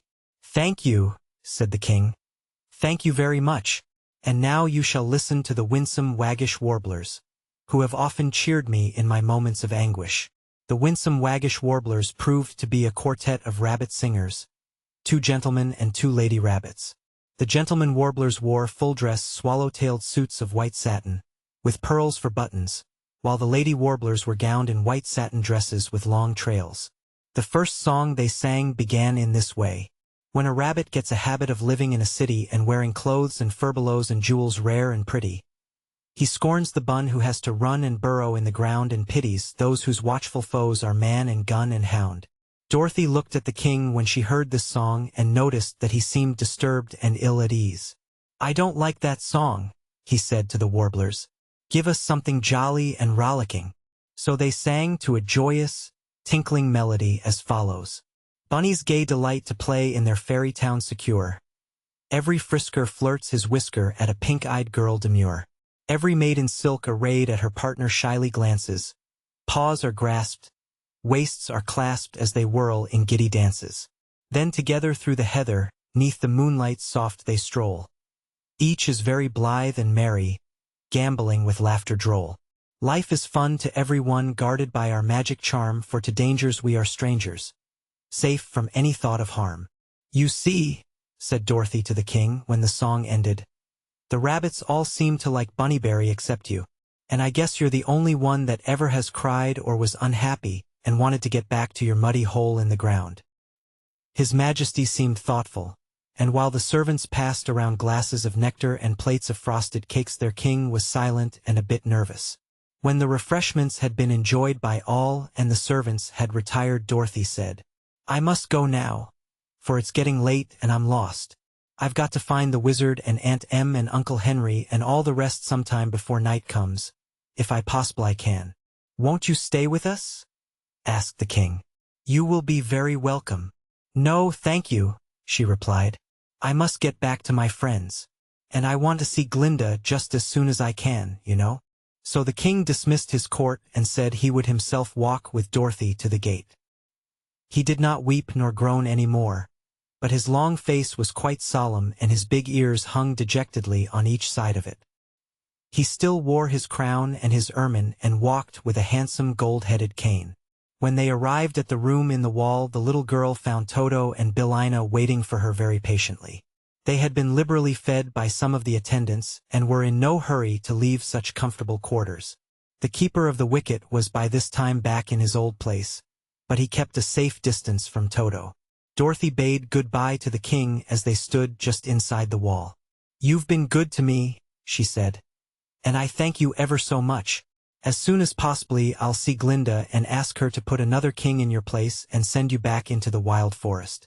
And I'll ask her to let you keep some of your clothes and the lily chair and one or two jugglers to amuse you. I'm sure she will do it, 'cause she's so kind she doesn't like anyone to be unhappy. Ahem, said the king, looking rather downcast. I don't like to trouble you with my misery, so you needn't see Glinda. Oh, yes I will, she replied. It won't be any trouble at all. But, my dear, continued the king in an embarrassed way, I've been thinking the subject over carefully, and I find there are a lot of pleasant things here in Bunnyberry that I would miss if I went away. So perhaps I'd better stay. Dorothy laughed. Then she looked grave.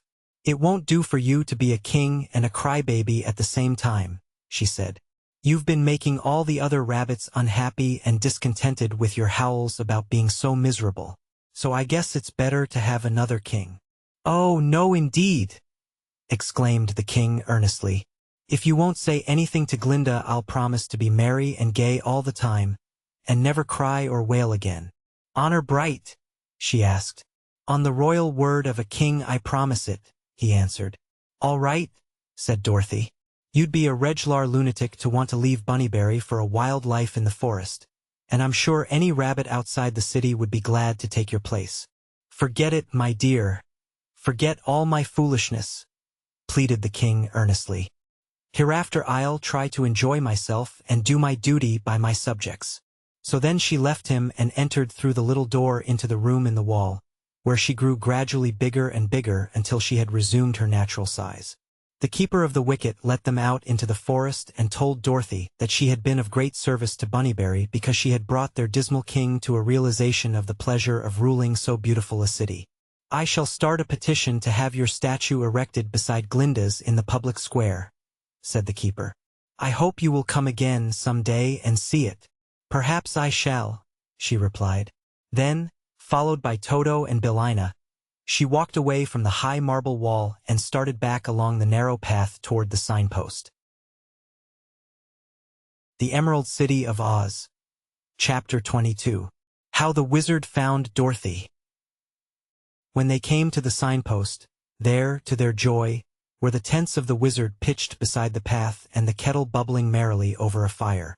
The Shaggy Man and Omby Amby were gathering firewood while Uncle Henry and Aunt Em sat in their camp chairs talking with the wizard. They all ran forward to greet Dorothy as she approached, and Aunt Em exclaimed, "Goodness gracious, child, where have you been? You've played hooky the whole day?" added the Shaggy Man reproachfully.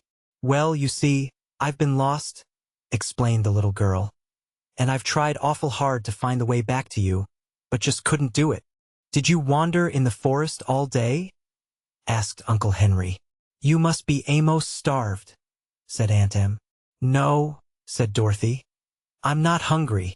I had a wheelbarrow and a piano for breakfast, and lunched with a king. Ah! exclaimed the wizard, nodding with a bright smile. So you've been having adventures again. She's stark crazy, cried Aunt Em. Whoever heard of eating a wheelbarrow? It wasn't very big, said Dorothy. And it had a zuzu wheel. And I ate the crumbs, added Billina soberly. Sit down and tell us about it, begged the wizard. We've hunted for you all day, and at last I noticed your footsteps in this path and the tracks of Billina. We found the path by accident, and seeing it only led to 2 places, I decided you were at either one or the other of those places. So we made camp and waited for you to return. And now, Dorothy, tell us where you have been, to Bunbury or to Bunnyberry. Why, I've been to both, she replied. But first I went to Utensia, which isn't on any path at all. She then sat down and related the day's adventures, and you may be sure Aunt Em and Uncle Henry were much astonished at the story. But after seeing the cut-and-clips and the fuddles, remarked her uncle, we ought not to wonder at anything in this strange country. Seems like the only common and ordinary folks here are ourselves, rejoined Aunt Em diffidently. Now that we're together again and one reunited party, observed the Shaggy Man. What are we to do next? Have some supper and a night's rest, answered the wizard promptly, and then proceed upon our journey. Where to? Asked the Captain General. We haven't visited the rigmaroles or the flutterbudgets yet, said Dorothy. I'd like to see them, won't you? They don't sound very interesting, objected Aunt Em. But perhaps they are. And then, continued the little wizard, we will call upon the Tin Woodman and Jack Pumpkinhead and our old friend the Scarecrow on our way home. That will be nice, cried Dorothy eagerly. Can't say they sound very interesting either, remarked Aunt Em. Why, they're the best friends I have, asserted the little girl. And you're sure to like them, Aunt Em, 'cause everybody likes them. By this time twilight was approaching. So they ate the fine supper which the wizard magically produced from the kettle and then went to bed in the cozy tents. They were all up bright and early next morning, but Dorothy didn't venture to wander from the camp again for fear of more accidents. Do you know where there's a road? She asked the little man.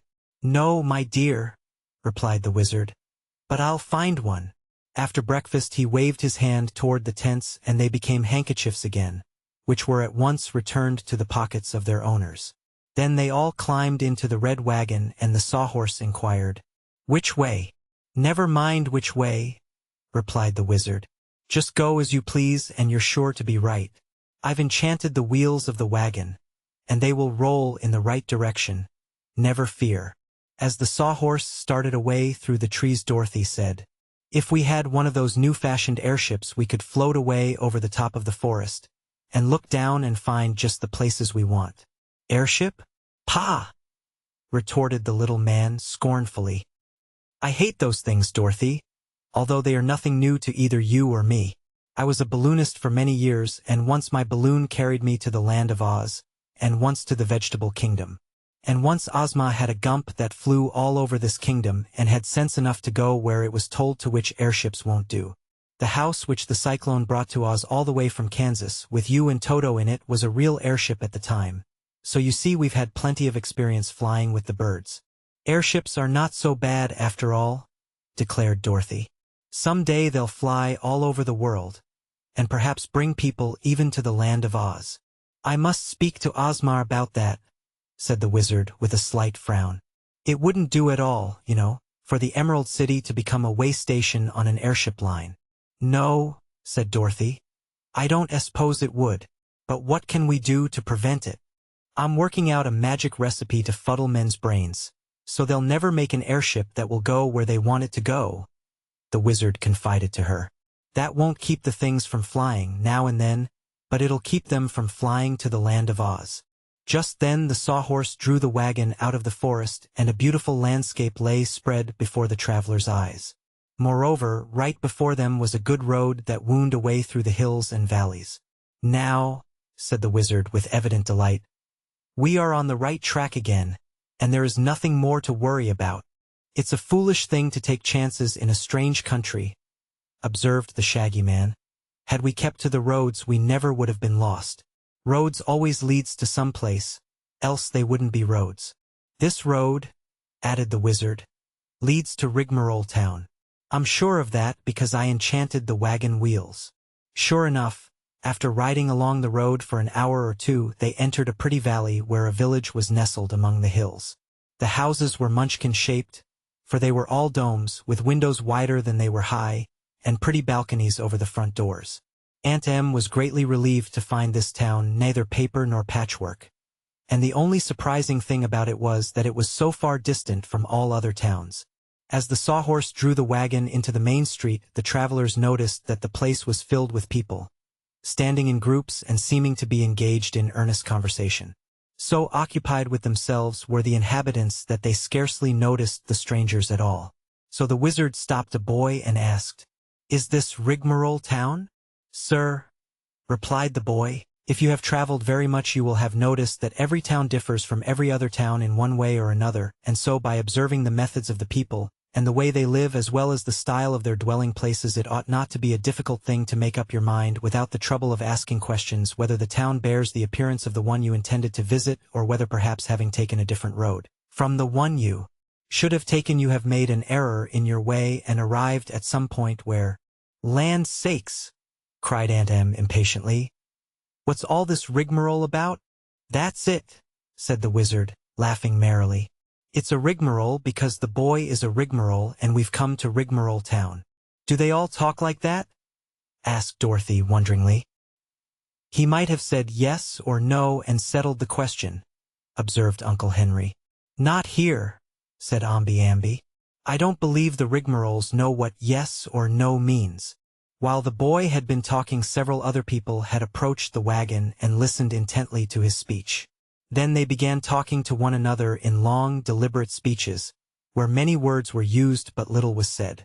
But when the strangers criticized them so frankly, one of the women, who had no one else to talk to, began an address to them, saying, "It is the easiest thing in the world for a person to say yes or no, when a question that is asked for the purpose of gaining information or satisfying the curiosity of the one who has given expression to the inquiry has attracted the attention of an individual, who may be competent either from personal experience or the experience of others to answer it with more or less correctness, or at least an attempt to satisfy the desire for information on the part of the one who has made the inquiry." "By dear me!" exclaimed Dorothy, interrupting the speech. "I've lost all track of what you are saying."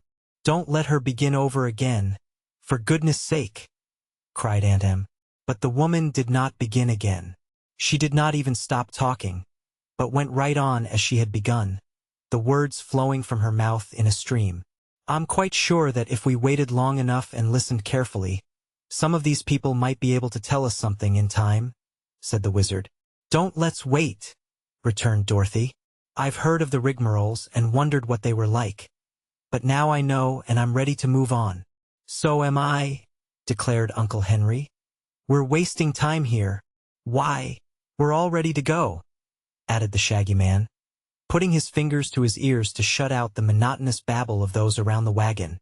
So the wizard spoke to the sawhorse, who trotted nimbly through the village and soon gained the open country on the other side of it. Dorothy looked back as they rode away, and noticed that the woman had not yet finished her speech but was talking as glibly as ever, although no one was near to hear her. "If those people wrote books," Omby Amby remarked with a smile, "it would take a whole library to say the cow jumped over the moon." "Perhaps some of 'em do write books," asserted the little wizard. "I've read a few rigmaroles that might have come from this very town." "Some of the college lecturers and ministers are certainly related to these people," observed the Shaggy Man. "And it seems to me the land of Oz is a little ahead of the United States in some of its laws. For here, if one can't talk clearly, and straight to the point, they send him to Rigmarole Town, while Uncle Sam lets him roam around wild and free to torture innocent people." Dorothy was thoughtful. The rigmaroles had made a strong impression upon her. She decided that whenever she spoke, after this, she would use only enough words to express what she wanted to say. The Emerald City of Oz. Chapter 23. How they encountered the Flutterbudgets. They were soon among the pretty hills and valleys again, and the sawhorse sped up hill and down at a fast and easy pace, the roads being hard and smooth. Mile after mile was speedily covered, and before the ride had grown at all tiresome they sighted another village. The place seemed even larger than Rigmarole Town, but was not so attractive in appearance. "This must be Flutterbudget Center," declared the wizard. "You see, it's no trouble at all to find places if you keep to the right road." "What are the Flutterbudgets like?" inquired Dorothy. "I do not know, my dear, but Ozma has given them a town all their own, and I've heard that whenever one of the people becomes a Flutterbudget, he is sent to this place to live." "That is true," Ambi added. "Flutterbudget Center and Rigmarole Town are called the defensive settlements of Oz." The village they now approached was not built in a valley, but on top of a hill, and the road they followed wound around the hill like a corkscrew, ascending the hill easily until it came to the town. "Look out!" screamed a voice. "Look out, or you'll run over my child." They gazed around and saw a woman standing upon the sidewalk nervously wringing her hands as she gazed at them appealingly. "Where is your child?" asked the sawhorse. "In the house," said the woman, bursting into tears. "But if it should happen to be in the road, and you ran over it, those great wheels would crush my darling to jelly. Oh dear! Oh dear! Think of my darling child being crushed to jelly by those great wheels." "Gid dap!" said the wizard sharply, and the sawhorse started on. They had not gone far before a man ran out of a house shouting wildly, "Help! Help!" The sawhorse stopped short, and the wizard and Uncle Henry and the Shaggy Man and Ambi jumped out of the wagon and ran to the poor man's assistance. Dorothy followed them as quickly as she could. "What's the matter?" asked the wizard. "Help! Help!" screamed the man. "My wife has cut her finger off and she's bleeding to death." Then he turned and rushed back to the house, and all the party went with him. They found a woman in the front dooryard moaning and groaning as if in great pain. "Be brave, madam," said the wizard, consolingly. "You won't die just because you have cut off a finger, you may be sure." "But I haven't cut off a finger," she sobbed. "Then what has happened?" asked Dorothy. I pricked my finger with a needle while I was sewing, and the blood came," she replied. "And now I'll have blood poisoning, and the doctors will cut off my finger, and that will give me a fever and I shall die." "Pshaw!" said Dorothy. "I've pricked my finger many a time and nothing happened." "Really?" asked the woman, brightening and wiping her eyes upon her apron. "Why, it's nothing at all," declared the girl. "You're more scared than hurt." "Ah, that's because she's a Flutterbudget," said the wizard, nodding wisely.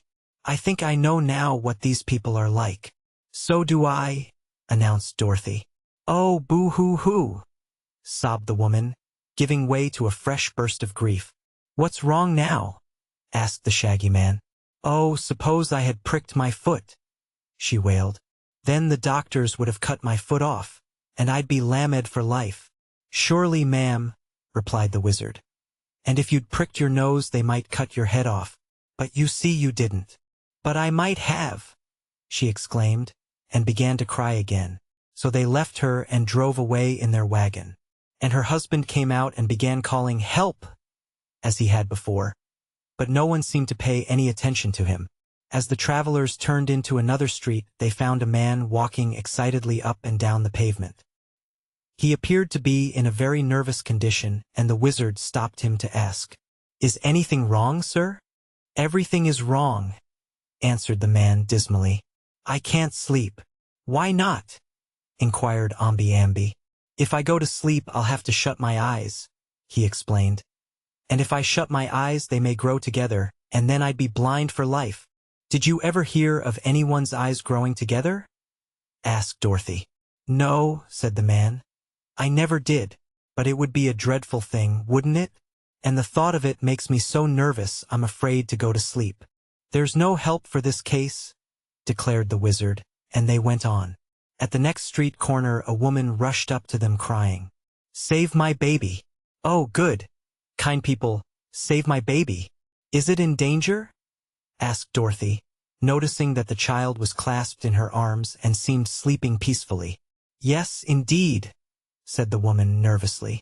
"If I should go into the house and throw my child out of the window, it would roll way down to the bottom of the hill. And then if there were a lot of tigers and bears down there, they would tear my darling babe to pieces and eat it up." "Are there any tigers and bears in this neighborhood?" the wizard asked. "I've never heard of any," admitted the woman. "But if there were, have you any idea of throwing your baby out of the window?" questioned the little man. "None at all," she said. "But if, all your troubles are due to those ifs," declared the wizard. "If you were not a flutterbudget, you wouldn't worry." "There's another if," replied the woman. "Are you a flutterbudget too?" "I will be if I stay here long," exclaimed the wizard nervously. "Another if," cried the woman. But the wizard did not stop to argue with her. He made the sawhorse canter all the way down the hill, and only breathed easily when they were miles away from the village. After they had ridden in silence for a while, Dorothy turned to the little man and asked, "Do ifs really make flutter budgets?" "I think the ifs help," he answered seriously. "Foolish fears and worries over nothing, with a mixture of nerves and ifs, will soon make a flutter budget of anyone." Then there was another long silence, for all the travelers were thinking over this statement, and nearly all decided it must be true. The country they were now passing through was everywhere tinted purple, the prevailing color of the Gillikin country. But as the sawhorse ascended a hill, they found that upon the other side everything was of a rich yellow hue. "Aha!" cried the Captain General. "Here is the country of the Winkies. We are just crossing the boundary line. Then we may be able to lunch with the Tin Woodman," announced the wizard joyfully. "Must we lunch on tin?" asked Aunt Em. "Oh no," replied Dorothy. "Nick Chopper knows how to feed meat people, and he will give us plenty of good things to eat, never fear. I've been to his castle before." "Is Nick Chopper the Tin Woodman's name?" asked Uncle Henry. "Yes, that's one of his names," answered the little girl. "And another of his names is Emperor of the Winkies.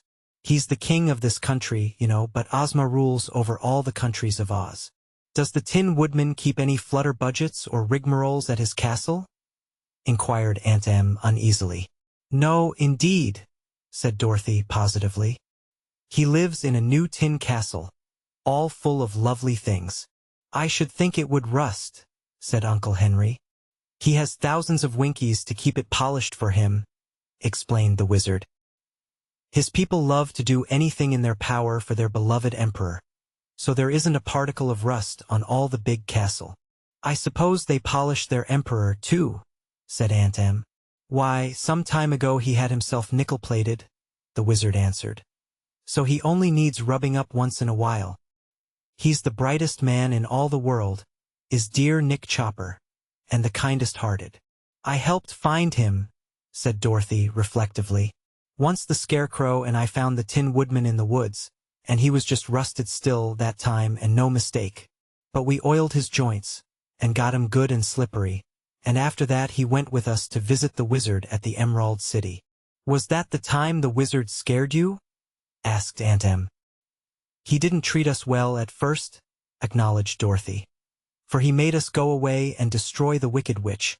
But after we found out he was only a humbug wizard, we were not afraid of him." The wizard sighed and looked a little ashamed. "When we try to deceive people, we always make mistakes," he said. "But I'm getting to be a real wizard now, and Glinda the Good's magic, that I am trying to practice, can never harm anyone." "You were always a good man," declared Dorothy, "even when you were a bad wizard." "He's a good wizard now," asserted Aunt Em, looking at the little man admiringly. "The way he made those tents grow out of handkerchiefs was just wonderful. And didn't he enchant the wagon wheels so they'd find the road?" "All the people of Oz," said the Captain General, "are very proud of their wizard. He once made some soap bubbles that astonished the world." The wizard blushed at this praise, yet it pleased him. He no longer looked sad, but seemed to have recovered his usual good humor. The country through which they now rode was thickly dotted with farmhouses, and yellow grain waved in all the fields. Many of the Winkies could be seen working on their farms, and the wild and unsettled parts of Oz were by this time left far behind. These Winkies appeared to be happy, light-hearted folk, and all removed their caps and bowed low when the red wagon with its load of travelers passed by. It was not long before they saw something glittering in the sunshine far ahead. "See!" cried Dorothy. "That's the Tin Castle, Aunt Em." And the Sawhorse, knowing his passengers were eager to arrive, broke into a swift trot that soon brought them to their destination. The Emerald City of Oz. Chapter 24. How the Tin Woodman Told the Sad News. The Tin Woodman received Princess Dorothy's party with much grace and cordiality, yet the little girl decided that something must be worrying her old friend, because he was not so merry as usual. But at first she said nothing about this, for Uncle Henry and Aunt Em were fairly bubbling over with admiration for the beautiful tin castle and its polished tin owner. So her suspicion that something unpleasant had happened was for a time forgotten. "Where is the Scarecrow?" she asked, when they had all been ushered into the big tin drawing room of the castle, the Sawhorse being led around to the tin stable in the rear. "Why, our old friend has just moved into his new mansion," explained the Tin Woodman. "It has been a long time in building, although my Winkies and many other people from all parts of the country have been busily working upon it. At last, however, it is completed, and the Scarecrow took possession of his new home just 2 days ago." "I hadn't heard that he wanted a home of his own," said Dorothy. "Why doesn't he live with Ozma in the Emerald City? He used to, you know, and I thought he was happy there." "It seems," said the Tin Woodman, "that our dear Scarecrow cannot be contented with city life, however beautiful his surroundings might be. Originally he was a farmer, for he passed his early life in a cornfield, where he was supposed to frighten away the crows." "I know," said Dorothy, nodding. "I found him and lifted him down from his pole. So now, after a long residence in the Emerald City, his tastes have turned to farm life again," continued the Tin Man. "He feels that he cannot be happy without a farm of his own. So Ozma gave him some land and everyone helped him build his mansion, and now he is settled there for good." "Who designed his house?" asked the Shaggy Man. "I believe it was Jack Pumpkinhead, who is also a farmer," was the reply. They were now invited to enter the tin dining room, where luncheon was served. Aunt Em found, to her satisfaction, that Dorothy's promise was more than fulfilled. For, although the Tin Woodman had no appetite of his own, he respected the appetites of his guests and saw that they were bountifully fed. They passed the afternoon in wandering through the beautiful gardens and grounds of the palace. The walks were all paved with sheets of tin, brightly polished, and there were tin fountains and tin statues here and there among the trees. The flowers were mostly natural flowers and grew in the regular way. But their host showed them one flower bed which was his especial pride. "You see, all common flowers fade and die in time," he explained. "And so there are seasons when the pretty blooms are scarce. Therefore I decided to make one tin flower bed all of tin flowers, and my workmen have created them with rare skill. Here you see tin camellias, tin marigolds, tin carnations, tin poppies and tin hollyhocks growing as naturally as if they were real. Indeed, they were a pretty sight, and glistened under the sunlight like spun silver." "Isn't this tin hollyhock going to seed?" asked the wizard, bending over the flowers. "Why, I believe it is," exclaimed the Tin Woodman as if surprised.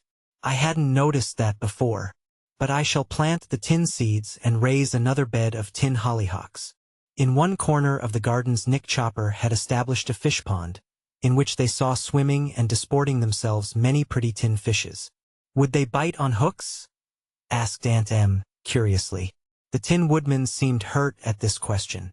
"Madam," said he, "do you suppose I would allow anyone to catch my beautiful fishes, even if they were foolish enough to bite on hooks? No, indeed. Every created thing is safe from harm in my domain, and I would as soon think of killing my little friend Dorothy as killing one of my tin fishes." "The Emperor is very kind-hearted, ma'am," explained the wizard. "If a fly happens to light upon his tin body, he doesn't rudely brush it off, as some people might do. He asks it politely to find some other resting place." "What does the fly do then?" inquired Aunt Em. "Usually it begs his pardon and goes away," said the wizard gravely. "Flies like to be treated politely as well as other creatures, and here in Oz they understand what we say to them, and behave very nicely." "Well," said Aunt Em, The flies in Kansas, where I came from, don't understand anything but a swat. You have to smash 'em to make 'em behave. And it's the same way with skeeters. Do you have skeeters in Oz? We have some very large mosquitoes here, which sing as beautifully as songbirds, replied the Tin Woodman. But they never bite or annoy our people, because they are well fed and taken care of. The reason they bite people in your country is because they are hungry poor things. Yes, agreed Aunt Em. They're hungry, all right, and they ain't very particular who they feed on. I'm glad you've got the skeeters educated in Oz. That evening after dinner they were entertained by the Emperor's tin cornet band, which played for them several sweet melodies. Also the wizard did a few sleight-of-hand tricks to amuse the company, after which they all retired to their cozy tin bedrooms and slept soundly until morning. After breakfast Dorothy said to the Tin Woodman, "If you'll tell us which way to go, we'll visit the Scarecrow on our way home." "I will go with you and show you the way," replied the Emperor, "for I must journey today to the Emerald City." He looked so anxious as he said this, that the little girl asked, "There isn't anything wrong with Ozma, is there?" He shook his tin head. "Not yet," said he. "But I'm afraid the time has come when I must tell you some very bad news, little friend." "Oh, what is it?" cried Dorothy. "Do you remember the Gnome King?" asked the Tin Woodman. "I remember him very well," she replied. "The Gnome King has not a kind heart," said the Emperor sadly, "and he has been harboring wicked thoughts of revenge, because we once defeated him and liberated his slaves, and you took away his magic belt. So he has ordered his gnomes to dig a long tunnel underneath the deadly desert, so that he may march his hosts right into the Emerald City. When he gets there, he intends to destroy our beautiful country." Dorothy was much surprised to hear this. "How did Ozma find out about the tunnel?" she asked. "She saw it in her magic picture." "Of course," said Dorothy. "I might have known that. And what is she going to do?" "I cannot tell," was the reply. "Pooh!" cried the Yellow Hen.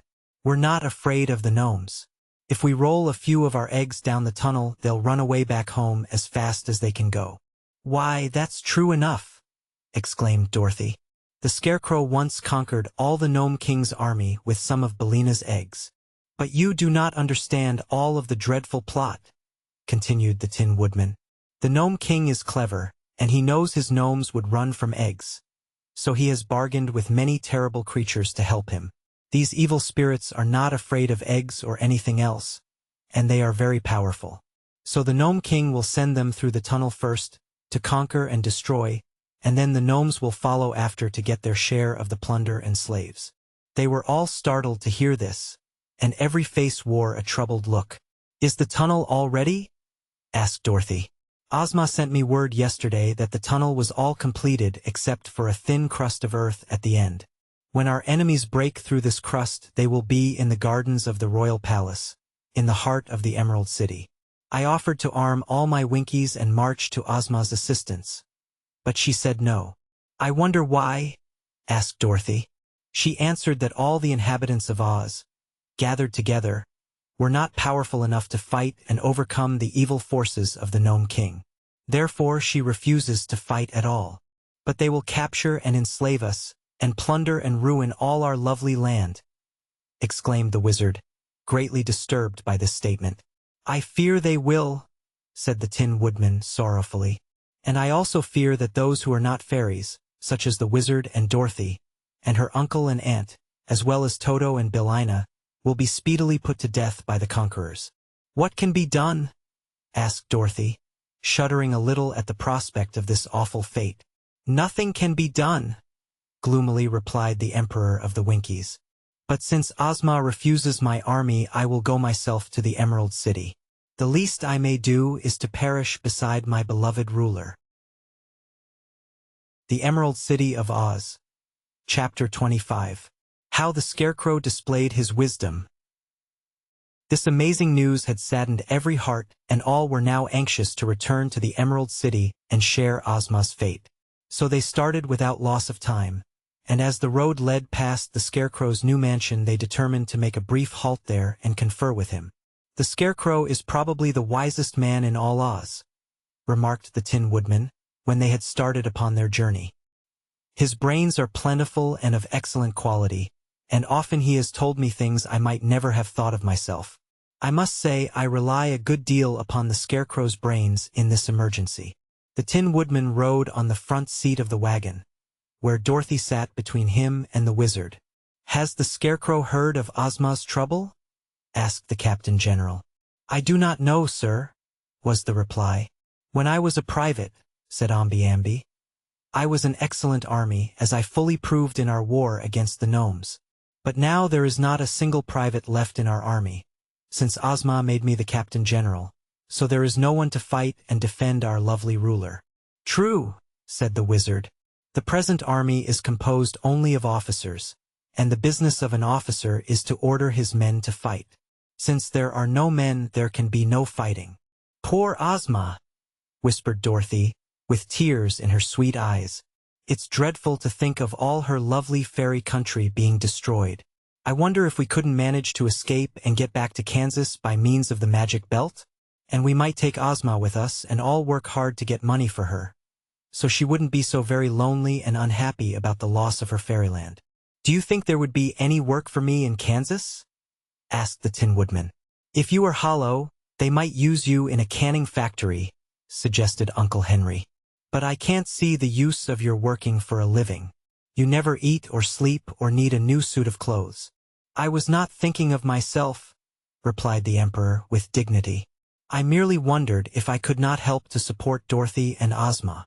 As they indulged in these sad plans for the future, they journeyed in sight of the Scarecrow's new mansion, and even though filled with care and worry over the impending fate of Oz, Dorothy could not help a feeling of wonder at the sight she saw.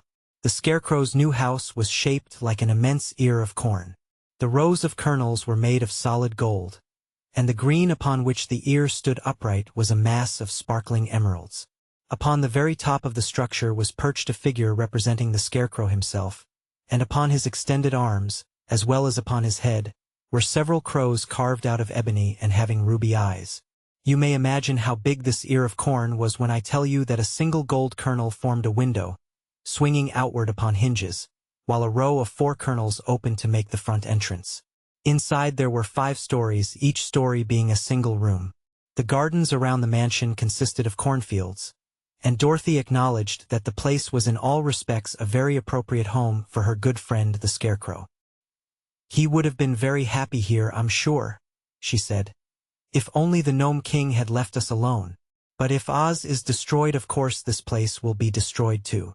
"Yes," replied the Tin Woodman, "and also my beautiful tin castle, that has been my joy and pride." "Jack Pumpkinhead's house will go too," remarked the wizard, "as well as Professor Wogglebug's athletic college and Ozma's royal palace, and all our other handsome buildings." "Yes, Oz will indeed become a desert when the Gnome King gets through with it," sighed Omby-Amby. The Scarecrow came out to meet them and gave them all a hearty welcome. "I hear you have decided always to live in the land of Oz after this," he said to Dorothy.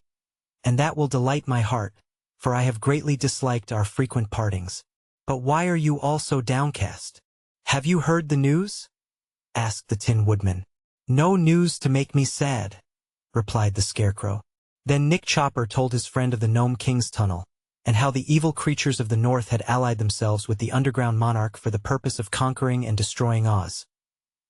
"Well," said the Scarecrow, "it certainly looks bad for Ozma and all of us. But I believe it is wrong to worry over anything before it happens. It is surely time enough to be sad when our country is despoiled and our people made slaves.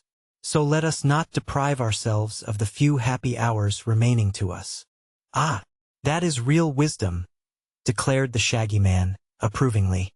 "After we become really unhappy, we shall regret these few hours that are left to us, unless we enjoy them to the utmost." "Nevertheless," said the Scarecrow, "I shall go with you to the Emerald City and offer Ozma my services. She says we can do nothing to oppose our enemies," announced the Tin Woodman. "And doubtless she is right, sir," answered the Scarecrow. "Still, she will appreciate our sympathy, and it is the duty of Ozma's friends to stand by her side when the final disaster occurs." He then led them into his queer mansion and showed them the beautiful rooms in all the 5 stories. The lower room was a grand reception hall, with a hand organ in one corner. This instrument the Scarecrow, when alone, could turn to amuse himself, as he was very fond of music. The walls were hung with white silk, upon which flocks of black crows were embroidered in black diamonds. Some of the chairs were made in the shape of big crows and upholstered with cushions of corn-colored silk. The second story contained a fine banquet room, where the Scarecrow might entertain his guests, and the 3 stories above that were bedchambers exquisitely furnished and decorated.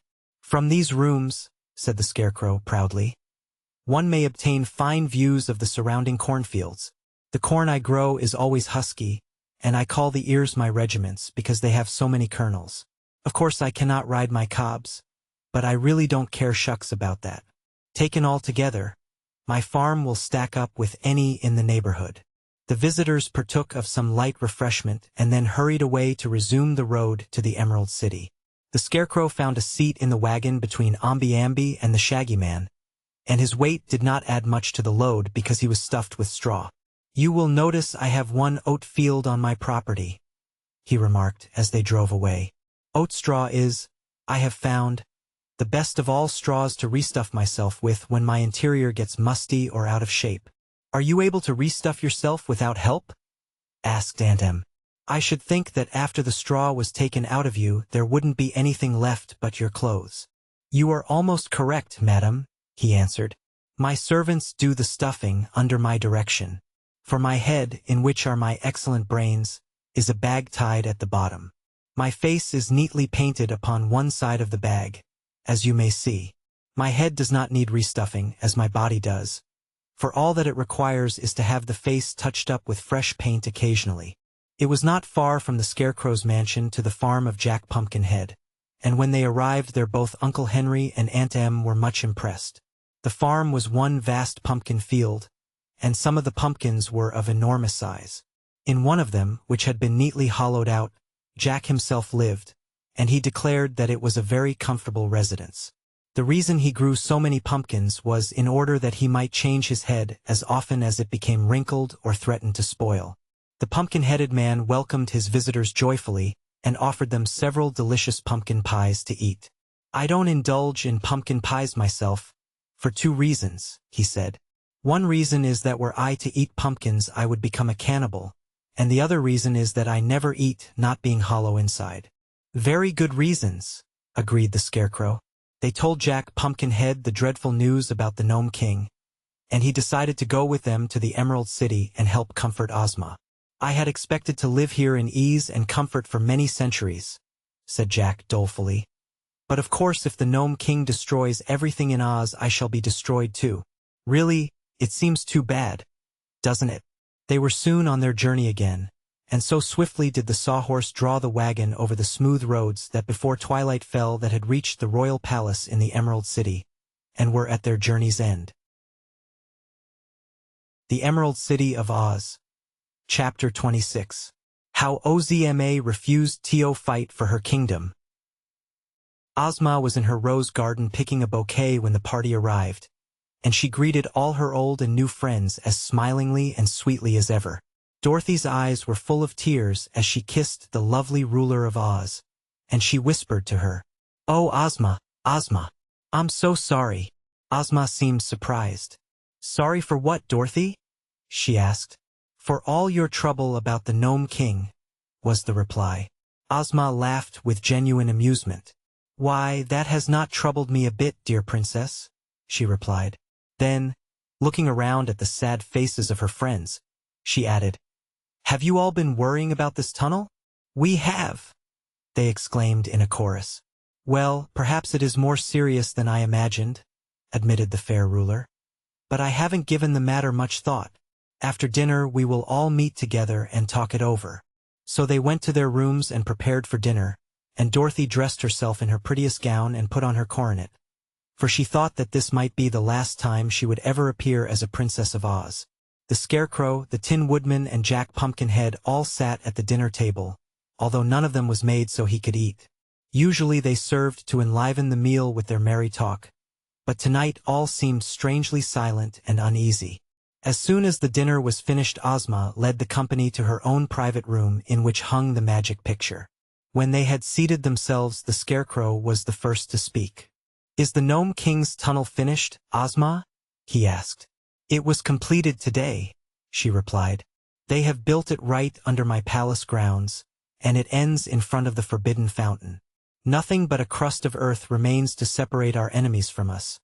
And when they march here, they will easily break through this crust and rush upon us." "Who will assist the Gnome King?" inquired the Scarecrow. "The Whimsies, the Growlywogs, and the Phanphasms," she replied. "I watched today in my magic picture the messengers whom the Gnome King sent to all these people to summon them to assemble in his great caverns." "Let us see what they are doing now," suggested the Tin Woodman. So Ozma wished to see the Gnome King's cavern, and at once the landscape faded from the magic picture and was replaced by the scene then being enacted in the jeweled cavern of King Roquat. A wild and startling scene it was which the Oz people beheld. Before the Gnome King stood the chief of the Whimsies and the Grand Galliput of the Growlywogs, surrounded by their most skillful generals. Very fierce and powerful they looked, so that even the Gnome King and General Guff, who stood beside his master, seemed a bit fearful in the presence of their allies. Now a still more formidable creature entered the cavern. It was the first and foremost of the Phanphasms, and he proudly sat down in King Roquat's own throne and demanded the right to lead his forces through the tunnel in advance of all the others. The first and foremost now appeared to all eyes in his hairy skin and the bear's head. What his real form was even Roquat did not know. Through the arches leading into the vast series of caverns that lay beyond the throne room of King Roquat, could be seen ranks upon ranks of the invaders, thousands of Phanphasms, Growlywogs and Whimsies standing in serried lines, while behind them were massed the thousands upon thousands of General Guff's own army of gnomes. "Listen," whispered Ozma. "I think we can hear what they are saying." So they kept still and listened. "Is all ready?" demanded the first and foremost haughtily. "The tunnel is finally completed," replied General Guff. "How long will it take us to march to the Emerald City?" asked the Grand Galliput of the Growlywogs. "If we start at midnight," replied the Gnome King, "we shall arrive at the Emerald City by daybreak. Then, while all the Oz people are sleeping, we will capture them and make them our slaves. After that, we will destroy the city itself and march through the land of Oz, burning and devastating as we go." "Good!" cried the first and foremost. "When we get through with Oz, it will be a desert wilderness. Ozma shall be my slave." "She shall be my slave!" shouted the Grand Galliput angrily. "We'll decide that by and by," said King Roquat hastily. "Don't let us quarrel now, friends. First let us conquer Oz, and then we will divide the spoils of war in a satisfactory manner." The first and foremost smiled wickedly, but he only said, "I and my Phanphasms go first, for nothing on earth can oppose our power." They all agreed to that, knowing the Phanphasms to be the mightiest of the combined forces. King Roquat now invited them to attend a banquet he had prepared, where they might occupy themselves in eating and drinking until midnight arrived.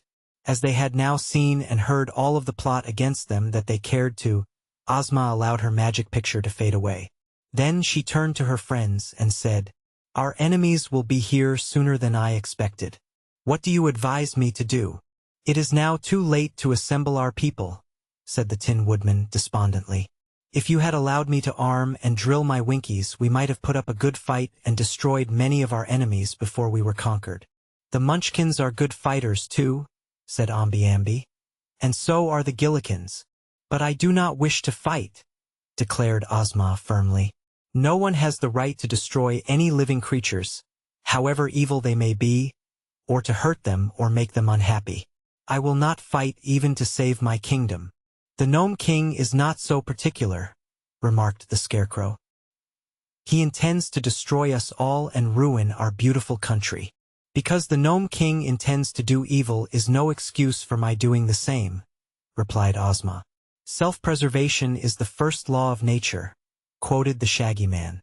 "True," she said readily. "I would like to discover a plan to save ourselves without fighting."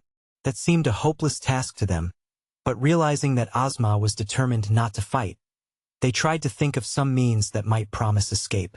"Couldn't we bribe our enemies by giving them a lot of emeralds and gold?" asked Jack Pumpkinhead.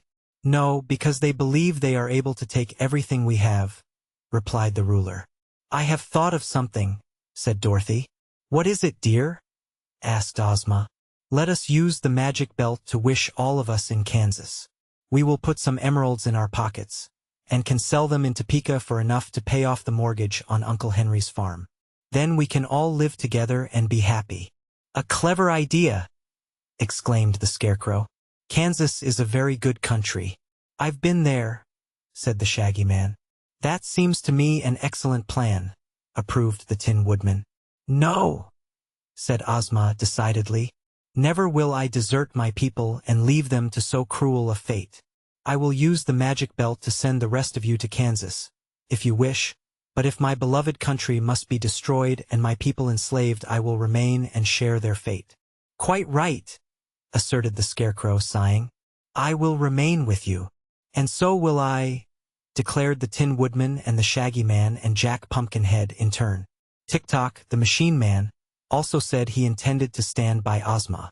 "For," said he, "I should be of no use at all in Kansas." "For my part," announced Dorothy gravely, "if the ruler of Oz must not desert her people, a Princess of Oz has no right to run away either. I'm willing to become a slave with the rest of you. So all we can do with the magic belt is to use it to send Uncle Henry and Aunt Em back to Kansas." "I've been a slave all my life," Aunt Em replied with considerable cheerfulness. "And so has Henry. I guess we won't go back to Kansas, anyway. I'd rather take my chances with the rest of you." Ozma smiled upon them all gratefully. "There is no need to despair just yet," she said. "I'll get up early tomorrow morning and be at the Forbidden Fountain when the fierce warriors break through the crust of earth. I will speak to them pleasantly and perhaps they won't be so very bad after all." "Why do they call it the Forbidden Fountain?" asked Dorothy thoughtfully. "Don't you know, dear?" returned Ozma, surprised. "No," said Dorothy. "Of course I've seen the fountain in the palace grounds, ever since I first came to Oz, and I've read the sign which says, 'All persons are forbidden to drink at this fountain.' But I never knew why they were forbidden. The water seems clear and sparkling, and it bubbles up in a golden basin all the time. That water," declared Ozma gravely, "is the most dangerous thing in all the land of Oz. It is the water of oblivion." "What does that mean?" asked Dorothy. "Whoever drinks at the Forbidden Fountain at once forgets everything he has ever known," Ozma asserted. "It wouldn't be a bad way to forget our troubles," suggested Uncle Henry. "That is true, but you would forget everything else, and become as ignorant as a baby," returned Ozma. "Does it make one crazy?" asked Dorothy. "No, it only makes one forget," replied the girl ruler. "It is said that once long, long ago a wicked king ruled Oz, and made himself and all his people very miserable and unhappy. So Glinda, the good sorceress, placed this fountain here, and the king drank of its water and forgot all his wickedness. His mind became innocent and vacant, and when he learned the things of life again they were all good things. But the people remembered how wicked their king had been, and were still afraid of him. Therefore he made them all drink of the water of oblivion and forget everything they had known, so that they became as simple and innocent as their king. After that they all grew wise together, and their wisdom was good, so that peace and happiness reigned in the land. But for fear someone might drink of the water again, and in an instant forget all he had learned, the king put that sign upon the fountain, where it has remained for many centuries up to this very day." They had all listened intently to Ozma's story, and when she finished speaking there was a long period of silence while all thought upon the curious magical power of the water of oblivion. Finally the Scarecrow's painted face took on a broad smile that stretched the cloth as far as it would go. "How thankful I am," he said, "that I have such an excellent assortment of brains. I gave you the best brains I ever mixed," declared the wizard, with an air of pride. "You did indeed," agreed the Scarecrow. "And they work so splendidly that they have found a way to save Oz, to save us all." "I'm glad to hear that," said the wizard. "We never needed saving more than we do just now." "Do you mean to say you can save us from those awful phanfasms, and growlywogs and whimsies?" asked Dorothy eagerly. "I'm sure of it, my dear," asserted the Scarecrow, still smiling genially. "Tell us how," cried the Tin Woodman. "Not now," said the Scarecrow. "You may all go to bed. and I advise you to forget your worries just as completely as if you had drunk of the water of oblivion in the forbidden fountain. I'm going to stay here and tell my plan to Ozma alone, but if you will all be at the forbidden fountain at daybreak, you'll see how easily we will save the kingdom when our enemies break through the crust of earth and come from the tunnel." So they went away and left the Scarecrow and Ozma alone. But Dorothy could not sleep a wink all night. "He is only a scarecrow," she said to herself, "and I'm not sure that his mixed brains are as clever as he thinks they are." But she knew that if the Scarecrow's plan failed, they were all lost. So she tried to have faith in him. The Emerald City of Oz. Chapter 27. How the Fierce Warriors Invaded Oz. The Gnome King and his terrible allies sat at the banquet table until midnight. There was much quarreling between the Growlywogs and Phanfasms, and one of the wee-headed Whimsies got angry at General Guff and choked him until he nearly stopped breathing. Yet no one was seriously hurt, and the Gnome King felt much relieved when the clock struck 12 and they all sprang up and seized their weapons. "Aha!" shouted the First and Foremost. "Now to conquer the land of Oz." He marshaled his Phanfasms in battle array, and at his word of command they marched into the tunnel and began the long journey through it to the Emerald City. The First and Foremost intended to take all the treasures in Oz for himself, to kill all who could be killed and enslave the rest, to destroy and lay waste the whole country, and afterward to conquer and enslave the gnomes, the Growlywogs, and the Whimsies. And he knew his power was sufficient to enable him to do all these things easily. Next marched into the tunnel the army of gigantic Growlywogs, with their Grand Galliput at their head. They were dreadful beings, indeed, and longed to get to Oz that they might begin to pilfer and destroy.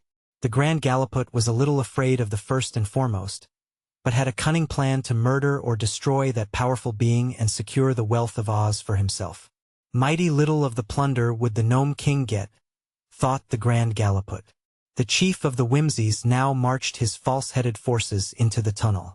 In his wicked little head was a plot to destroy both the First and Foremost and the Grand Galliput. He intended to let them conquer Oz, since they insisted on going first, but he would afterward treacherously destroy them, as well as King Roquat, and keep all the slaves and treasure of Ozma's kingdom for himself. After all his dangerous allies had marched into the tunnel, the Gnome King and General Guff started to follow them, at the head of 50,000 gnomes, all fully armed. "Guff," said the king, "those creatures ahead of us mean mischief. They intend to get everything for themselves and leave us nothing." "I know," replied the general, "but they are not as clever as they think they are. When you get the magic belt, you must at once wish the Whimsies and Growlywogs and Phanfasms all back into their own countries, and the belt will surely take them there." "Good," cried the king. "An excellent plan, Guff. I'll do it. While they are conquering Oz, I'll get the magic belt, and then only the gnomes will remain to ravage the country." So you see, there was only one thing that all were agreed upon: that Oz should be destroyed. On the vast ranks of invaders marched, filling the tunnel from side to side. With a steady tramp, they advanced, every step taking them nearer to the beautiful Emerald City. "Nothing can save the land of Oz," thought the First and Foremost, scowling until his bare face was as black as the tunnel. "The Emerald City is as good as destroyed already," muttered the Grand Galliput, shaking his war club fiercely. "In a few hours Oz will be a desert," said the chief of the Whimsies, with an evil laugh. "My dear Guff," remarked the Gnome King to his general, "at last my vengeance upon Ozma of Oz and her people is about to be accomplished." "You are right," declared the general. "Ozma is surely lost." And now the First and Foremost, who was in advance and nearing the Emerald City, began to cough and to sneeze. "This tunnel is terribly dusty," he growled angrily. "I'll punish that Gnome King for not having it swept clean. My throat and eyes are getting full of dust, and I'm as thirsty as a fish." The Grand Galliput was coughing too, and his throat was parched and dry. "What a dusty place," he cried. "I'll be glad when we reach Oz, where we can get a drink." "Who has any water?" asked the Whimsy chief, gasping and choking. But none of his followers carried a drop of water, so he hastened on to get through the dusty tunnel to the land of Oz. "Where did all this dust come from?" demanded General Guff. trying hard to swallow but finding his throat so dry he couldn't. "I don't know," answered the Gnome King. "I've been in the tunnel every day while it was being built, but I never noticed any dust before." "Let's hurry," cried the general. "I'd give half the gold in Oz for a drink of water." The dust grew thicker and thicker, and the throats and eyes and noses of the invaders were filled with it. But not one halted or turned back. They hurried forward more fierce and vengeful than ever. The Emerald City of Oz. Chapter 28. How They Drank at the Forbidden Fountain. The Scarecrow had no need to sleep. Neither had the Tin Woodman or Tick-Tock or Jack Pumpkinhead. So they all wandered out into the palace grounds and stood beside the sparkling water of the Forbidden Fountain until daybreak. During this time they indulged in occasional conversation. "Nothing could make me forget what I know," remarked the Scarecrow, gazing into the fountain. "For I cannot drink the water of oblivion or water of any kind. And I am glad that this is so, for I consider my wisdom unexcelled." "You are certainly very wise," agreed Tick-Tock. "For my part, I can only think by machiner why, so I do not pretend to know as much as you do. My tin brains are very bright, but that is all I claim for them," said Nick Chopper modestly. "Yet I do not aspire to being very wise, for I have noticed that the happiest people are those who do not let their brains oppress them." "Mine never worry me," Jack Pumpkinhead acknowledged. "There are many seeds of thought in my head, but they do not sprout easily. I am glad that it is so, for if I occupied my days in thinking I should have no time for anything else." In this cheery mood they passed the hours until the first golden streaks of dawn appeared in the sky. Then Ozma joined them, as fresh and lovely as ever and robed in one of her prettiest gowns. "Our enemies have not yet arrived," said the Scarecrow, after greeting affectionately the sweet and girlish ruler. "They will soon be here," she said, "for I have just glanced at my magic picture, and have seen them coughing and choking with the dust in the tunnel." "Oh, is there dust in the tunnel?" asked the Tin Woodman. "Yes. Ozma placed it there by means of the magic belt," explained the Scarecrow with one of his broad smiles. Then Dorothy came to them, Uncle Henry and Aunt Em following close after her. The little girl's eyes were heavy because she had had a sleepless and anxious night. Toto walked by her side, but the little dog's spirits were very much subdued. Billina, who was always up by daybreak, was not long in joining the group by the fountain. The Wizard and the Shaggy Man next arrived, and soon after appeared Omby-Amby, dressed in his best uniform. "There lies the tunnel," said Ozma, pointing to a part of the ground just before the Forbidden Fountain. "And in a few moments the dreadful invaders will break through the earth and swarm over the land. Let us all stand on the other side of the fountain and watch to see what happens." At once they followed her suggestion and moved around the fountain of the water of oblivion. There they stood silent and expectant until the earth beyond gave way with a sudden crash, and up leaped the powerful form of the First and Foremost, followed by all his grim warriors. As the leader sprang forward, his gleaming eyes caught the play of the fountain, and he rushed toward it and drank eagerly of the sparkling water. Many of the other phantasms drank, too, in order to clear their dry and dusty throats. Then they stood around and looked at one another with simple, wondering smiles.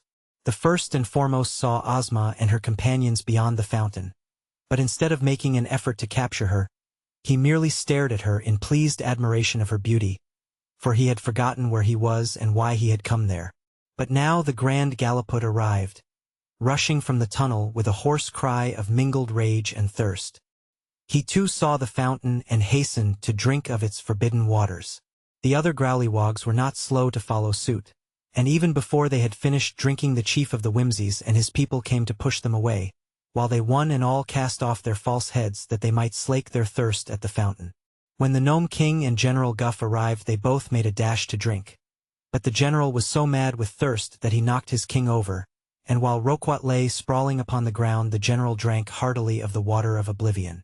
This rude act of his general made the Gnome King so angry that for a moment he forgot he was thirsty and rose to his feet to glare upon the group of terrible warriors he had brought here to assist him. He saw Ozma and her people, too, and yelled out, "Why don't you capture them? Why don't you conquer Oz, you idiots? Why do you stand there like a lot of dummies?" But the great warriors had become like little children. They had forgotten all their enmity against Ozma and against Oz. They had even forgotten who they themselves were, or why they were in this strange and beautiful country. As for the Gnome King, they did not recognize him and wondered who he was. The sun came up and sent its flood of silver rays to light the faces of the invaders. The frowns and scowls and evil looks were all gone. Even the most monstrous of the creatures there assembled smiled innocently and seemed light-hearted and content merely to be alive. Not so with Roquat, the Gnome King. He had not drunk from the forbidden fountain, and all his former rage against Ozma and Dorothy now inflamed him as fiercely as ever. The sight of General Guff babbling like a happy child and playing with his hands in the cool waters of the fountain astonished and maddened Red Roquat. Seeing that his terrible allies and his own general refused to act, the Gnome King turned to order his great army of gnomes to advance from the tunnel and seize the helpless Oz people. But the Scarecrow suspected what was in the king's mind and spoke a word to the Tin Woodman. Together they ran at Roquat and grabbing him up tossed him into the great basin of the fountain. The Gnome King's body was round as a ball, and it bobbed up and down in the water of oblivion while he spluttered and screamed with fear lest he should drown. And when he cried out his mouth filled with water, which ran down his throat, so that straightway he forgot all he had formerly known just as completely as had all the other invaders. Ozma and Dorothy could not refrain from laughing to see their dreaded enemies become as harmless as babes. There was no danger now that Oz would be destroyed. The only question remaining to solve was how to get rid of this horde of intruders. The Shaggy Man kindly pulled the Gnome King out of the fountain and set him upon his thin legs. Roquat was dripping wet, but he chattered and laughed and wanted to drink more of the water.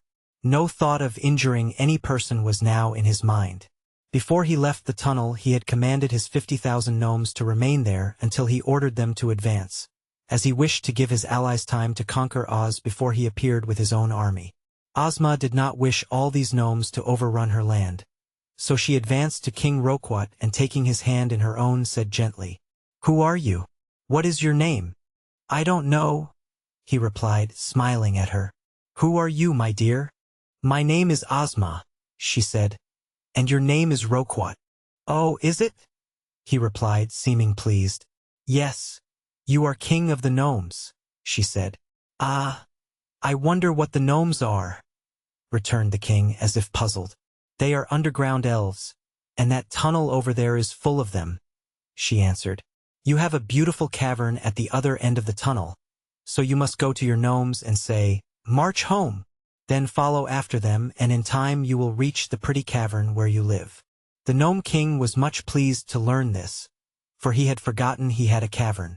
So he went to the tunnel and said to his army, "March home!" At once the gnomes turned and marched back through the tunnel, and the king followed after them, laughing with delight to find his orders so readily obeyed. The wizard went to General Guff, who was trying to count his fingers, and told him to follow the Gnome King, who was his master. Guff meekly obeyed, and so all the gnomes quitted the land of Oz forever. But there were still the Phanfasms and Whimsies and Growlywogs standing around in groups, and they were so many that they filled the gardens and trampled upon the flowers and grass because they did not know that the tender plants would be injured by their clumsy feet. But in all other respects they were perfectly harmless and played together like children or gazed with pleasure upon the pretty sights of the royal gardens. After counseling with the Scarecrow, Ozma sent Ambi to the palace for the magic belt, and when the Captain General returned with it, the ruler of Oz at once clasped the precious belt around her waist.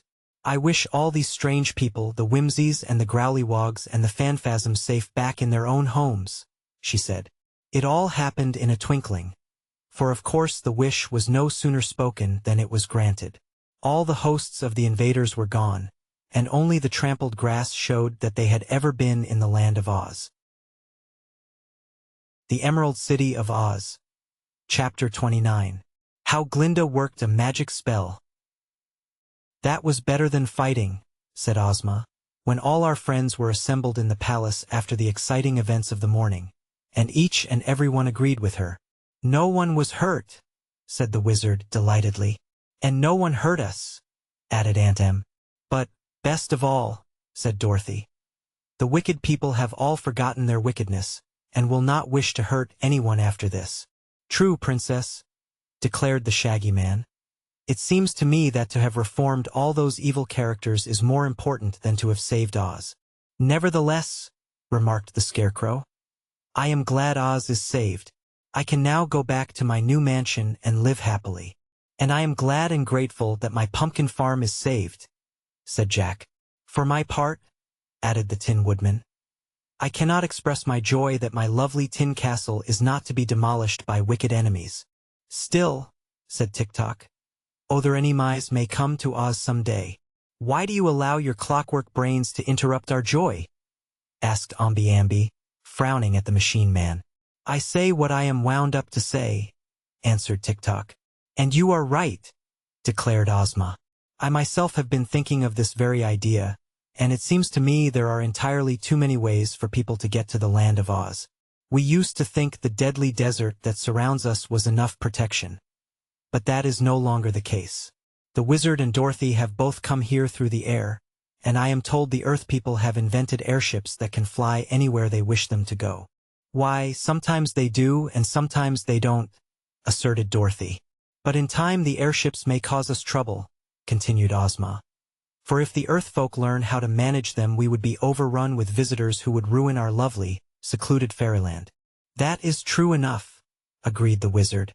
"Also the desert fails to protect us in other ways." Ozma went on thoughtfully. "Johnny Dooit once made a sandboat that sailed across it, and the Gnome King made a tunnel under it. So I believe something ought to be done to cut us off from the rest of the world entirely, so that no one in the future will ever be able to intrude upon us." "How will you do that?" asked the Scarecrow. "I do not know, but in some way I am sure it can be accomplished. Tomorrow I will make a journey to the castle of Glinda the Good, and ask her advice." "May I go with you?" asked Dorothy eagerly. "Of course, my dear Princess. And also I invite any of our friends here who would like to undertake the journey." They all declared they wished to accompany their girl ruler, for this was indeed an important mission, since the future of the Land of Oz to a great extent depended upon it. So Ozma gave orders to her servants to prepare for the journey on the morrow. That day she watched her magic picture, and when it showed her that all the gnomes had returned through the tunnel to their underground caverns, Ozma used the magic belt to close up the tunnel, so that the earth underneath the desert sands became as solid as it was before the gnomes began to dig. Early the following morning a gay cavalcade set out to visit the famous sorceress, Glinda the Good. Ozma and Dorothy rode in a chariot drawn by the Cowardly Lion and the Hungry Tiger, while the Sawhorse drew the red wagon in which rode the rest of the party. With hearts light and free from care they traveled merrily along through the lovely and fascinating land of Oz, and in good season reached the stately castle in which resided the sorceress. Glinda knew that they were coming. "I have been reading about you in my magic book," she said, as she greeted them in her gracious way. "What is your magic book like?" inquired Aunt Em, curiously. "It is a record of everything that happens," replied the sorceress. "As soon as an event takes place, anywhere in the world, it is immediately found printed in my magic book. So when I read its pages I am well informed." "Did it tell how our enemies drank the water of oblivion?" asked Dorothy. "Yes, my dear, it told all about it. And also it told me you were all coming to my castle, and why." "Then," said Ozma, "I suppose you know what is in my mind, and that I am seeking a way to prevent anyone in the future from discovering the Land of Oz." "Yes, I know that. And while you were on your journey I have thought of a way to accomplish your desire. For it seems to me unwise to allow too many outside people to come here. Dorothy, with her uncle and aunt, has now returned to Oz to live always, and there is no reason why we should leave any way open for others to travel uninvited to our fairyland. Let us make it impossible for anyone ever to communicate with us in any way after this. Then we may live peacefully and contentedly." "Your advice is wise," returned Ozma. "I thank you, Glinda, for your promise to assist me." "But how can you do it?" asked Dorothy. "How can you keep everyone from ever finding Oz?" "By making our country invisible to all eyes but our own," replied the sorceress, smiling. "I have a magic charm powerful enough to accomplish that wonderful feat, and now that we have been warned of our danger by the Gnome King's invasion, I believe we must not hesitate to separate ourselves forever from all the rest of the world. I agree with you, said the ruler of Oz. Won't it make any difference to us? Asked Dorothy doubtfully. No, my dear, Glinda answered assuringly. We shall still be able to see each other and everything in the land of Oz. It won't affect us at all. But those who fly through the air over our country will look down and see nothing at all. Those who come to the edge of the desert, or try to cross it, will catch no glimpse of Oz, or know in what direction it lies. No one will try to tunnel to us again because we cannot be seen and therefore cannot be found. In other words, the land of Oz will entirely disappear from the knowledge of the rest of the world. That's all right, said Dorothy cheerfully. You may make Oz invisible as soon as you please, for all I care. It is already invisible, Glinda stated. I knew Ozma's wishes, and performed the magic spell before you arrived. Ozma seized the hand of the sorceress and pressed it gratefully. Thank you, she said. The Emerald City of Oz. Chapter 30. How the Story of Oz Came to an End. The writer of these Oz stories has received a little note from Princess Dorothy of Oz which, for a time, has made him feel rather discontented.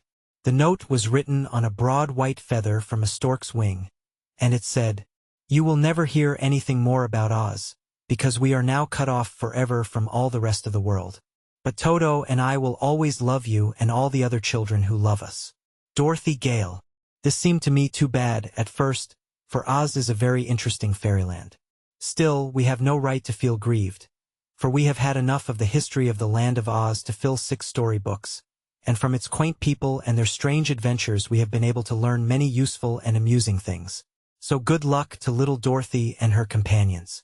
May they live long in their invisible country and be very happy. The end.